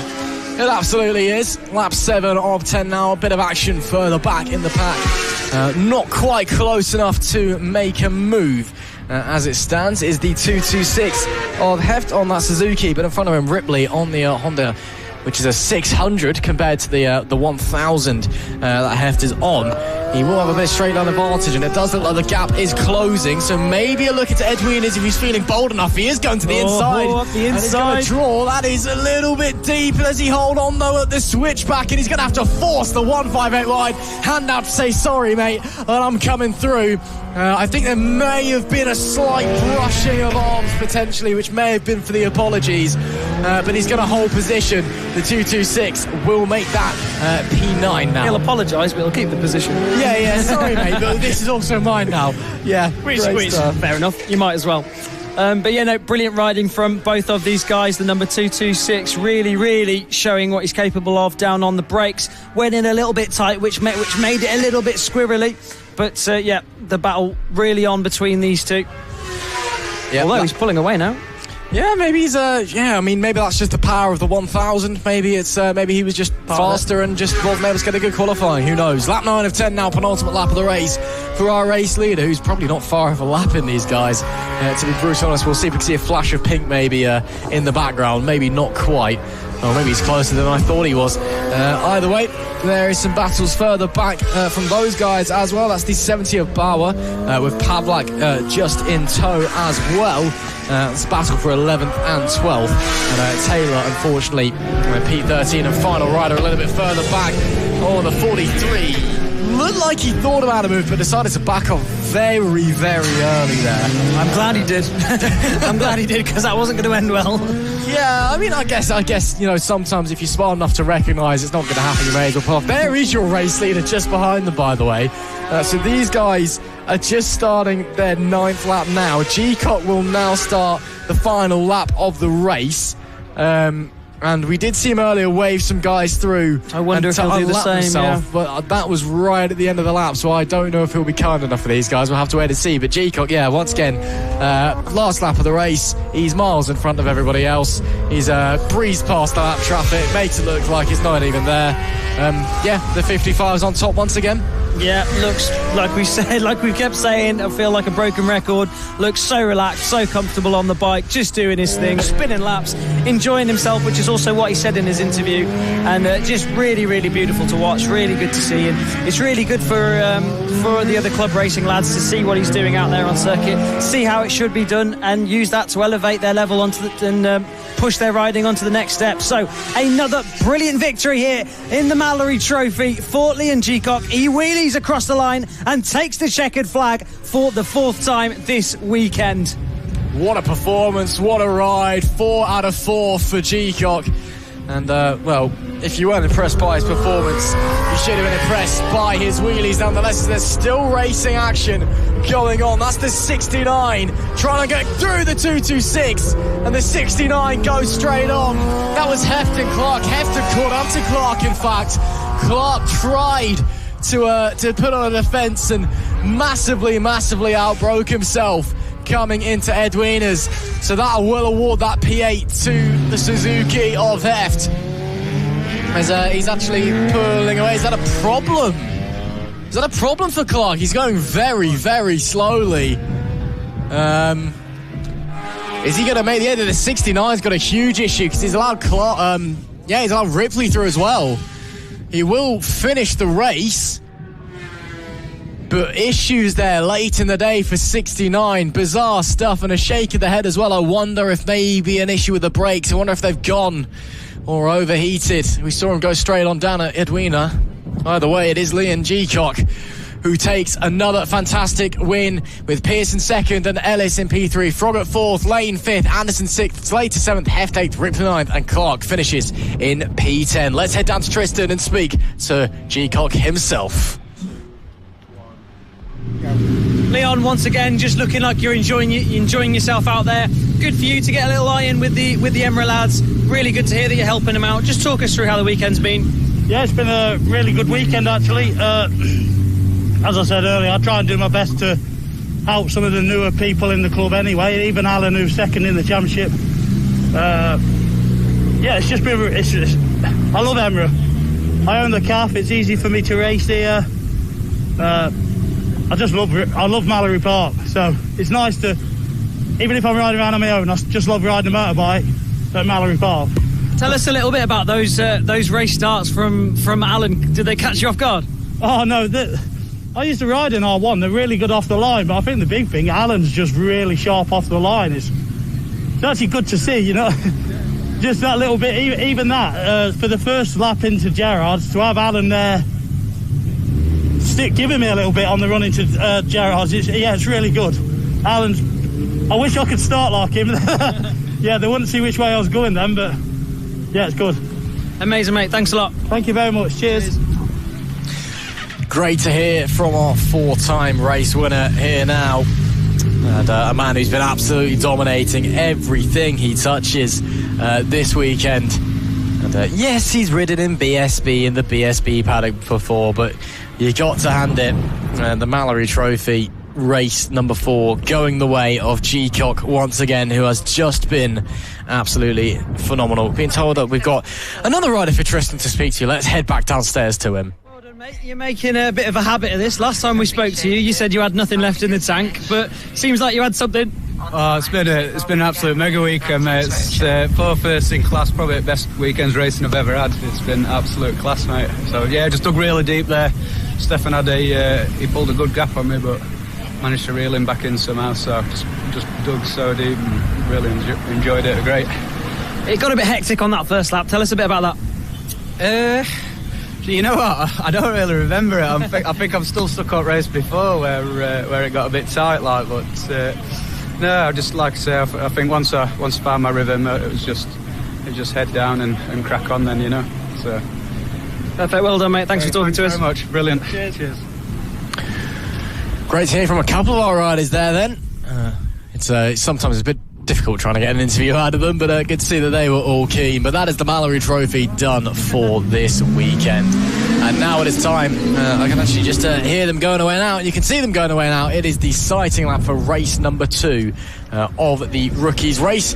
So let us run through the grid for you. We're scheduled to have 9 starting in this one, but I can only make out 7 to my eye, so we'll have to take a guess. Anyway, it is Mitchell Baines, the 170 that starts on pole position. The 82 of Adam Masters is second, and the 94 of Joshua Galatovic is in P3. P4 is the number 7 of Gary King, not the bloke from the World's End film. In P5 is the 22 of Anthony Holdsworth, and P6 is the 26 of Alex Christophe. P7 is the 27, that'll be Joshua Alan Duce, and P8 is the 99 of Douglas Robinson, who went off the pole in race number 1. And in P9 it is the 65 of Albert Hall. Those are the scheduled starters we're supposed to have, but I again only count 7 out on the racetrack, so we'll have to wait and see who's where and who's doing what. But it must be said, earlier on, Tristan, the rookies race, you know, I know these guys are all supposed to be novices with not a lot of racing experience under their belt,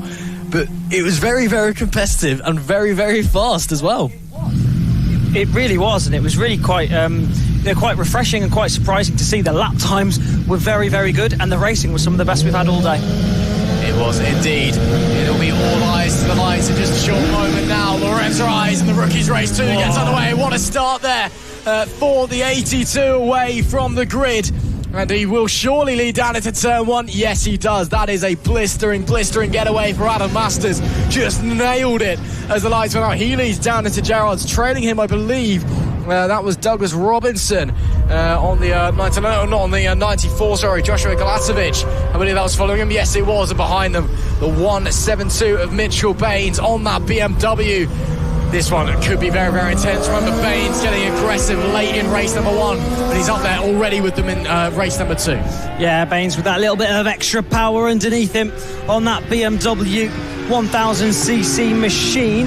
Masters very, very late on the brakes, down into the hairpin, getting it a little bit squirrely, but all under control as he follows pursuit here, but behind the number 94. Yeah, pushing their way through. Some of our other riders making their way through the bus stop. There is the 22 of Anthony Holdsworth, who started P5, and he's dropped down the order massively on this opening lap. And it looks like, has there been a change at the front? Yes, there has, I believe. What has happened? Yes, Masters dropped down to third, so that BMW has made its way up into P2. It might be dropping down into fourth place as well, because Douglas Robinson's going to try and go around the outside of Masters.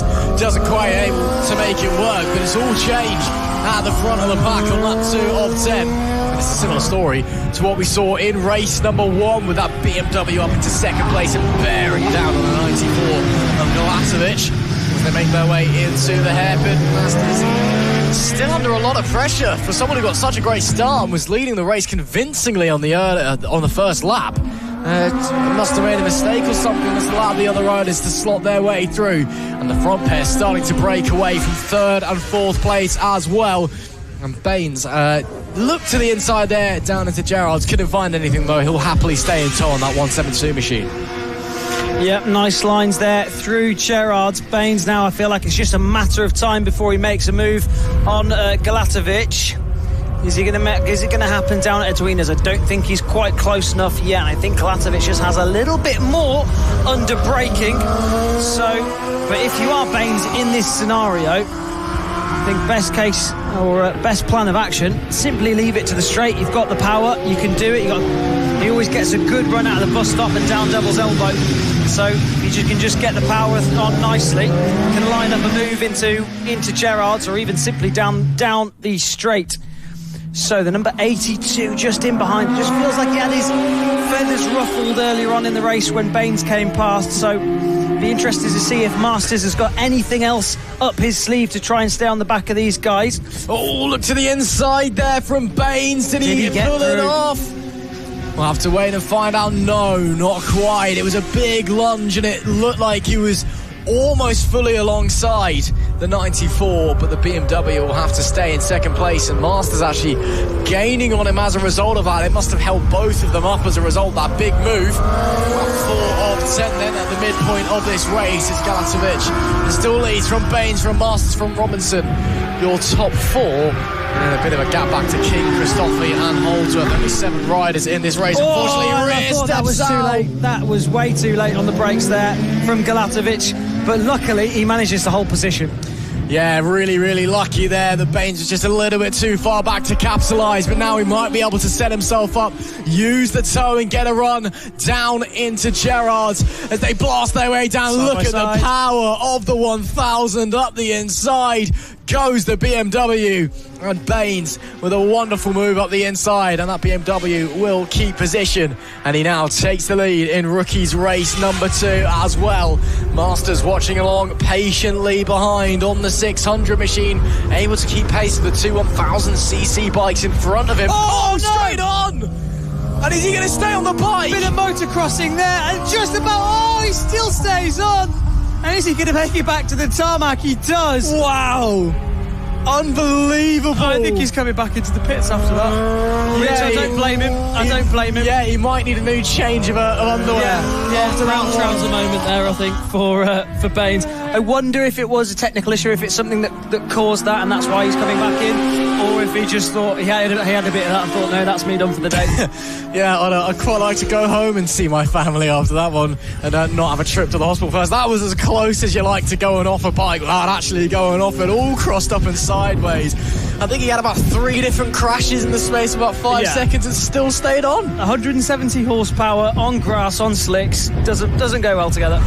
Not typically. And then there were 2 in the fight for league. Galatovic and Masters deep up the inside. That was way too late, and he'll lose time as a result of that one. He does keep it on the black stuff this time. Are we all getting a bit silly? Is it all getting a bit late in the day? It's getting a bit wild, isn't it? Yeah, and everyone's just kind of had enough, and everyone's tired. It's just stop thinking. You just see, if gap bike and all of that kind of stuff. So yeah, Galatovic will hold on to the lead from Masters, and that's invited Robinson back into the fight. Not so much, but he's kind of there or thereabouts. But it is really brilliant to see all this time these guys are learning. They're learning their craft on this circuit. They're making these mistakes, hopefully learning from them, and then really refining and figuring out their racecraft. It's still very early days for all of them, and it's just incredible to see the level that is out there. The lap times are very, very impressive, and everything looks good. Yeah, these guys are pushing along very, very nicely. The R1 starting to pull away from the R6 here, using that extra grunt it's got underneath it from the extra 400 cubic centimetres of internal combustion available. And Masters just not quite able to keep up at the moment, but that's a little bit wide on the exit of the hairpin from Galatovic, so maybe that invites Masters back in. Yeah, I think it might do. All he really needs to do now is hit his markers, stay consistent, stay as smooth as possible, avoid mistakes, which easier said than done. But Masters now really needs to get the bit between his teeth, get that screen bitten, and see if he can beat Galatovic to the checkered flag. Not long left now for these guys as they circulate this Mallory Park circuit over and over, down into Edwina's one more time. Very tight line there from Galatovic. Oh, and in the background there, I think Robinson has gone straight on. Not quite, he missed the apex, but has managed to just about make it for that right-hander. Now, though, it looks as if Masters has got the bit between his teeth. Visibly, he's closing in here very late on the brakes there, down into the hairpin. I think it might also have just been there. Galatovic not quite as hard on the brakes as he has been on previous laps. Lap 8 of 10 here then at Mallory Park. Which way is this going to go? Well, it's soon to be lap 9, and it's anybody's guess. 2 more tours of the Mallory Park circuit. The grunt of the 1000 pulling away Galatovic on the straight, but Masters right there with him as they head through turn number 1, using that lighter weight of the bike to his advantage to carry that corner speed. Not quite close enough for a look into Edwina's as it stands, so he's going to have to hold on, just hit his marks, hit his apex, get that knee down as best as he can. I think his best opportunity is going to be up into the hairpin. He's definitely turned the wick up over the last tour. I think he now just needs to find that little bit extra on the number 82 machine. Once again, defensive line from Galatovic. And once again, Masters unable to find anything as they head through the chicane and into the Devil's Elbow to make it 1 to go. It's 1000 versus 600. It's Yamaha against Yamaha. It's Galatovic against Masters. Who's going to be on top? Last lap time then, down into Gerrard's for the final time. Masters now really needs to get a perfect run through here to try and use as much as possible to get onto the rear wheel of Galatovic. A lot easier to do when you're following. Just carry that little bit more speed than the rider in front and use it to really reel yourself in. Now, we've seen how strong Masters is on the brakes, down into Edwina's and down into the hairpin. Final overtaking opportunity now is the hairpin. He needs a good drive through here, and then he needs to be able to get alongside him into the hairpin, but I don't think he's going to be close enough, and it looks like it is Galatovic who is going to cruise to victory, although he's all over his rear wheel here. Is it going to be a drag to the line? We'll have to wait and see.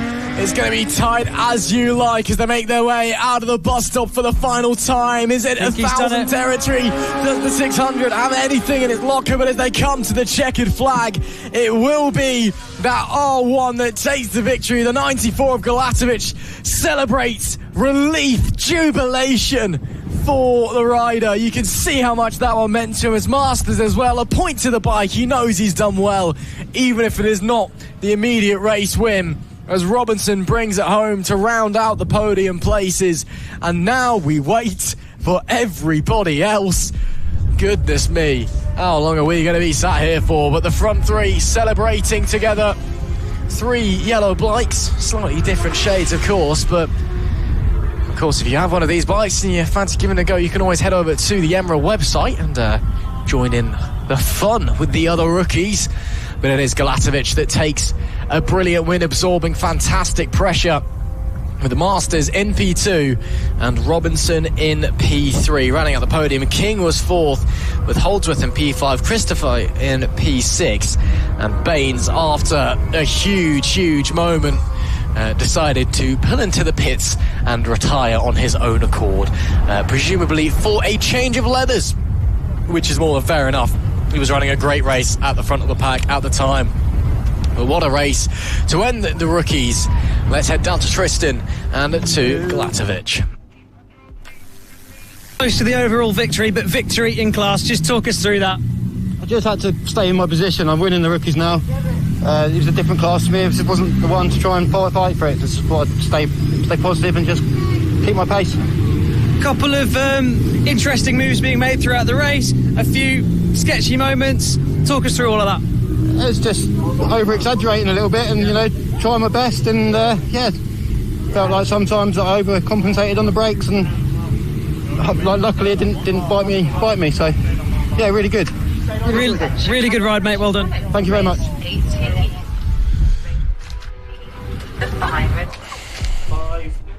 And winning overall, winning in class. Talk us through that. I can't describe the feeling of actually winning fully a race. It's just it's like high as the clouds right now. I knew he was on me all the time. I can always hear him. He's always chucking the front end in as well. But I just thought I'm going to go defensive and just hold him off. But it was a really great race. Talk us through that last lap. What was going through your mind? The last lap was, I know he's right on the tail now. I could hear his bike. I saw him a couple of laps before and just knew he was there. So basically it was like brake safely, but also brake a bit defensively as well. Just blocked the line off completely. And then when it came around Devil's Elbow, I just cut it off. So, yeah, I can't describe it. I'm just buzzing right now. Really good ride, mate. Well done. Thank you. Great to hear from our winning riders, and P1 and P2 overall, of course, winning in their respective classes. The 1,000 for the 94 and the 600 for the 4 Masters there. As I believe we have our next class have just made their way to the grid from the holding area, so they'll be setting off on their sighting lap shortly. And yes, they have. It is the pre-injection class. That was all changed because the 110 of Darrell Lee struggling in race number 2, the classic era, earlier on. He had dominated that and the pre-injection class for most of the weekend up to that point. So maybe more problems for the 110. We'll have to wait and find out. But he does start from pole position.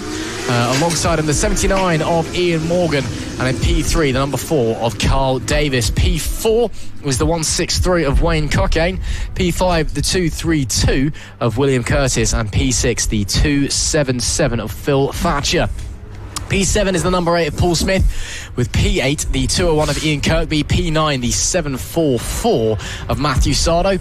Rounding out the top 10, we have the 194, and that is Alex Butler, with in P11 the number 2 of Anton Brett, and the P12 is the 148 of Matt Sale. P13, the 89 we have coming in there, that's Steve Haig. P14 is the number 36 of Chris Nelson. P15 is the 191 coming for Wayne Kemp. P16, the 728 of Edward Taylor. P17, the 124. That is Justin Beddoes. P18, the 27 of Joshua Allen Douche. And P19, our final rider on the grid, is Aidan Galatovic on the 127. So that is our 19-rider grid for the final pre-injection race of the day. And this was a lot of fun earlier, to be fair, it must have been said. And with the issues that Darrell Lee had on that 110 in the Classic Era race earlier on, opportunities to upset the apple cart, perhaps? Yes, yeah, absolutely. We saw a little chink in the armour, we saw a little bit of weakness. There was plenty of opportunities for the number 79 to really get underneath him. So let's see what happens here. Lap times were good last race, so let's see what's going to happen here. All right then, red flag is taken away at the front, and is all eyes to the red lights. It is lights out and we're underway. Great launch there from the 110 of Lee, but where is anyone else going to come through? Does anyone else fancy a look? The 79 of Morgan tries to sweep the outside line, but can't quite get close enough. The pole sitter leads into Gerrard on the opening lap as the rest of them all side their way through this enormous sweeping right-hander. And now where are we going to be? Coming into Edwin is Lee. Has a bit of a lead already, but this is where he was struggling in race number 2 of the Classic Era earlier on, and that bike was sideways coming into Edwina's, going into the left-hander, all sorts of crossed up, so maybe those same issues persisting. The rest of the riders scrambling for position, but as it currently stands, it is Darrell Lee that leads the way, but looks like those issues may still be there, Tristan. Yeah, I think so. He just seems to be struggling on the front end down into the hard braking zones a little bit more than he was before. Although the lap time's fairly similar, I think it was also part of it is just Morgan really getting onto his rear wheel now and really starting to match his pace. Perhaps some issues for Morgan before that he's now fixed, and he's able to get right onto the rear wheel of the number 110. A little bit further back, we've got the number 4 in there as well, and battles all the way through this field here at Mallory Park. Through Gerrards we go. Now, trying to really control it at the front is the number 110 of Lee. Oh, again, sideways. Yeah, Look at it. Something's not quite working on the brakes. It's almost like he's pulling a handbrake going in there. It's bizarre. Yeah. I don't know if that's rider or bike, if it's him just trying to take a little bit too much on the brakes, or if it's something suspension or brake related, because it's not something we saw from him in the first couple of races. No, something not clicking for that 110. And every time it just invites Morgan ever closer on the number 79. And again, closer and closer still, although the 110 has got an extra cubic inch of internal combustion room, so clearly it's got loads more power down the straights. Yeah, I don't think we can quite count on that one, but again, let's just watch it into Edwinas again. Let's see if anything's different, or let's see if we have that same problem. Just went into him, so he comes over the crest here. Everything looks okay. Really nice through gets on the brake. The back starts to try and pick up, and yeah, the back's just trying to step out almost. Yeah, that's definitely a part of that. Is simply him just being on the limit, being on the limit of the brakes and the suspension, and that was all fairly controllable. That was all something you'd see on just a normal standard hot lap. But it does seem like he has a lot more movement from the rear end and a lot more going through the forks than Morgan behind him. Yeah, maybe riding on the limit and just a little bit extra as well. Trying to find pace to keep Morgan behind and to hold on to the race lead. Going on to lap number 4 now. And look how close these guys are coming down the start-finish straight. It'll be too far back for Morgan to have a look into Gerrards on this occasion, but really starting to smell blood now is the second place man. He knows that there are problems for the 110. He knows the 110 is struggling to keep that rear in line. And I think he's just waiting for another mistake for the opportunity to slide through. Yeah, I think what's lucky for Morgan, the few times, or lucky for Lee rather, the few times he's gone wide into Edwinas, he's able to then close the door on the right-hander. Where an opportunity might come up is down here at the hairpin. But Morgan really now needs to work on making sure he's smooth, making sure he's really prioritising his exits, slow in, fast out, so he can get alongside the number 110 and then try and dart up the inside on the brakes. Yeah, I think that's going to have to be his best option. And of course, there's one thing to catch and follow, another thing to overtake. It takes that little bit extra to execute the overtake as he darts to the outside there, the 79. Was he trying to maybe pull a dummy and go back to the inside? Either way, 110 didn't budge, didn't bite on that move, so Lee stays in the lead. As it stands, they make their way round and onto the back straight, and then going down into Edwinas once again. Is there a look to the inside from the 79? Certainly thinking about her. He's much later on the brakes and does get it all stopped in time, and tidily so as well. So I think he knows that's where he's got a big advantage over the 110. Does Morgan. It's into that chicane. He knows he can be later on the brakes. Keep it tidy. He just needs to be close enough to be able to poke it up the inside. Yeah, that's it. And you know, part of the reason why we're seeing so many shapes coming from the number 110 machine is because he is on the absolute limit of the braking zone. Oh, we've got the number 191 there, taking a shortcut through Edwinas, although I wouldn't recommend that one. No, the ideal line typically follows the tarmac rather than the path or the grass, it must be said. So yeah, try not to run off where you can. There's the 89 making his way through, just pushing on, doing his thing. And yeah, good to see that he's out there.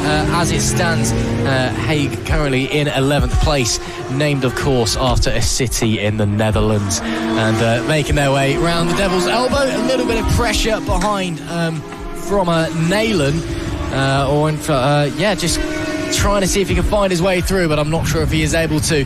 There is the 728 as well, also trailing them. That's Taylor on that Honda 600 machine, and Galatovic just behind him as well. So a few more battles elsewhere around the track, but no one really trying to make a move yet. The 36 having a look, just not close enough to really make it stick. Yeah, battles all the way through this field then. It's close as you like at the front, just 3.5 tenths between them. And then look at this battle out on circuit here as well now then, between Haig, the number 89, and the number 36 just in behind him. That's Chris Nayland. Has a little look up the inside at the hairpin. Couldn't quite find a way through on this lap. It is lap 7 of 10 here at Mallory Park as they come onto the front straight one more time. Still plenty of racing action left in this race, and I just feel like we're going to get a move at the front here at some point. Morgan surely at some point is going to show Lee a wheel. Yeah, you'd expect it. He's not going to spend all 10 laps just chasing him down, then finally getting there. Go, no, you know what? Yeah, I'll just settle for second. It's fine. Whatever. Yeah. He's got to try at some point, at least. Even if he doesn't quite have enough to get through him, he's got to at least try. As it looks like Nayland is holding off Haig at the moment. With a Spider-Man helmet on his way. So not only is he named after a city in the Netherlands, but he's got a Spider-Man helmet. I like this guy. I like him a lot. He's currently doing a great job in P12 as well. The 89 machine keeps it to the inside. Seeing a few riders do that today, just preferring a much tighter line into the hairpin, although he does run it a bit deep on that occasion. Before they come to the bus stop and through Devil's Elbow, they'll be heading on to lap number 8. These guys, as up the front, gap still 0.2 of a second on the previous tour.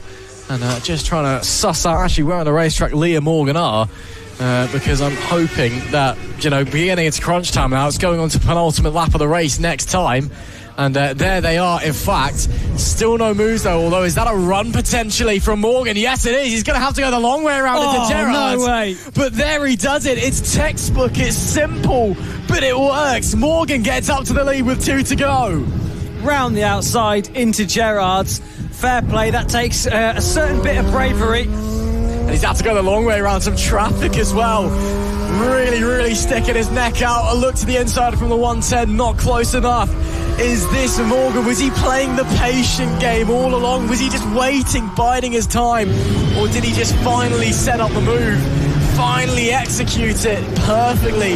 Either way, it's surely going to be 1 lap to go. Does Lee have anything in his locker? Can the 110 find any extra ounce? Or has Morgan just sealed the deal?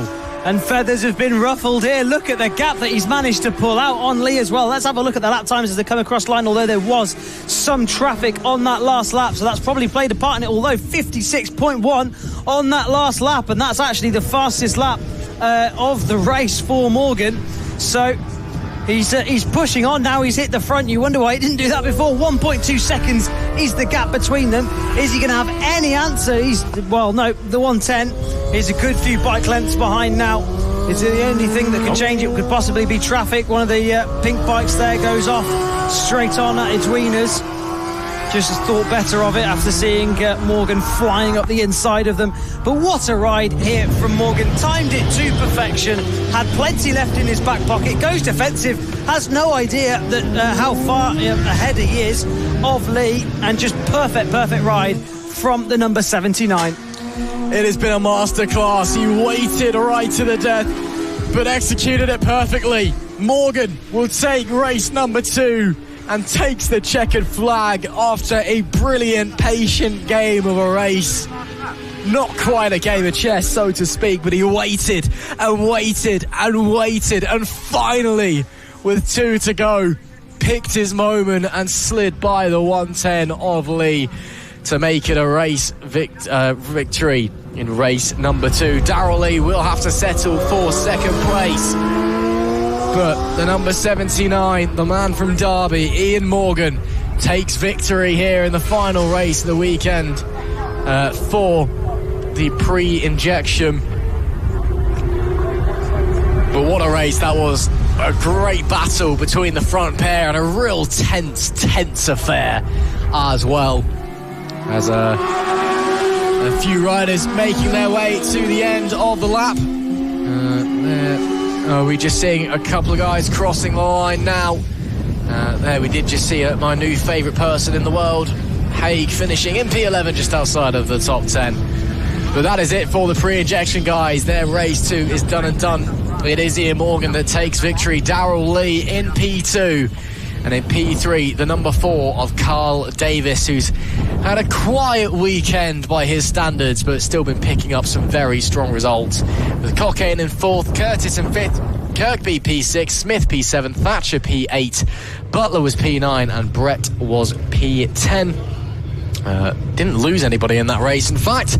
So all 17 riders came to the end, which is, of course, fantastic to see. But that's it for the pre-injection, guys.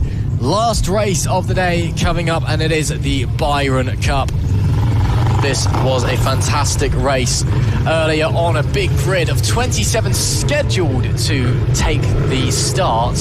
Whether we'll have full 27, I am not sure, but I might just have to start going through the grid a little bit earlier than normal because of how many we've got going out. And in fact, bizarrely, we've got more starting race number 2 apparently than we had in race number 1. So not entirely sure how that's going to work, but we'll figure it out as they start making their way down to the grid from the pit lane. But again, as well, I don't think we'll have the full 27 that we're scheduled to have. Just doing some counting now. I count 17 or 18 tops. Not quite the 27 that we're being promised, but we'll still go through it to the best we can anyway. But it will be, I'm sure, a brilliant race. We know that Mitch Ducran is going to win on the 66. We know that Mitch Nichols and Adam Hodgkinson are going to put up a fight for 3rd place. But it still should be an interesting affair out there on the track. But it is the final race of the day as well, not just for the Byron Cup, for us here at EMRA as well. And Tristan, what a day of racing it's been. Oh, what a day. Yeah, no, very, very, a lot of really, really good racing today. Very impressed by a lot of the categories out there. Some really smart decisions. A few bold moves, I think, have been made throughout the day as well, but it's made for some great racing, and I'm really excited to see what's going to happen here. Can anyone even lay a glove or lay a finger on Mitch Ducran? I don't think so, but hopefully we'll see some battles. Although he hasn't lined up on pole position, so I wonder if he's just making everyone wait. Maybe there he is. Oh, he's just making everyone wait. Oh, we got excited then. We thought we had a race on our hands, Mitch. Joking aside, as they get ready to go out on the sighting lap, someone deciding that their rev limiter just needs to be abused on that one. It is Mitch Ducran that starts from pole position. Mitch Nichols alongside, and the 137 of Arthur Woods in P3. Adam Hodgkinson is 4th. The 77 starts in P5, and the 58 starts in P6. And those guys I don't think made it out to the grid. I didn't see them on the second row. So row 3 will be the 48, the 186 and the 766. Row 4, the 136, the 93 and the 626. Row 5, the 75, the 91 and the 62. Row 6, the 113, the 71 and the 38. Row 7, the 296, the 726 and the 696. Who had problems earlier on today, so I'm not sure if we'll see them out again. Row 820, the 81, the 199, the 197, row 9, the 661, the 736 and the 69. Again, that's the full 27 we were told we were getting. However, we saw on the grid we were missing a fair few, but on the run to the grid it looked like we didn't have many at all. So we may just have to see how this one goes, but still, let's hope, Tristan, that the final race of the weekend is an enjoyable one. Yeah, no, 100%, and I think it very much should be. A lot of these riders, it's the final race of the weekend. They're going to want to go home happy. They're going to want to go home with some silverware. So let's hope we see some incredible racing for this final race of the weekend here at Mallory Park. Absolutely. Last few riders making their way into the grid slots. And we are missing a fair few. Looks like we're missing P6. We're missing the entire row back there, it looks things, but it is all eyes to the red lights for the final time this weekend. We go racing here at Mallory Park. All 3 of the front row get away quite well, but bogged down does Hodgkinson. It will be Ducran that leads the way from the 347 into turn number 1. And as they all slide their way through single file, apart from the odd rider here or there, Who else would it be? It's Decran that leads the way early doors as they head into Edwinas for the first time. Yeah, Decran from Nichols. Crisp is in there as well on the number 77 BMW. He's looked racy all weekend, so keep an eye out for that number 77 machine. There's some moves being made a little bit further back, but look at the style there. So smooth on that number 66 machine. Late on the brakes down into the hairpin on this first lap, and it really is between these guys now. Decran is going to check out, as he has done all weekend long. But who's it going to be that's going to pick up the pieces in second place? We've got the 347 there of Nichols. We've got the 77 of Crisp in there as well. And just behind them is that Kawasaki 400 of Arthur Woods. Crisp, big look to the inside there, coming to Gerrard's, but ultimately nothing on that occasion. He's still pushing onwards. We know how hungry the 77 has been all weekend. No pun intended on the name, but let's see if he can maybe slide his way up into second place, putting the pressure onto Nichols. A little bit deep though into Edwinas, so definitely nothing on this occasion for Crisp, but still following very, very closely in this battle for second, both on a Suzuki 650 of course, as they make their way up to the hairpin. Of course, Decran has disappeared off into the distance, but still very close in this second place battle. And the likes of Woods, Hodgkinson, West not too far behind either. Nichols now really just needs to stay as consistent as possible, see if he can do absolutely anything. So he's going very defensive down this front straight, making sure there's no way up the inside into Gerrard's, and opens it back up again for the fast, sweeping first right-hand corner that is Gerrard's. Back here we've got a Kawasaki 400 versus a CB 500. Didn't think I'd ever see that in a race. The Kawasaki 400s that we're used to seeing in the BSB category, in categories like Junior Superstar, also in the World Championship is the World Supersport 300 category. Run the Kawasaki 400s, originally ran the 300, the 400 then came in and completely changed the level, and is a very tidy little bike for riders who are just starting out in their racing careers. However, Honda CB500. However, yeah, Honda CB500. Two very, very different bikes with very different riding styles. And looking at it, two very different riders on board. Arthur Woods, young rider learning the craft. The number 56 of Hodgkinson, a ragged CB500 rider. Yeah, really, really riding that thing to the wall and then some, and continuing to put the pressure as well on the 137 in front. Is that a big move there, looking to the inside? That's nice stuff. I believe that was Kirk going through West of 48 on the 186.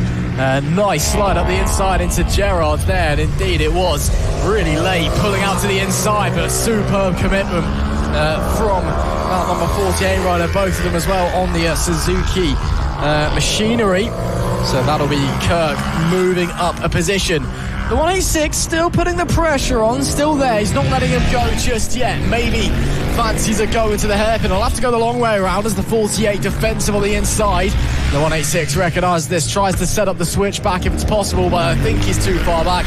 He will be too far back, of course. It's not a very big run to the next set of corners at the bus stop either, so you don't have much of an opportunity there. So these guys go on to their fifth lap of the race, and it will be Kirk moving up a position. Yeah, West versus Kirk, as these guys are locked into this battle for sixth position. A few seconds down the road from Woods and Hodgkinson, who is battling for fourth position. Then that battle for second place still raging on between Nichols and Crisp, although Nichols across the line last time round had 0.6 of an advantage. Look at these two though now, swapping positions, swapping paintwork as they go into Edwinas. A brilliant move there from the number 186. West gets the job done.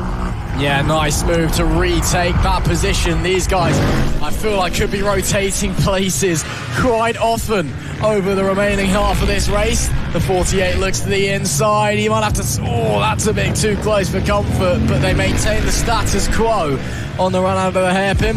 But yeah, these guys all over each other, and yeah, I think they're just going to continue to trade places because they're just not really attacking or defending each other too aggressively. It's all coming to a stop there. Oh, and that's that battle for a little bit further up. Unfortunately, that's Arthur Woods who is battling it out with Hodgkinson.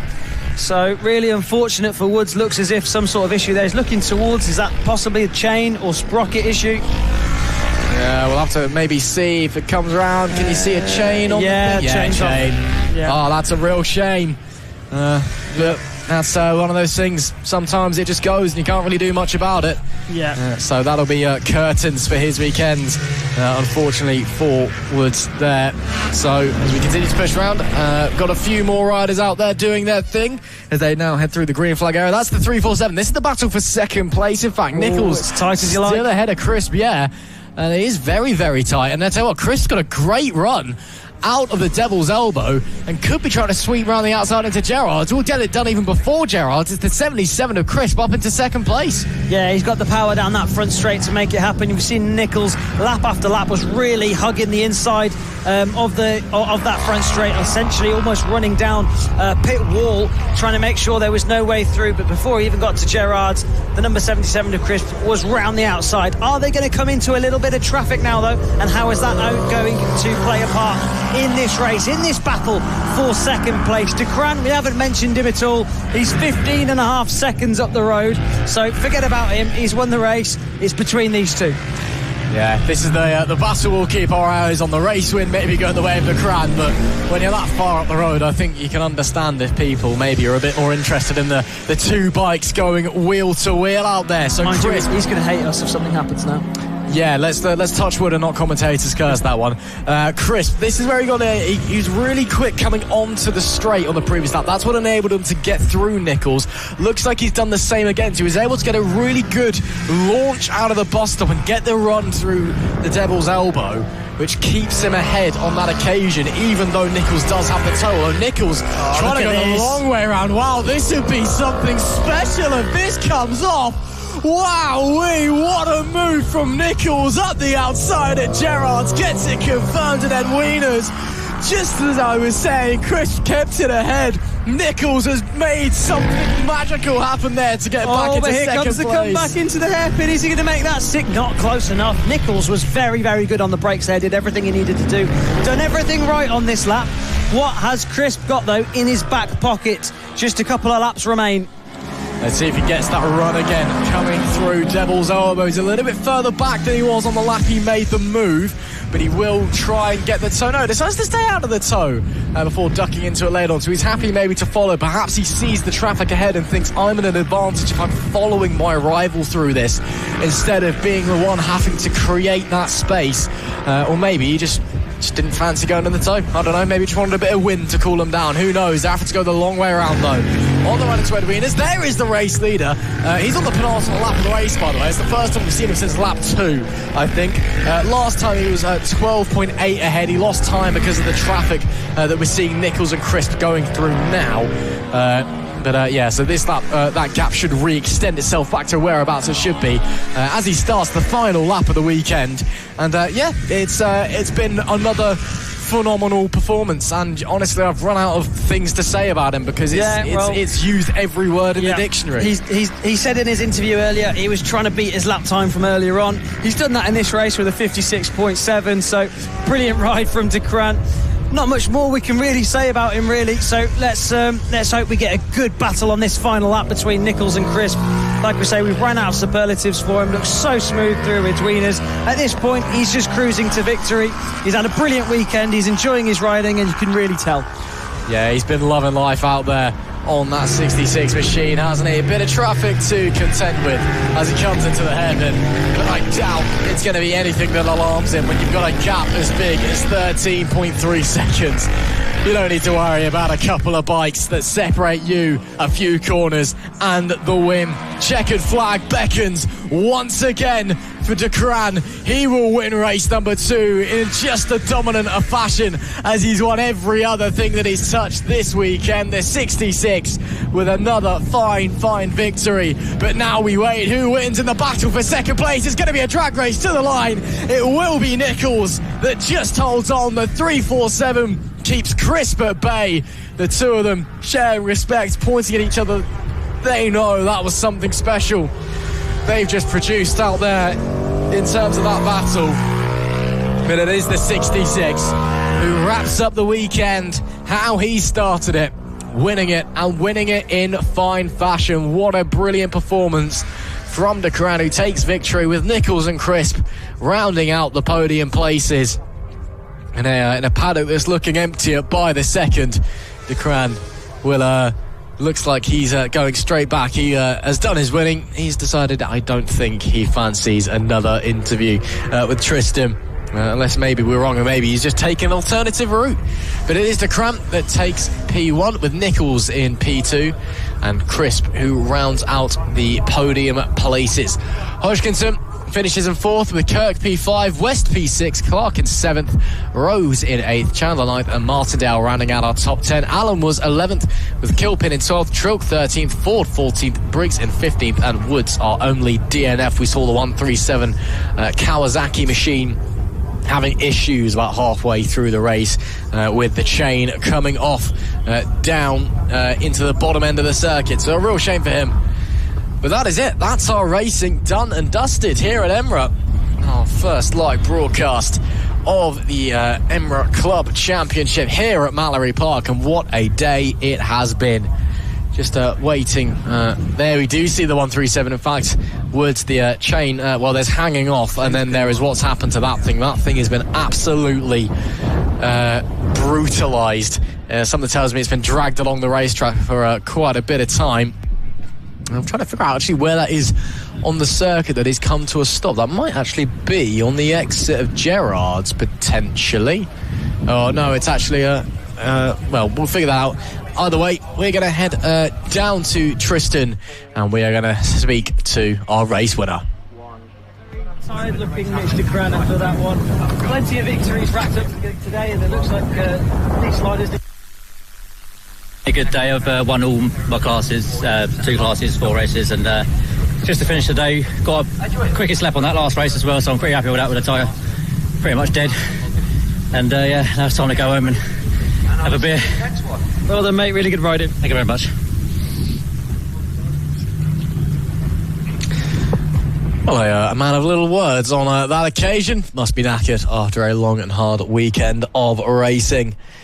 But what a weekend of racing it has been here at EMRA. Are we going to get another one? Looks like we maybe not.